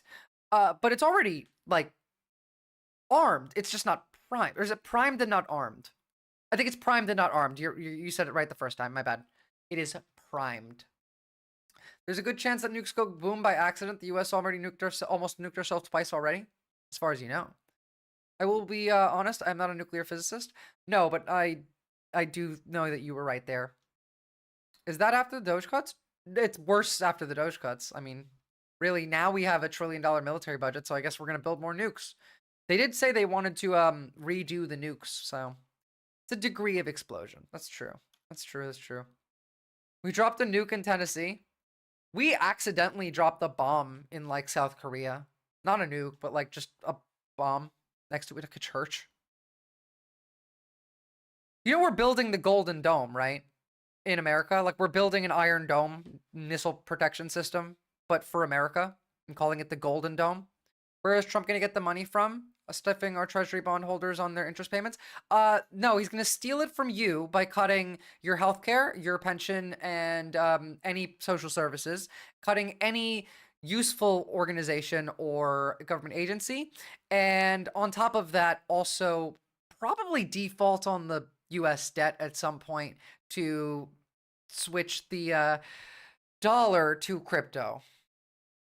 It's stupid and expensive. Yes, it is. It is. That's the plan, though. You know who's had a really good week this week, though? It's been Erdogan.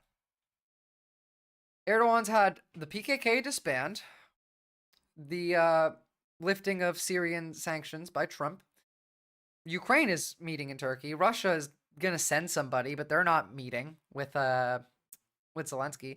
Private prisons also had a really good week. Yeah, the Pope's gonna visit Turkey. Turkey-backed Libyan PM solidifies power, and Hamas and Pakistan thank him for mediation efforts. The Indians actually are really mad at Turkey right now. They fucking hate Turkey. They're like, you never go to vacation in Turkey ever again. Blah blah blah blah blah. The Golden Dome though, at least the way that we're doing it is somewhat cool. It's not lame. Like, we're not just building missile launch sites on the ground. We're building them in space.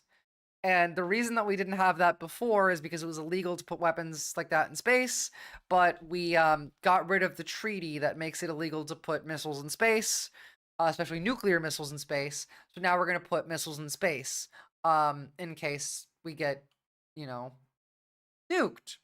And we can fire shit from space.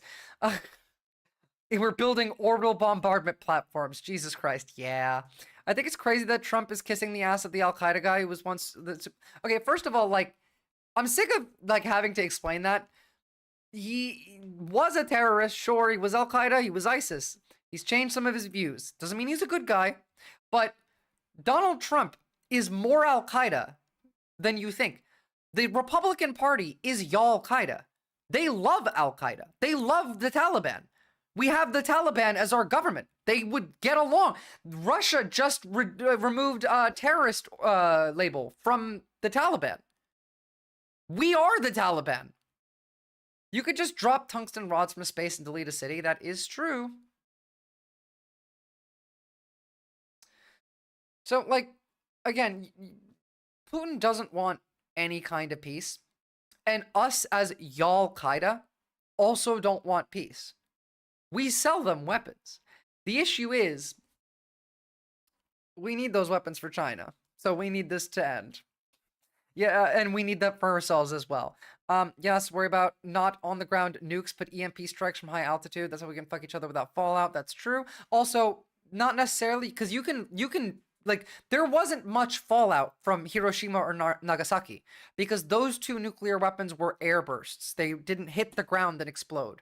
The fallout really only becomes a big problem when the nuke hits the ground first, because then it sends radioactive particles mixed in with, like, the soil up into the atmosphere, and then it rains back down, whereas an air burst is more dangerous and will, like, it's gonna fuck up a lot more buildings and kill a lot more people, but it's not going to leave a radiation fallout. Like, within 10 years, you won't really even notice. Like, you can walk around Hiroshima right now and not pick up too much radiation, aside from, like, specific places. Maybe there's, like, an orphan source somewhere and all that. Yeah. I liked how Howard Nutlick sit between the two Saudi royal guys. Sure. 9/11 whacked all. Yeah, literally, like, these guys, this 19 Saudis trained in Afghanistan, like, attacked the Twin Towers, and we invaded Iraq. That's how I was taught about this. Putin said that Russia is a barrier for peace. Russia is a barrier for peace for most of the West, which are bullies. I do remember him saying that, yeah. It is insane, actually. Now, Russia But, I mean, says every accusation it is a expecting confession. to make direct contact with the Ukrainian delegation in ceasefire talks due to open this week in Istanbul. What's up, but it Ethoslav? has not revealed who it will be sending to Turkey to represent. It doesn't matter because who cares? I don't know why I had that open. Doesn't matter. Doesn't matter because Putin's not going, and they're like, nah, fuck that. I'm out. So here is cool. A air defense system that was developed in the UK that is built with materials that are that they're spare of, that usually can't be used in this fashion, and now Ukraine has a lot more missiles. For the past 2 years, this was the only sight we'd had of it. A few images Oh released on Jesus, Ukraine. please don't even mention H3 drama. Fuck, I hate drama tube. I hate drama slop. In social media. But on a training area in Surrey, the UK military finally took the wraps off Raven. a system nicknamed the Frankensam that Ukraine has been using to great effect to shoot down Russia's deadly drones. In the summer of 22, we recognised that Ukraine's need for air defence was enormous. They were being smashed, and Ukrainian cities were being hit by Russian missiles and Russian drones. We had already given them a number of air defence systems, but it was clear that that was not enough. And so we went to the drawing board and tried to understand what more we could do. What they came up with was a marriage of two existing systems, a Supercat HMT 600 vehicle, the same platform as the British Army's Coyote, and a ground-based launch system armed with ASRAAM, or Advanced Short-Range Air-to-Air Missiles. An amazing team. And that's the cool part, because there's a lot of these ASRAAM air-to-air missiles that are now available to go straight into, I don't know, a Russian enemy position. The Air and Space Warfare Centre of the RAF came up with an idea which they took to us and said, we think we can turn an air-to-air missile into a ground-based air defence system. We worked very closely with MBDA as well as Supercat and came up with this system. And the great sort of message about this is really that we went from a concept to a capability within around 3 to 4 months, which is remarkable considering the complexity of the system. How are they air-to-air if they launch from a truck? Yeah, well, now you know. Was basically unknown in UK defence before. And by all accounts, this has been very successful. Since Raven was given to the Ukrainians in the spring of 2023, now they're SAMs, it's been fired 400 times, mostly at Russian drones like the Shahed 136. And of those engagements, the Ukrainians say it's been successful 70% of the time. The ASRAAM, or AIM-132, was developed as a short-range air-to-air missile and then adapted for ground launch. It weighs 88 kilograms and has a top speed of Mach 3. It's fitted with a sophisticated infrared homing seeker, allowing it to lock onto and track targets up to 15 miles away, even after it's launched. The UK also has a cargo container variant of this system called the Gravehawk. That's so cool. ASRAAM carries a 10-kilogram blast fragmentation warhead, which is designed to destroy aerial targets with minimal collateral damage. The ASRAAM missile is in service with the RAF, and all aircraft and all British combat aircraft use the ASRAAM missile. That means that those missiles are still being made and therefore are still within our stockpiles. Now, clearly they are valuable to the UK, and we would not want to give any way which would compromise the UK's operational readiness and effectiveness. But where there are older missiles that are available, we will hopefully transfer those to Ukraine in due course. The other interesting part of Raven is the rails or pylons that the missiles sit on. Engineers took launch rails that had previously been on RAF Tornadoes, Jaguar and Hawk jets, flipped them over and converted them into a ground-based launcher. This is, by the way, what happens when you like your job. When you like what you do, you can do creative shit like that. Like, I'm going to take this missile from this plane, and this thing was like attached to the missiles, but different missiles on a different plane. Maybe if I flip this upside down, and like, engineers make shit because they like to make shit. There's no such thing as hypersonic missiles currently. Like, none of the ones that are being called hypersonic are actually hypersonic. Hawk when you're jets, not a fascist, you can actually engineer, true. Flipped them over and converted them into a ground-based launcher. The I missiles thought none can of be them fired actually, from inside. I thought they were all technically not, but okay, my bad. I take that back. Thank you for correcting me. The vehicle cab, or from some distance away via this tethered control system. The initial outlay of training for the Ukrainians was to bring 40 soldiers over who then get familiarised with the system and go back and operate it and train others in country. So once the system's set up and ready to go, you can activate each rail. I mean, like, select. To be fair, Europe's not worried about that because Europe's enemy is Russia, and Russia ain't got hypersonic missiles. The control looks like an Xbox, it does. And that's not an accident, by the way. Like, people know how to fly a drone and do that stuff because you play video games before. They're designed to work similarly. You can't really stop it once it goes hypersonic. Well, yeah. You would need something in space to do that, I would imagine. Russia ain't got hypersonics, so. They got that Orshnik, which is not quite one, and they have, like, what, 3 of those, maybe? They can produce, what was it? Was it 1 a year, maybe? Because they're that expensive. You know how much money they probably spent on that controller when they could have just used an Xbox controller? Well, a lot, because they bought it from the, Actually, no, this probably not necessarily. Because here, it looks like this is a let's fuck around and make shit type of thing. This isn't big weapons manufacturer creating this and selling it and all of the accessories for ungodly amounts of money. So maybe not. Select whichever rail you want to use. Once it's powered, you will cool the designator head of the missile so it can identify targets. Uncage the missile so that it follows the designator. Once you've got your target, it will indicate that the target is acquired. You can then lock the target and fire. So far, the UK's provided Ukraine with 8 Raven vehicles, with a further 5 due to be delivered shortly, as Russia ramps up its attacks on Ukrainian cities and infrastructure, and supplies for far more expensive air defence systems like Patriot become more precarious. This relatively cheap British system is in increasing demand, providing protection from Vladimir Putin's aerial onslaught. Simon Newton, BFBS Forces News, Surrey. So there's that. Thanks for watching. For more from BFBS Forces News, like and subscribe. Hush. And I mean, like, there's more on it here. This is a short one, and I think it's cool. Good afternoon, my name's Ollie Todd from Task Force Kindred, and I'd like to introduce you to the Raven air defence system. This is an air defence system which was generated in 2022. We went from concept to delivery of a capability within 3 months.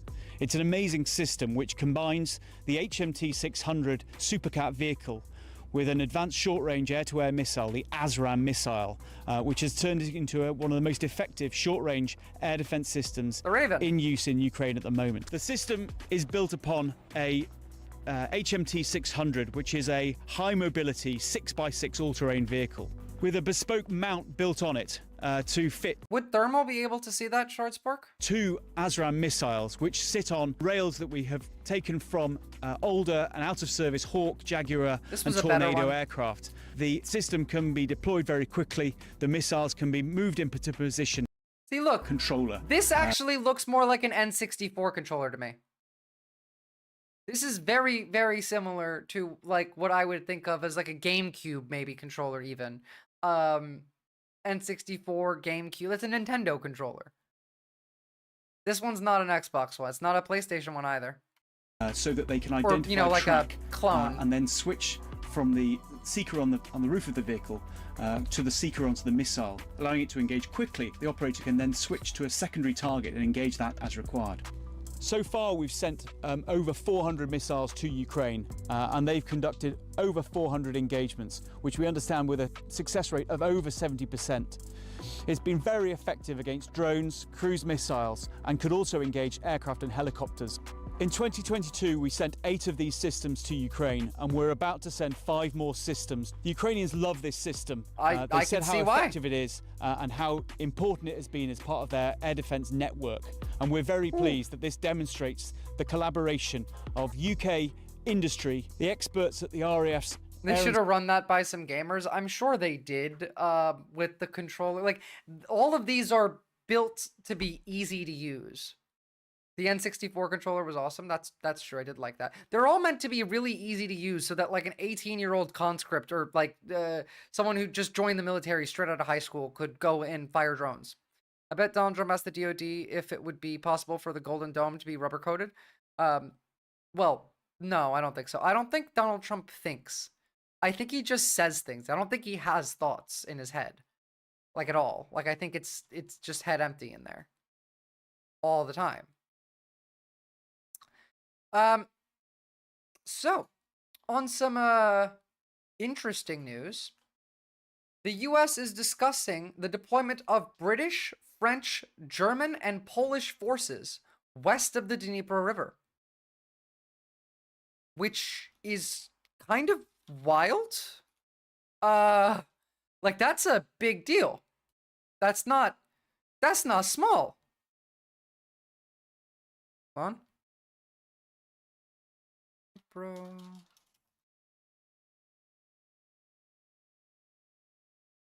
Ukraine is literally writing books on air defense and even developing new tactics with Patriot by using them in ambushes. Well, I mean, like, during war, technology around warfare absolutely tends to improve.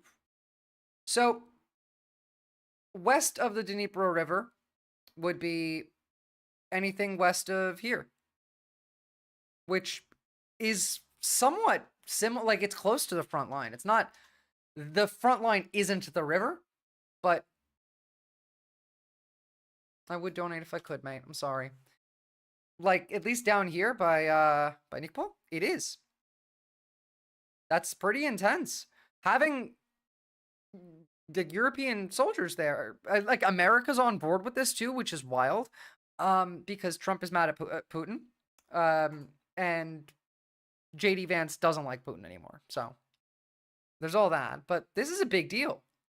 And then we talk about the resiliency force, and this is a force of what they call the E3, but it's actually now E4. When you're talking about the Brits... No, Ukraine has been winning this war and kicking Russia's ass, the gentle giant. Ukraine has taken some big losses, yeah, but they're winning the war. French, as well as the Germans, and now actually the Poles have a force west of the Dnieper River, which means it's out of contact range, and then to the east you have a peacekeeping force, and what it would look like with a third party involved with that, so you can actually monitor a ceasefire. So we have this thing pretty well planned out. We looked at it. This term sheet is pretty extensive. We've actually passed that to the Ukrainians, to the Russians, to the members of NATO and the E3. So we're very, very comfortable. Yeah, look, imagine being a fascist that relies on America to back your fascist shit, but even America switches on you because America is so incoherent.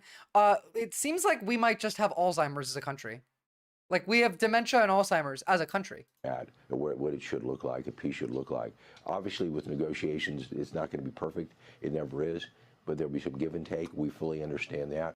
Okay, and then we talk about so the resilience. obviously, this is Fox, so take what they say with a grain of salt, but this is Fox Business. And Fox Business lies a lot less because the people who watch Fox Business want actual news because they usually run a business. And so they lie a little bit less on Fox Business. Just a little bit less. We are already collapsed. Long come saving. We have collapsed.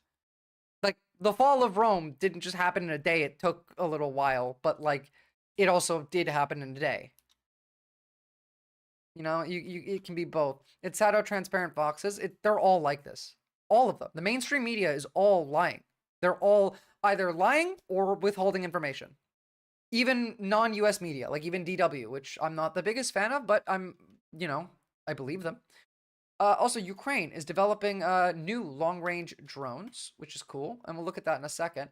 There was a Ukrainian assault on Toretsk on May 8th, where Ukraine made some gains here. Again, like, Ukraine has been winning this war. I have shown you guys, like, several examples of Ukraine kicking their asses, and the Russians are using fucking motorcycles that are 50cc, horses in some cases, vehicles from like the 1940s because they've ran out of anything else, and also like the soldiers that they send to war don't want to be there. And so they're not good at fighting a war. France has proposed this before. Basically, the Western troops would guard the borders to the EU countries and free up manpower for Ukraine to the east. I think that's an excellent idea. I think that would work very, very well. It might be, difficult to do, but if Putin can bring North Korean troops into Ukraine twice, and this time, the second time being an official deployment, not like we're secretly sending them. They did the first time was secret. They didn't declare it. The second time, no, like Kim Jong-un said, yeah, no, we're deploying soldiers to Russia. If a Asian country can join a European war, that means that Europe doesn't need to worry about like Russia's threats of, oh, NATO can't interfere in this war. You got your like physical allies involved. We're getting ours involved. Any minute, Russia will be sending soldiers on Amazon tricycles. Literally, yes. I just feel like the US is cool with war going on for much longer if it continues to weaken Russia. Well, the US wants forever war. It's just, we don't care about Russia anymore. We want everything ourselves. America is the Hitler country, the gentle giant. We are Hitler. And that's what they're going to do. They want forever war, and they'll make forever war. If they don't have it, they'll make it. And everyone else is also building weapons because the American weapons can't be trusted. We are the most rogue country on earth, yeah. Ukraine's President Volodymyr Zelensky says he'll travel to Turkey on Thursday to take part in peace talks. Not this. I don't care. That is about different high-tech weapons, and that is cool. What we're looking at here This is fucking terrifying. is a robotic dog on the battlefields of Ukraine. This could be a scene straight out of science fiction, but is the new reality of war as robots join humans on the front lines in ever-increasing numbers. With its trend. Question for you. Where do you think we currently have mercenaries? I think I saw that there were some in the Nusrat massacre in June of last year. Almost certainly there. We definitely have some in, you know, South America. We took Panama. Like, BlackRock bought Panama. So, like, the canals on both sides. And as well as, like, we absolutely have mercenaries. Like, most of them right now are in the United States. Private mercenaries are like keeping elected officials out of government buildings and are protecting the concentration camps. So that's where they mostly are visually right now. Yeah, probably out doing ice shit. And also like in South America because we are fucking around there. And also probably in Greenland and Canada. Just like doing undercover like intel shit. The Unitary dogs are only a few $1,000s. You could get a lot for the price of other military equipment. Yeah, Jesus. No man's lands and artillery barrages. We're not, no. We didn't send like proper mercenaries to Gaza because all of the actual mercenaries don't want to go there. They know that if America sends mercenaries to Gaza, they're there to die. There's no other reason for them to be there. American mercenaries in Gaza is an idea that was proposed specifically as suicide bait. Lots of mercenaries in Africa. That is true. I didn't know that we still had ours there. I know that like Russia and China have a lot in Africa, but I thought we pulled ours back when we cut USAID because that's where they were getting funded from. Yeah, like they know they'll cut you straight from Israel. That's why they're there. If we sent American mercs to Israel, they're there to die so that someone can say, Hamas shot the Americans, and then we could bomb Hamas. That would be the point. In some way resembles wars from 100 Ours are in years Libya. ago, That but makes in other sense. ways, Makes sense. It looks unlike any war ever fought before. And nowhere is that more I did say apparent. like 2 weeks ago that we were going to start seeing robotic dogs, autonomous vehicles in the Ukraine war. I said this 2 weeks ago, guys. 2 weeks ago. Than in the use of robots. So what exactly is a robot dog doing on the front lines? What does that tell us about how war is being fought right now? And is this what every war will look like in the future? We're going to examine this tape, break down how this robot works, and speak to a man who has seen them operate in the field to find out. Meet RoboDog. There's a Fuck that. Again, this costs a few $1,000s. Few different versions in use in Ukraine, but this one is based on the Chinese Unitary 02, which is the same as the one you just saw in That's that just clip. most It's got American 4 missions, legs, Gentle each Giant. controlled by its own motor with pressure sensors in the paws. These limbs are powered by a computer. I've seen FPV drones take out UGVs, so robot on robot action. How the fuck are we already in the point of the timeline where the robots are fighting other robots? Can you imagine walking around a patrol as a soldier and the robot dog flames you? Imagine having this on your team. Imagine going to sleep at night in a war zone with this thing. Just fucking sitting there, waiting. Defend mode, I don't know. Like, I'm sure it has something. Like, that, I hate this so much. I'm saying it again. I would take us to agrarian times if we could. If I could, I would take us back to the beginning. We'd start over, all the way. We're doing hunter-gatherer shit again. Just away from this. A brain that was trained using artificial intelligence. Fucking What that hell, of means course it is. It's very Devil skilled tech. at walking. It can hop, skip, dance, and stand on its hind legs if you really want it to. This is just devil tech. Yeah, you don't have to make it bad, but we choose to. But it also has practical skills, like climbing over obstacles, I'm lying not down. being a left reactionary. Maybe a little bit, because I am a little reactionary when it comes to AI, and I will admit that, but this is actually, like, devil tech. Ilirda. I don't think it's reactionary to say that this kind of technology shouldn't exist. Not in our context.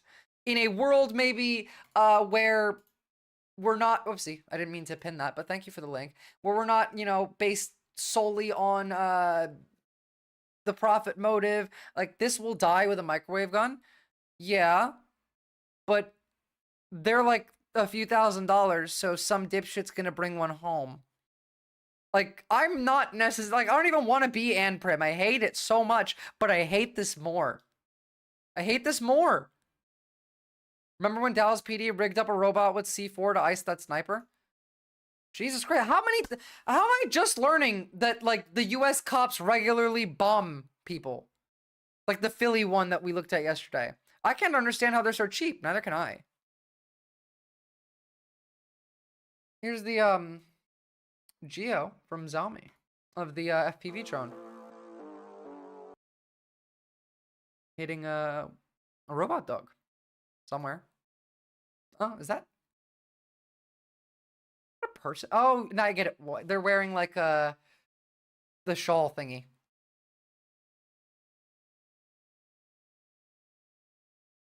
The move bombing? Yeah, that was insane. Absolutely.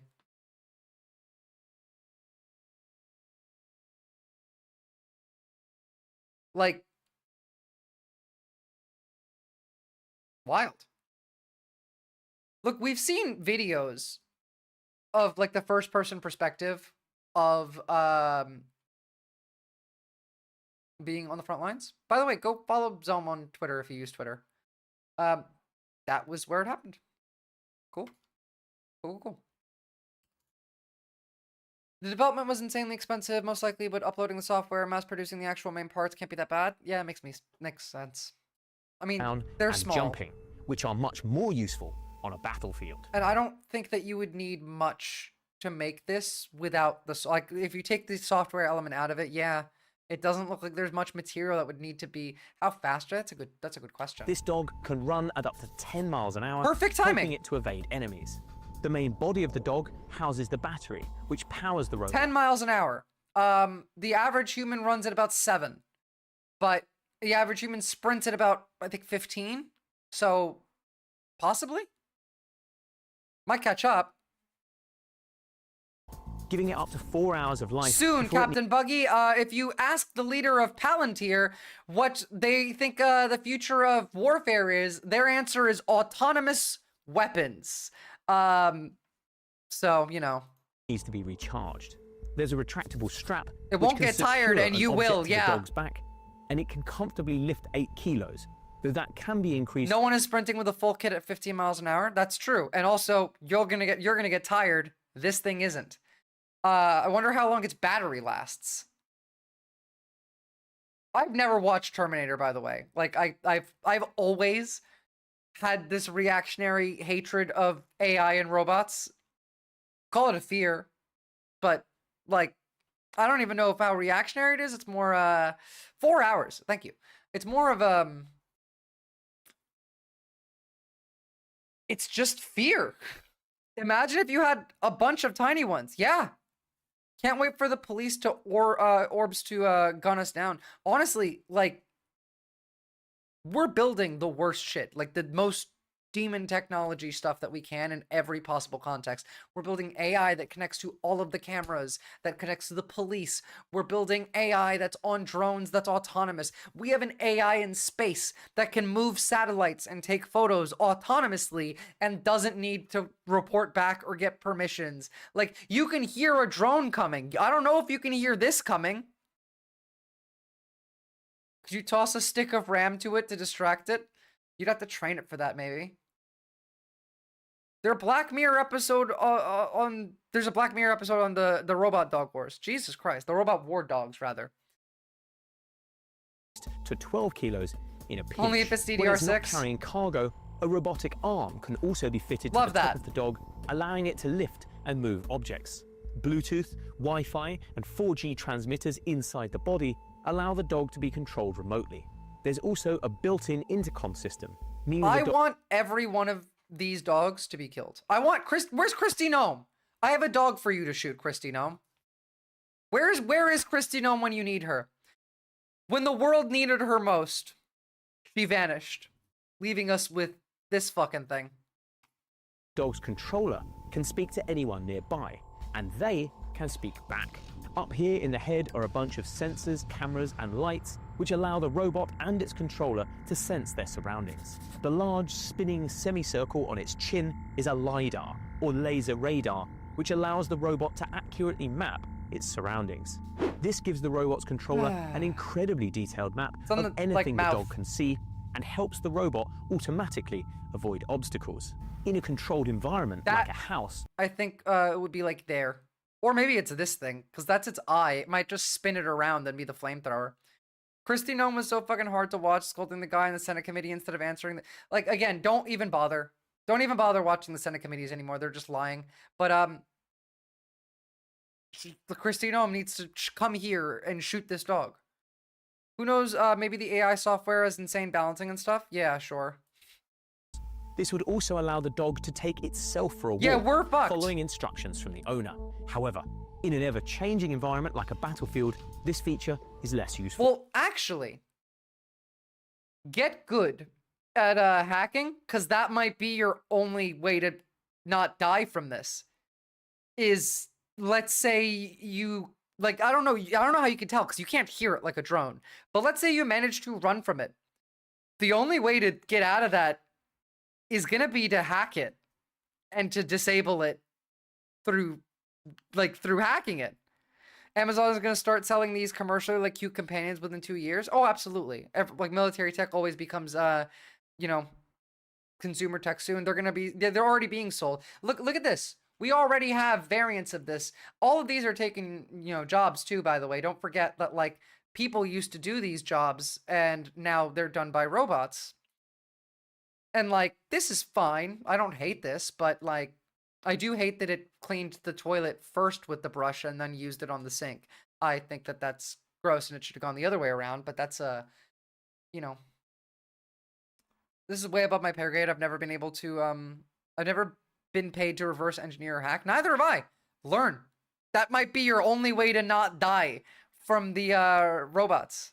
I find this not fine. No, I hate it too. I do hate it, absolutely. It's just comparatively to this, that one's fine. I don't like robots. They've called me Robot Hitler, allegedly. Or Jesse Pinkman, he did that allegedly, it's true. Look, I don't want these. I don't want them. It's freaky. And in a society that isn't evil and selfish and narcissistic, focused only on pleasure, hedonism, maybe. Like, under socialism? Okay, I can see it. I can see decent uses under socialism. But with a profit motive? No. They put fucking wheels on it, guys. Wait, music. Goddamn. So, Rosie from the Jetsons is real now. Nice. Yes, except Rosie will light you on fire and then breakdance for some reason.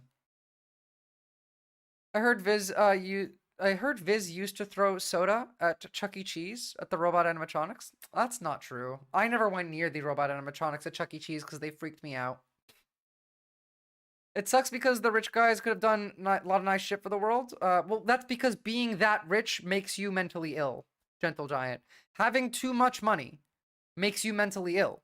There's a line, and that line is different for everybody. And this is separate from what I call cyberpsychosis, which I think most of us are at least partially fallen to, which I've defined as a lack of empathy by spending so much time online that you no longer relate to in-person people. Like, you don't feel comfortable talking to strangers in person because it's not online. That's a bit of cyberpsychosis.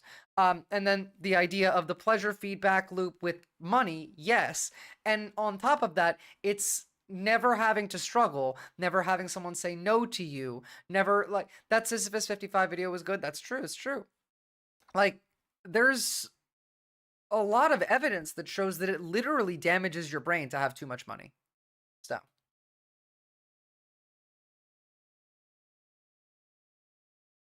This is a huge advancement, not for good.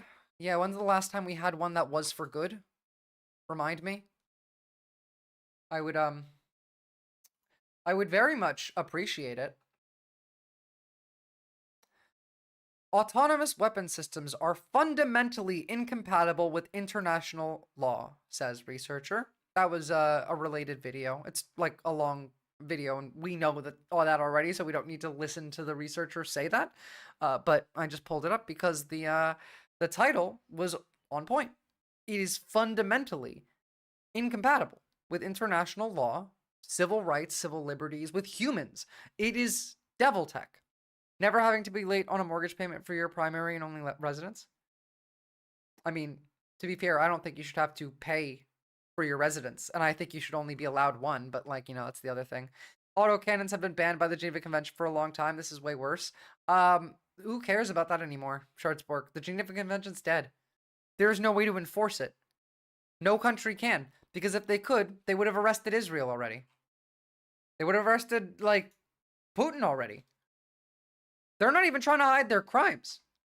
Like, they bombed the last hospital in Gaza yesterday, and they said that they didn't. Has intensified its attacks on Gaza, killing at least 80 Palestinians in And the enclave. if you look at it, Saying 9 missiles slammed into the hospital. It's very and its clear. Courtyard. This CCTV footage from the hospital courtyard shows the moment one of those missiles struck. okay, I feel so bad for this guy. I'm not going to finish this video, but he froze. And you don't want to freeze. This is one of the reasons that I tell you to practice feeling uncomfortable or stressed, because in a situation where you have moments to decide, you don't want to end up like this guy who freezes from the stress. And this can happen to anybody. You could be practicing this actively for years and it still happened to you. All you can do is reduce the likelihood. But I can't show the rest of what happens here. But he froze. And this is what it looks like later. A couple minutes later, rather. Moments later, you can see scores of Palestinians fleeing the area in case of further missile strikes. 28 people have been reported killed in that attack, with a further 70 injured. Reports have I have also no emerged faith in the ICC, ICJ, UN, not anymore, yeah. Like, no one can do anything with these organizations. This is the same issue that liberals keep running into, is that you can't fight fascism with institutions, because the institutions require cooperation to work. You have to believe in the institutions. You have to try, you have to act in accordance to them for them to work. And if you say, no, I'm just not going to do that, they can't stop you. Life as an intellectually honest leftist is just a constant loop of are we the baddies moments. No. I know we're the baddies, like as the country. I'm not, obviously. Like America is the Hitler country. My issue is I'm constantly right, but I'm too early. Or I'm right, but it's too much effort for the American public to pay attention and engage with the content and to do the thing. Like, again, talk to your neighbors. We're arguing with Simply Steve earlier in the stream about this. Talk to your neighbors. Go outside. Knock on people's doors. Go walk around your community.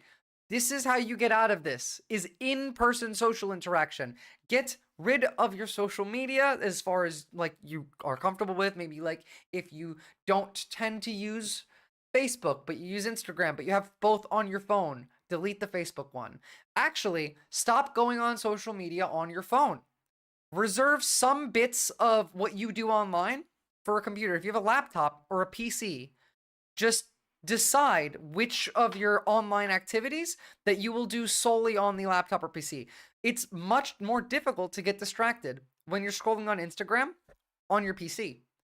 You might have a second monitor, you might have, you know, like you can have two things open at the same time. It's very difficult to multitask on a phone. And so it just drags your attention into it and you fall into the hole, and it's just brainwashing you while it does that. It's the addiction. And so spending some more time on the PC rather than doing it on your phone will make you more able to make active decisions on what you want to do, how you want to behave, and all of that then will impact your perspective of the world. The biggest like piece of advice is that your perception shapes your reality.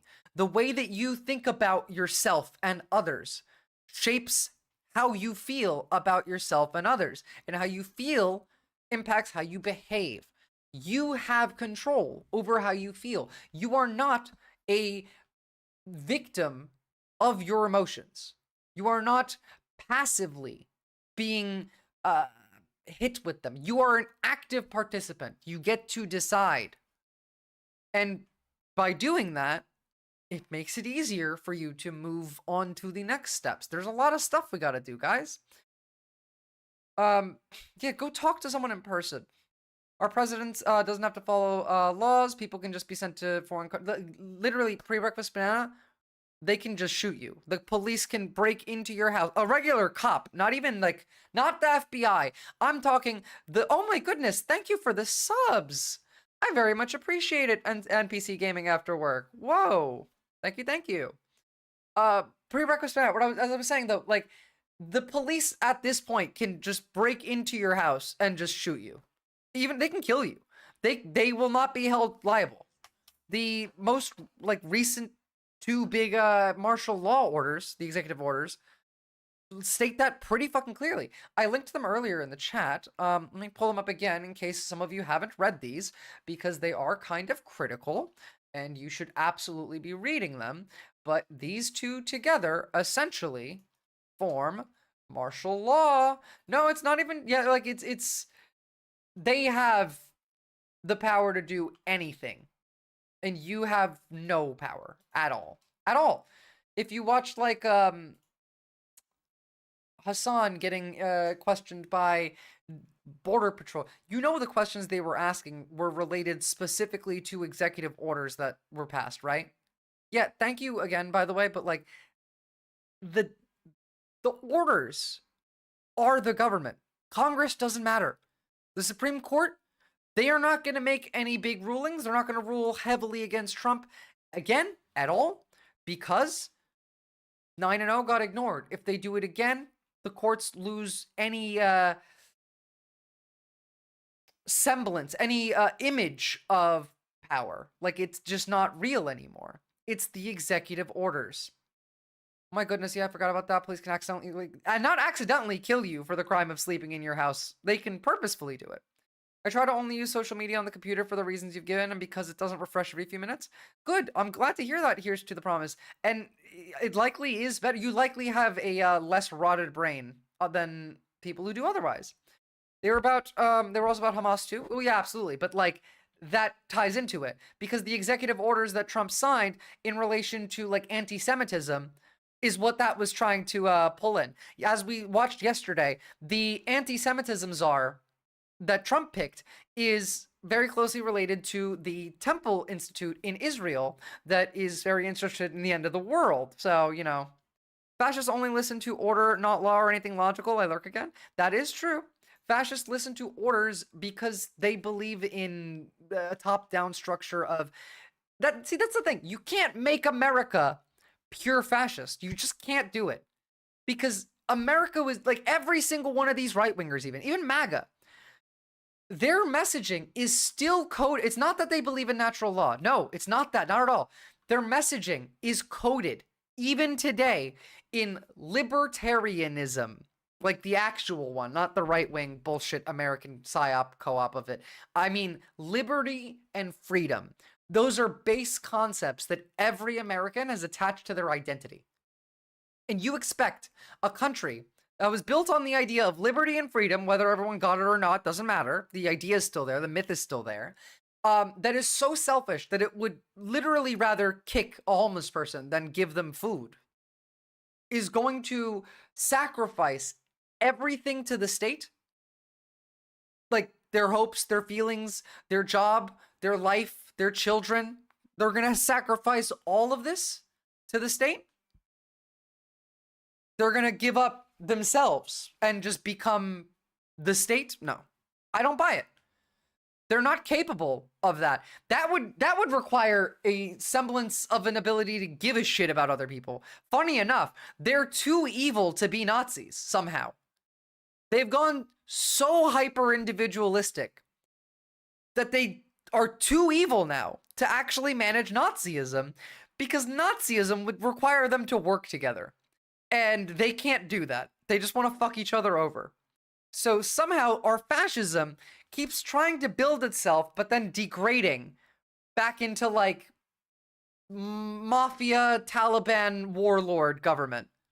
Because lots of Nazis died, not enough of them. But, you know, that's the funny part to me, is we keep trying to do Nazi, but America can't do Nazi, and so we just become Afghan warlord Taliban. We're talking about America, not Israel, but like, you know, they're also terrorists. Because they're not evil, they're moral relativists. No, they're evil. They're evil. I don't give a fuck about your moral relativism. I can tell you what's morally right and what's morally wrong. We need to come to grips with the fact that we are not the best country in the world. Mate, we have never been the best country in the world. When did... Like, I haven't never believed that in my 29 years of life, that America was the best country in the world. President has too much power, law enforcement has too much... A lot of shit, yeah? They all want to be the one-player character. Yes, the player one can... Like, they all think that they get to win. Staying where the best doesn't make it so. It never was. They just want whatever is going to make them happy, and they don't care about other people. But don't forget that a lot of these people are also just evil enough that they will absolutely choose their own suffering as long as somebody they hate suffers more than them. Like, a lot of MAGA would happily lose their job and their house as long as their black neighbors also lost their job and their house and died or something. Like, they would choose their own suffering because they enjoy the suffering of others more. It's insanity. It's not human. It's anti-human. They are anti-human. I'm gonna keep saying it, but like, yeah, they are anti-human. Some call that the Samson option. If I can't win, we'll both lose. Yeah, and that's anti-human too. All of the right wing is anti-human. They are. No matter whether how deep they are, doesn't even matter. Like, just dipping your toe into the right wing, you're dipping your toe into death cult, anti-human shit. Now, you can go further in to the death cult and be more anti-human, and some have, but you don't necessarily have to. Oh, this is interesting. Just saw this. This makes me happy. A Bulgarian man who was found to be the ringleader of a Russian spy circle dubbed the Minions was sentenced to more than 10 years in prison. Not enough. 47-year-old Orlen Rusev, who led a group of 5 other Bulgarians that carried out operations on behalf of Russian intelligence. I thought like 20 years would be the standard for espionage. I acknowledge that you were the first to notify a plea of guilty, and others then followed. Never have I thought that if my pick for president wins, I get to make the other half of the country suffer. Well, that's because you are a human, pre-breakfast banana. Those people aren't, but that's a lot of MAGA. You do realize that they're all still talking about owning the libs. That's the only thing they get. They lost all of their money. They lost all of their health care. They lost, like, they are living off of owning the libs. Oh, you're Turkish. Do you know of any Turks? Like, what do you mean by Turks, Ibrahim? That is deserving Ibn of Haram, further rather. credit. Ibn Haram. I also appreciate that this was I'll a call you complex Haram. case and that your plea considerably simplified, Oh, circuses. shortened and concentrated the trial which followed. The result is a sentence in your case Circassians, rather. of 10 years and 8 months imprisonment. The group were based in No, I England don't, and targeted but, like, reporters, cool. diplomats, and Ukrainian troops. Sorry, I They also have dyslexia, so I'm like bad at reading words that I've not seen before, and they mixed in together. But yeah.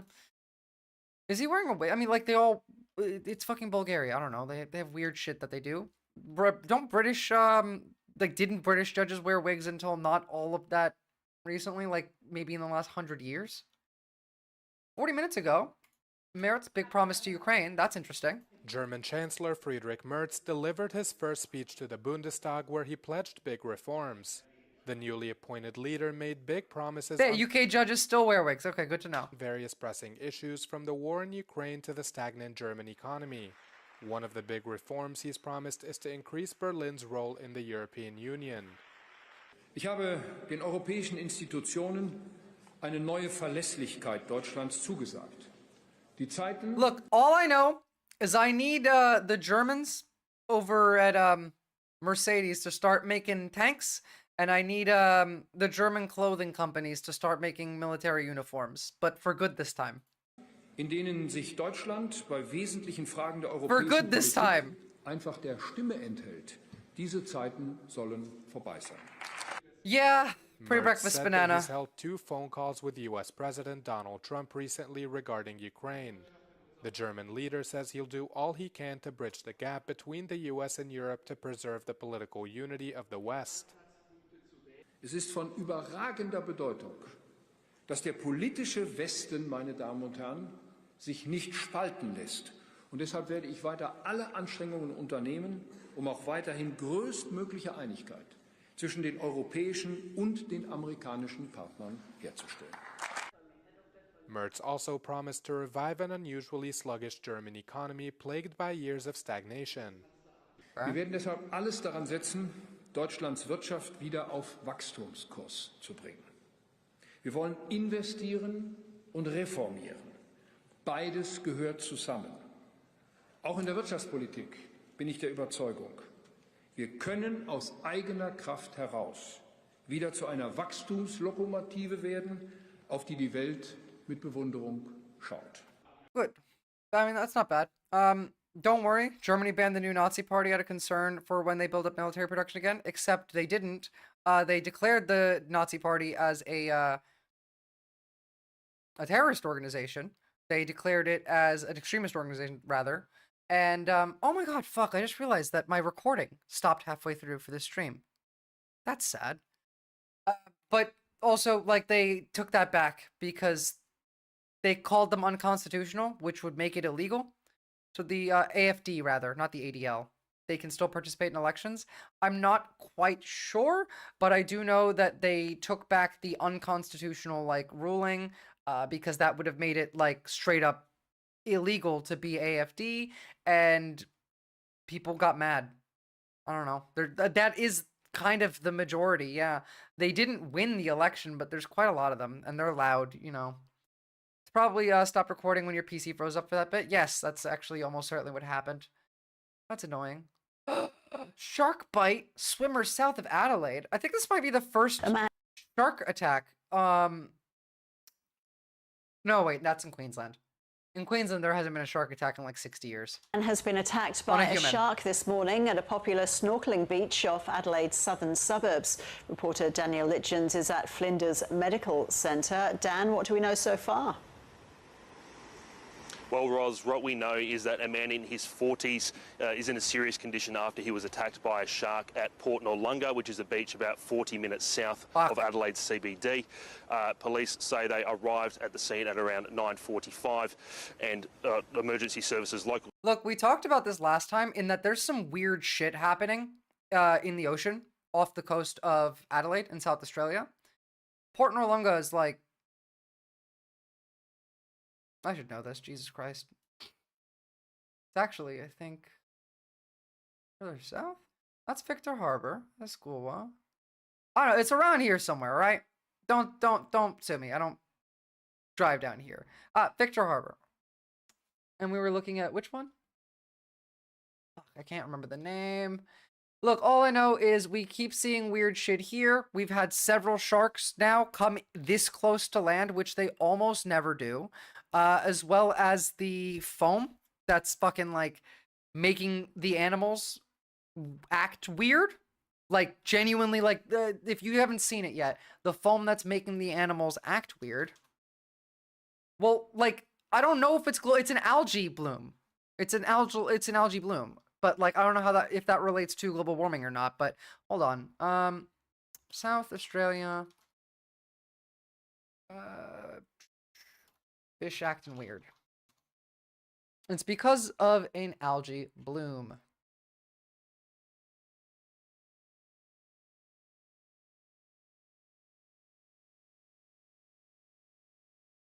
This shit right here.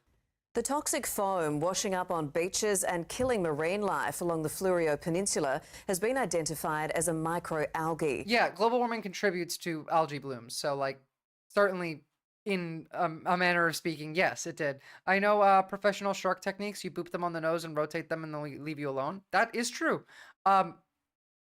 These sharks might not be acting normal because, again, we've seen them washed up. What was it, Androssen? Yeah, there was a shark that was washed up on the beach here, a great white. Do you know how weird it is for a great white shark to go that close to land? Let alone like in the Gulf at all. Like they usually would be out around here. All the way up there, so close to land. Several of them now. Multiple different like sea creatures are washing up on beaches around South Australia, and they're acting hella weird.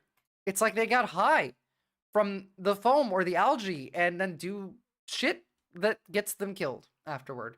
And I'm curious just how bad that might actually get. Here in a Perth industrial work. Australia made undersea drones conceived to be deployed by the UK. Holy shit. We now have submarine drones. Shop for me. Well, the UK definitely needs this because Russia keeps fucking with the UK in their water. What, do the sharks have rabies or something? No, it's just the algae foam gets them high. Or the algae bloom, not necessarily even the foam. Maybe just some of the algae in the water. It makes them act weird.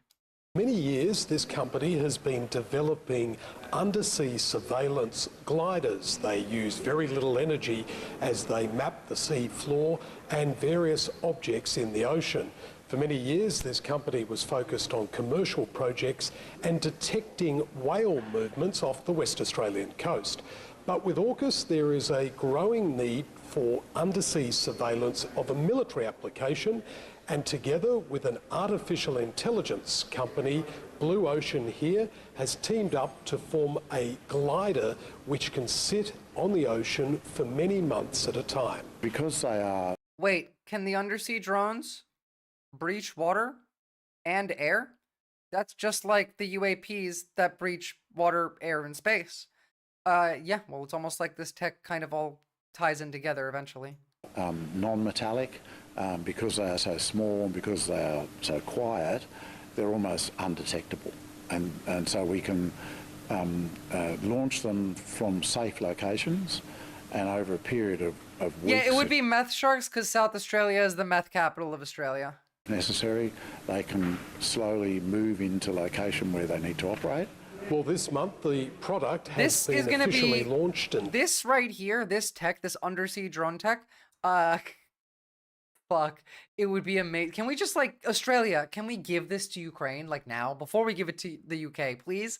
Just do the rest of your tests with explosives attached to them, and hit Russian positions underwater. You can do it. Go over the water, under the water, it's fine. Tested in the United Kingdom, which is of course another of the AUKUS partners. Eventually, it's hoped that technologies like this that collaborate between the United States, the United Kingdom and Australia could be deployed by all of those navies and perhaps even to other allies in the region. It's certainly pointing at an autonomous future. Please do not give this to us. To affordably monitor, deter and protect across our vast maritime approaches. This underwater glider, known as the Locust, could be in development within a year or so, perhaps even earlier, and the makers are envisaging it as being a swarm of underwater submarines. Why does everything have to be a swarm? To detect Australia's vast I hate this so much. As the Collins fleet struggles. Like this is like the least bad one I've seen, but why make it swarms, man? Why do we have to make the worst fucking tech? The one that is going to harm the most people possible. They could at least make them look like sharks or fish or something. For availability, and there are growing questions over when Australia's AUKUS submarines from the United States will arrive. They won't! Trump doesn't even know what AUKUS is. Can we, like, drop that and go buy them from the French or the South Koreans? Space swarms, ocean swarm, robot dog swarm. Oh, don't forget about the flying drone swarms, too. We have those as well. And the AI implemented drone swarms. So they can all talk to each other. All hail the gray goo, yeah. Fucking hell. People watch too much 90s and 2000s sci-fi. No. That's not the issue. It's not people watch too much of this. It's that the few billionaires who are making the decisions, who are making all of this shit, really were just all nerds. They just loved D&D. They liked sci-fi. They read too much, like, comic books. They read too much, like, books, media, watched too many movies, TV shows, all of it. But it's not all of us. It's like the small group of people that are responsible for the tech sector. Like, it's just mostly the people in the tech sector. So we have underwater penis drone swarms and robo-dog swarms. Yes, we do. And don't forget that they have flamethrowers. We have flame-throwing penis swarms and water dog robot swarms. Yeah. Sounds right? It's close. Some sea life is super intelligent. It'd be funny if an octopi started fucking with the drones. They probably would. They probably still will fuck with them. Like, octopus get curious and they, you know. I wonder if I'll see a bar for humans only in my lifetime? Or are you talking about segregation? Are we going to do segregation when we build the robots? That would be fucked. Look, like, I hate the robots, but if we built the robots and made them part of society, as much as I hate them, if we did segregation, that's just evil. Like, you can't segregate them. Robots only. Humans only. No. Just don't make them if you don't want them. Visora says too many books. Too many sci-fi novels for the nerds that were evil. The evil nerds. The evil rich nerds, generally. Sci-fi tells us that we'll make robots like humans and then make them second-class citizens. That is true.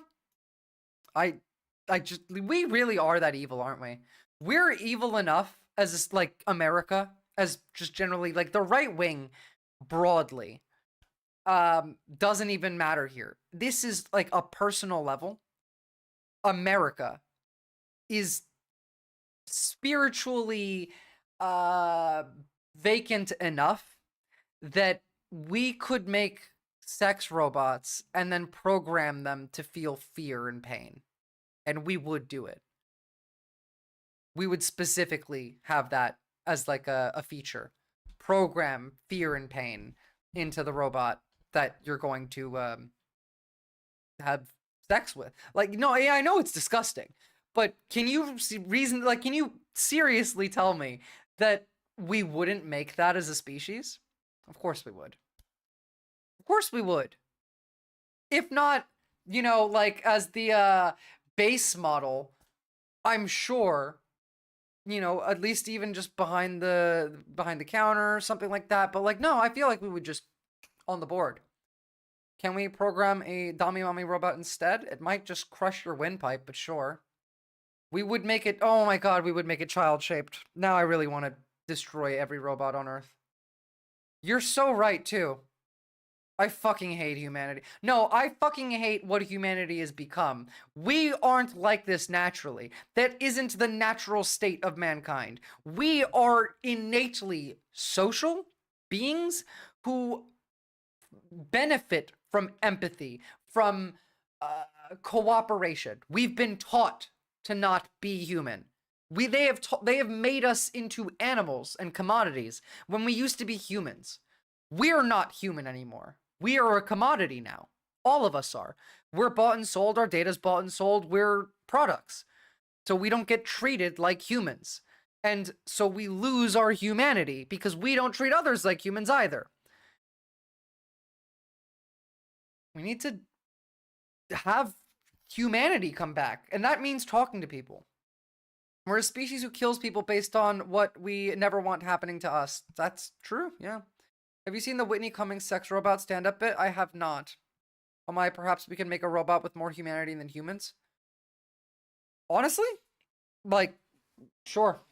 if we're gonna do it, let's just speed run the robots gain sentience and humanity, and then I don't know, convert us like Cybermen to take over the world, or just wipe us out because we are a danger to life and happiness.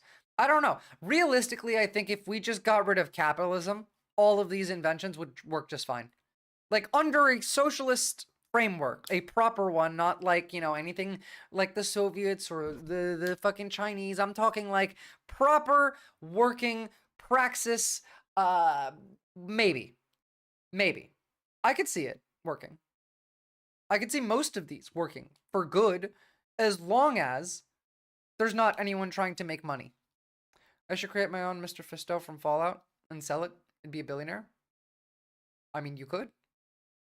Do it.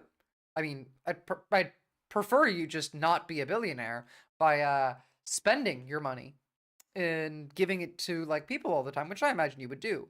So like, yeah, you could.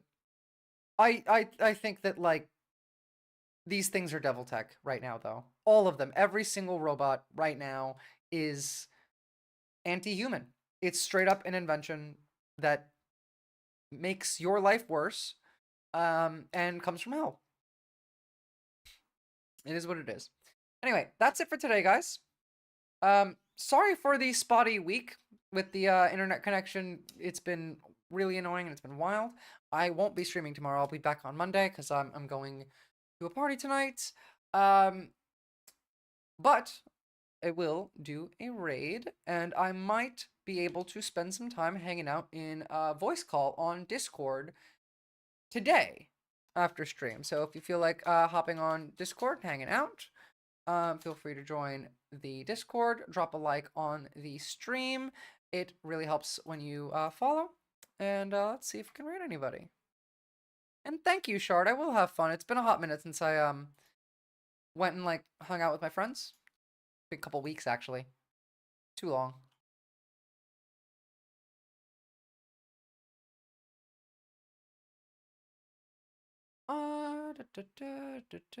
Ooh, Peacefire Now. I haven't rated you in ages.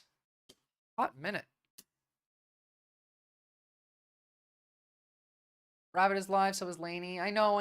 There's so many good people to raid, but I really want to raid Peacefire Now.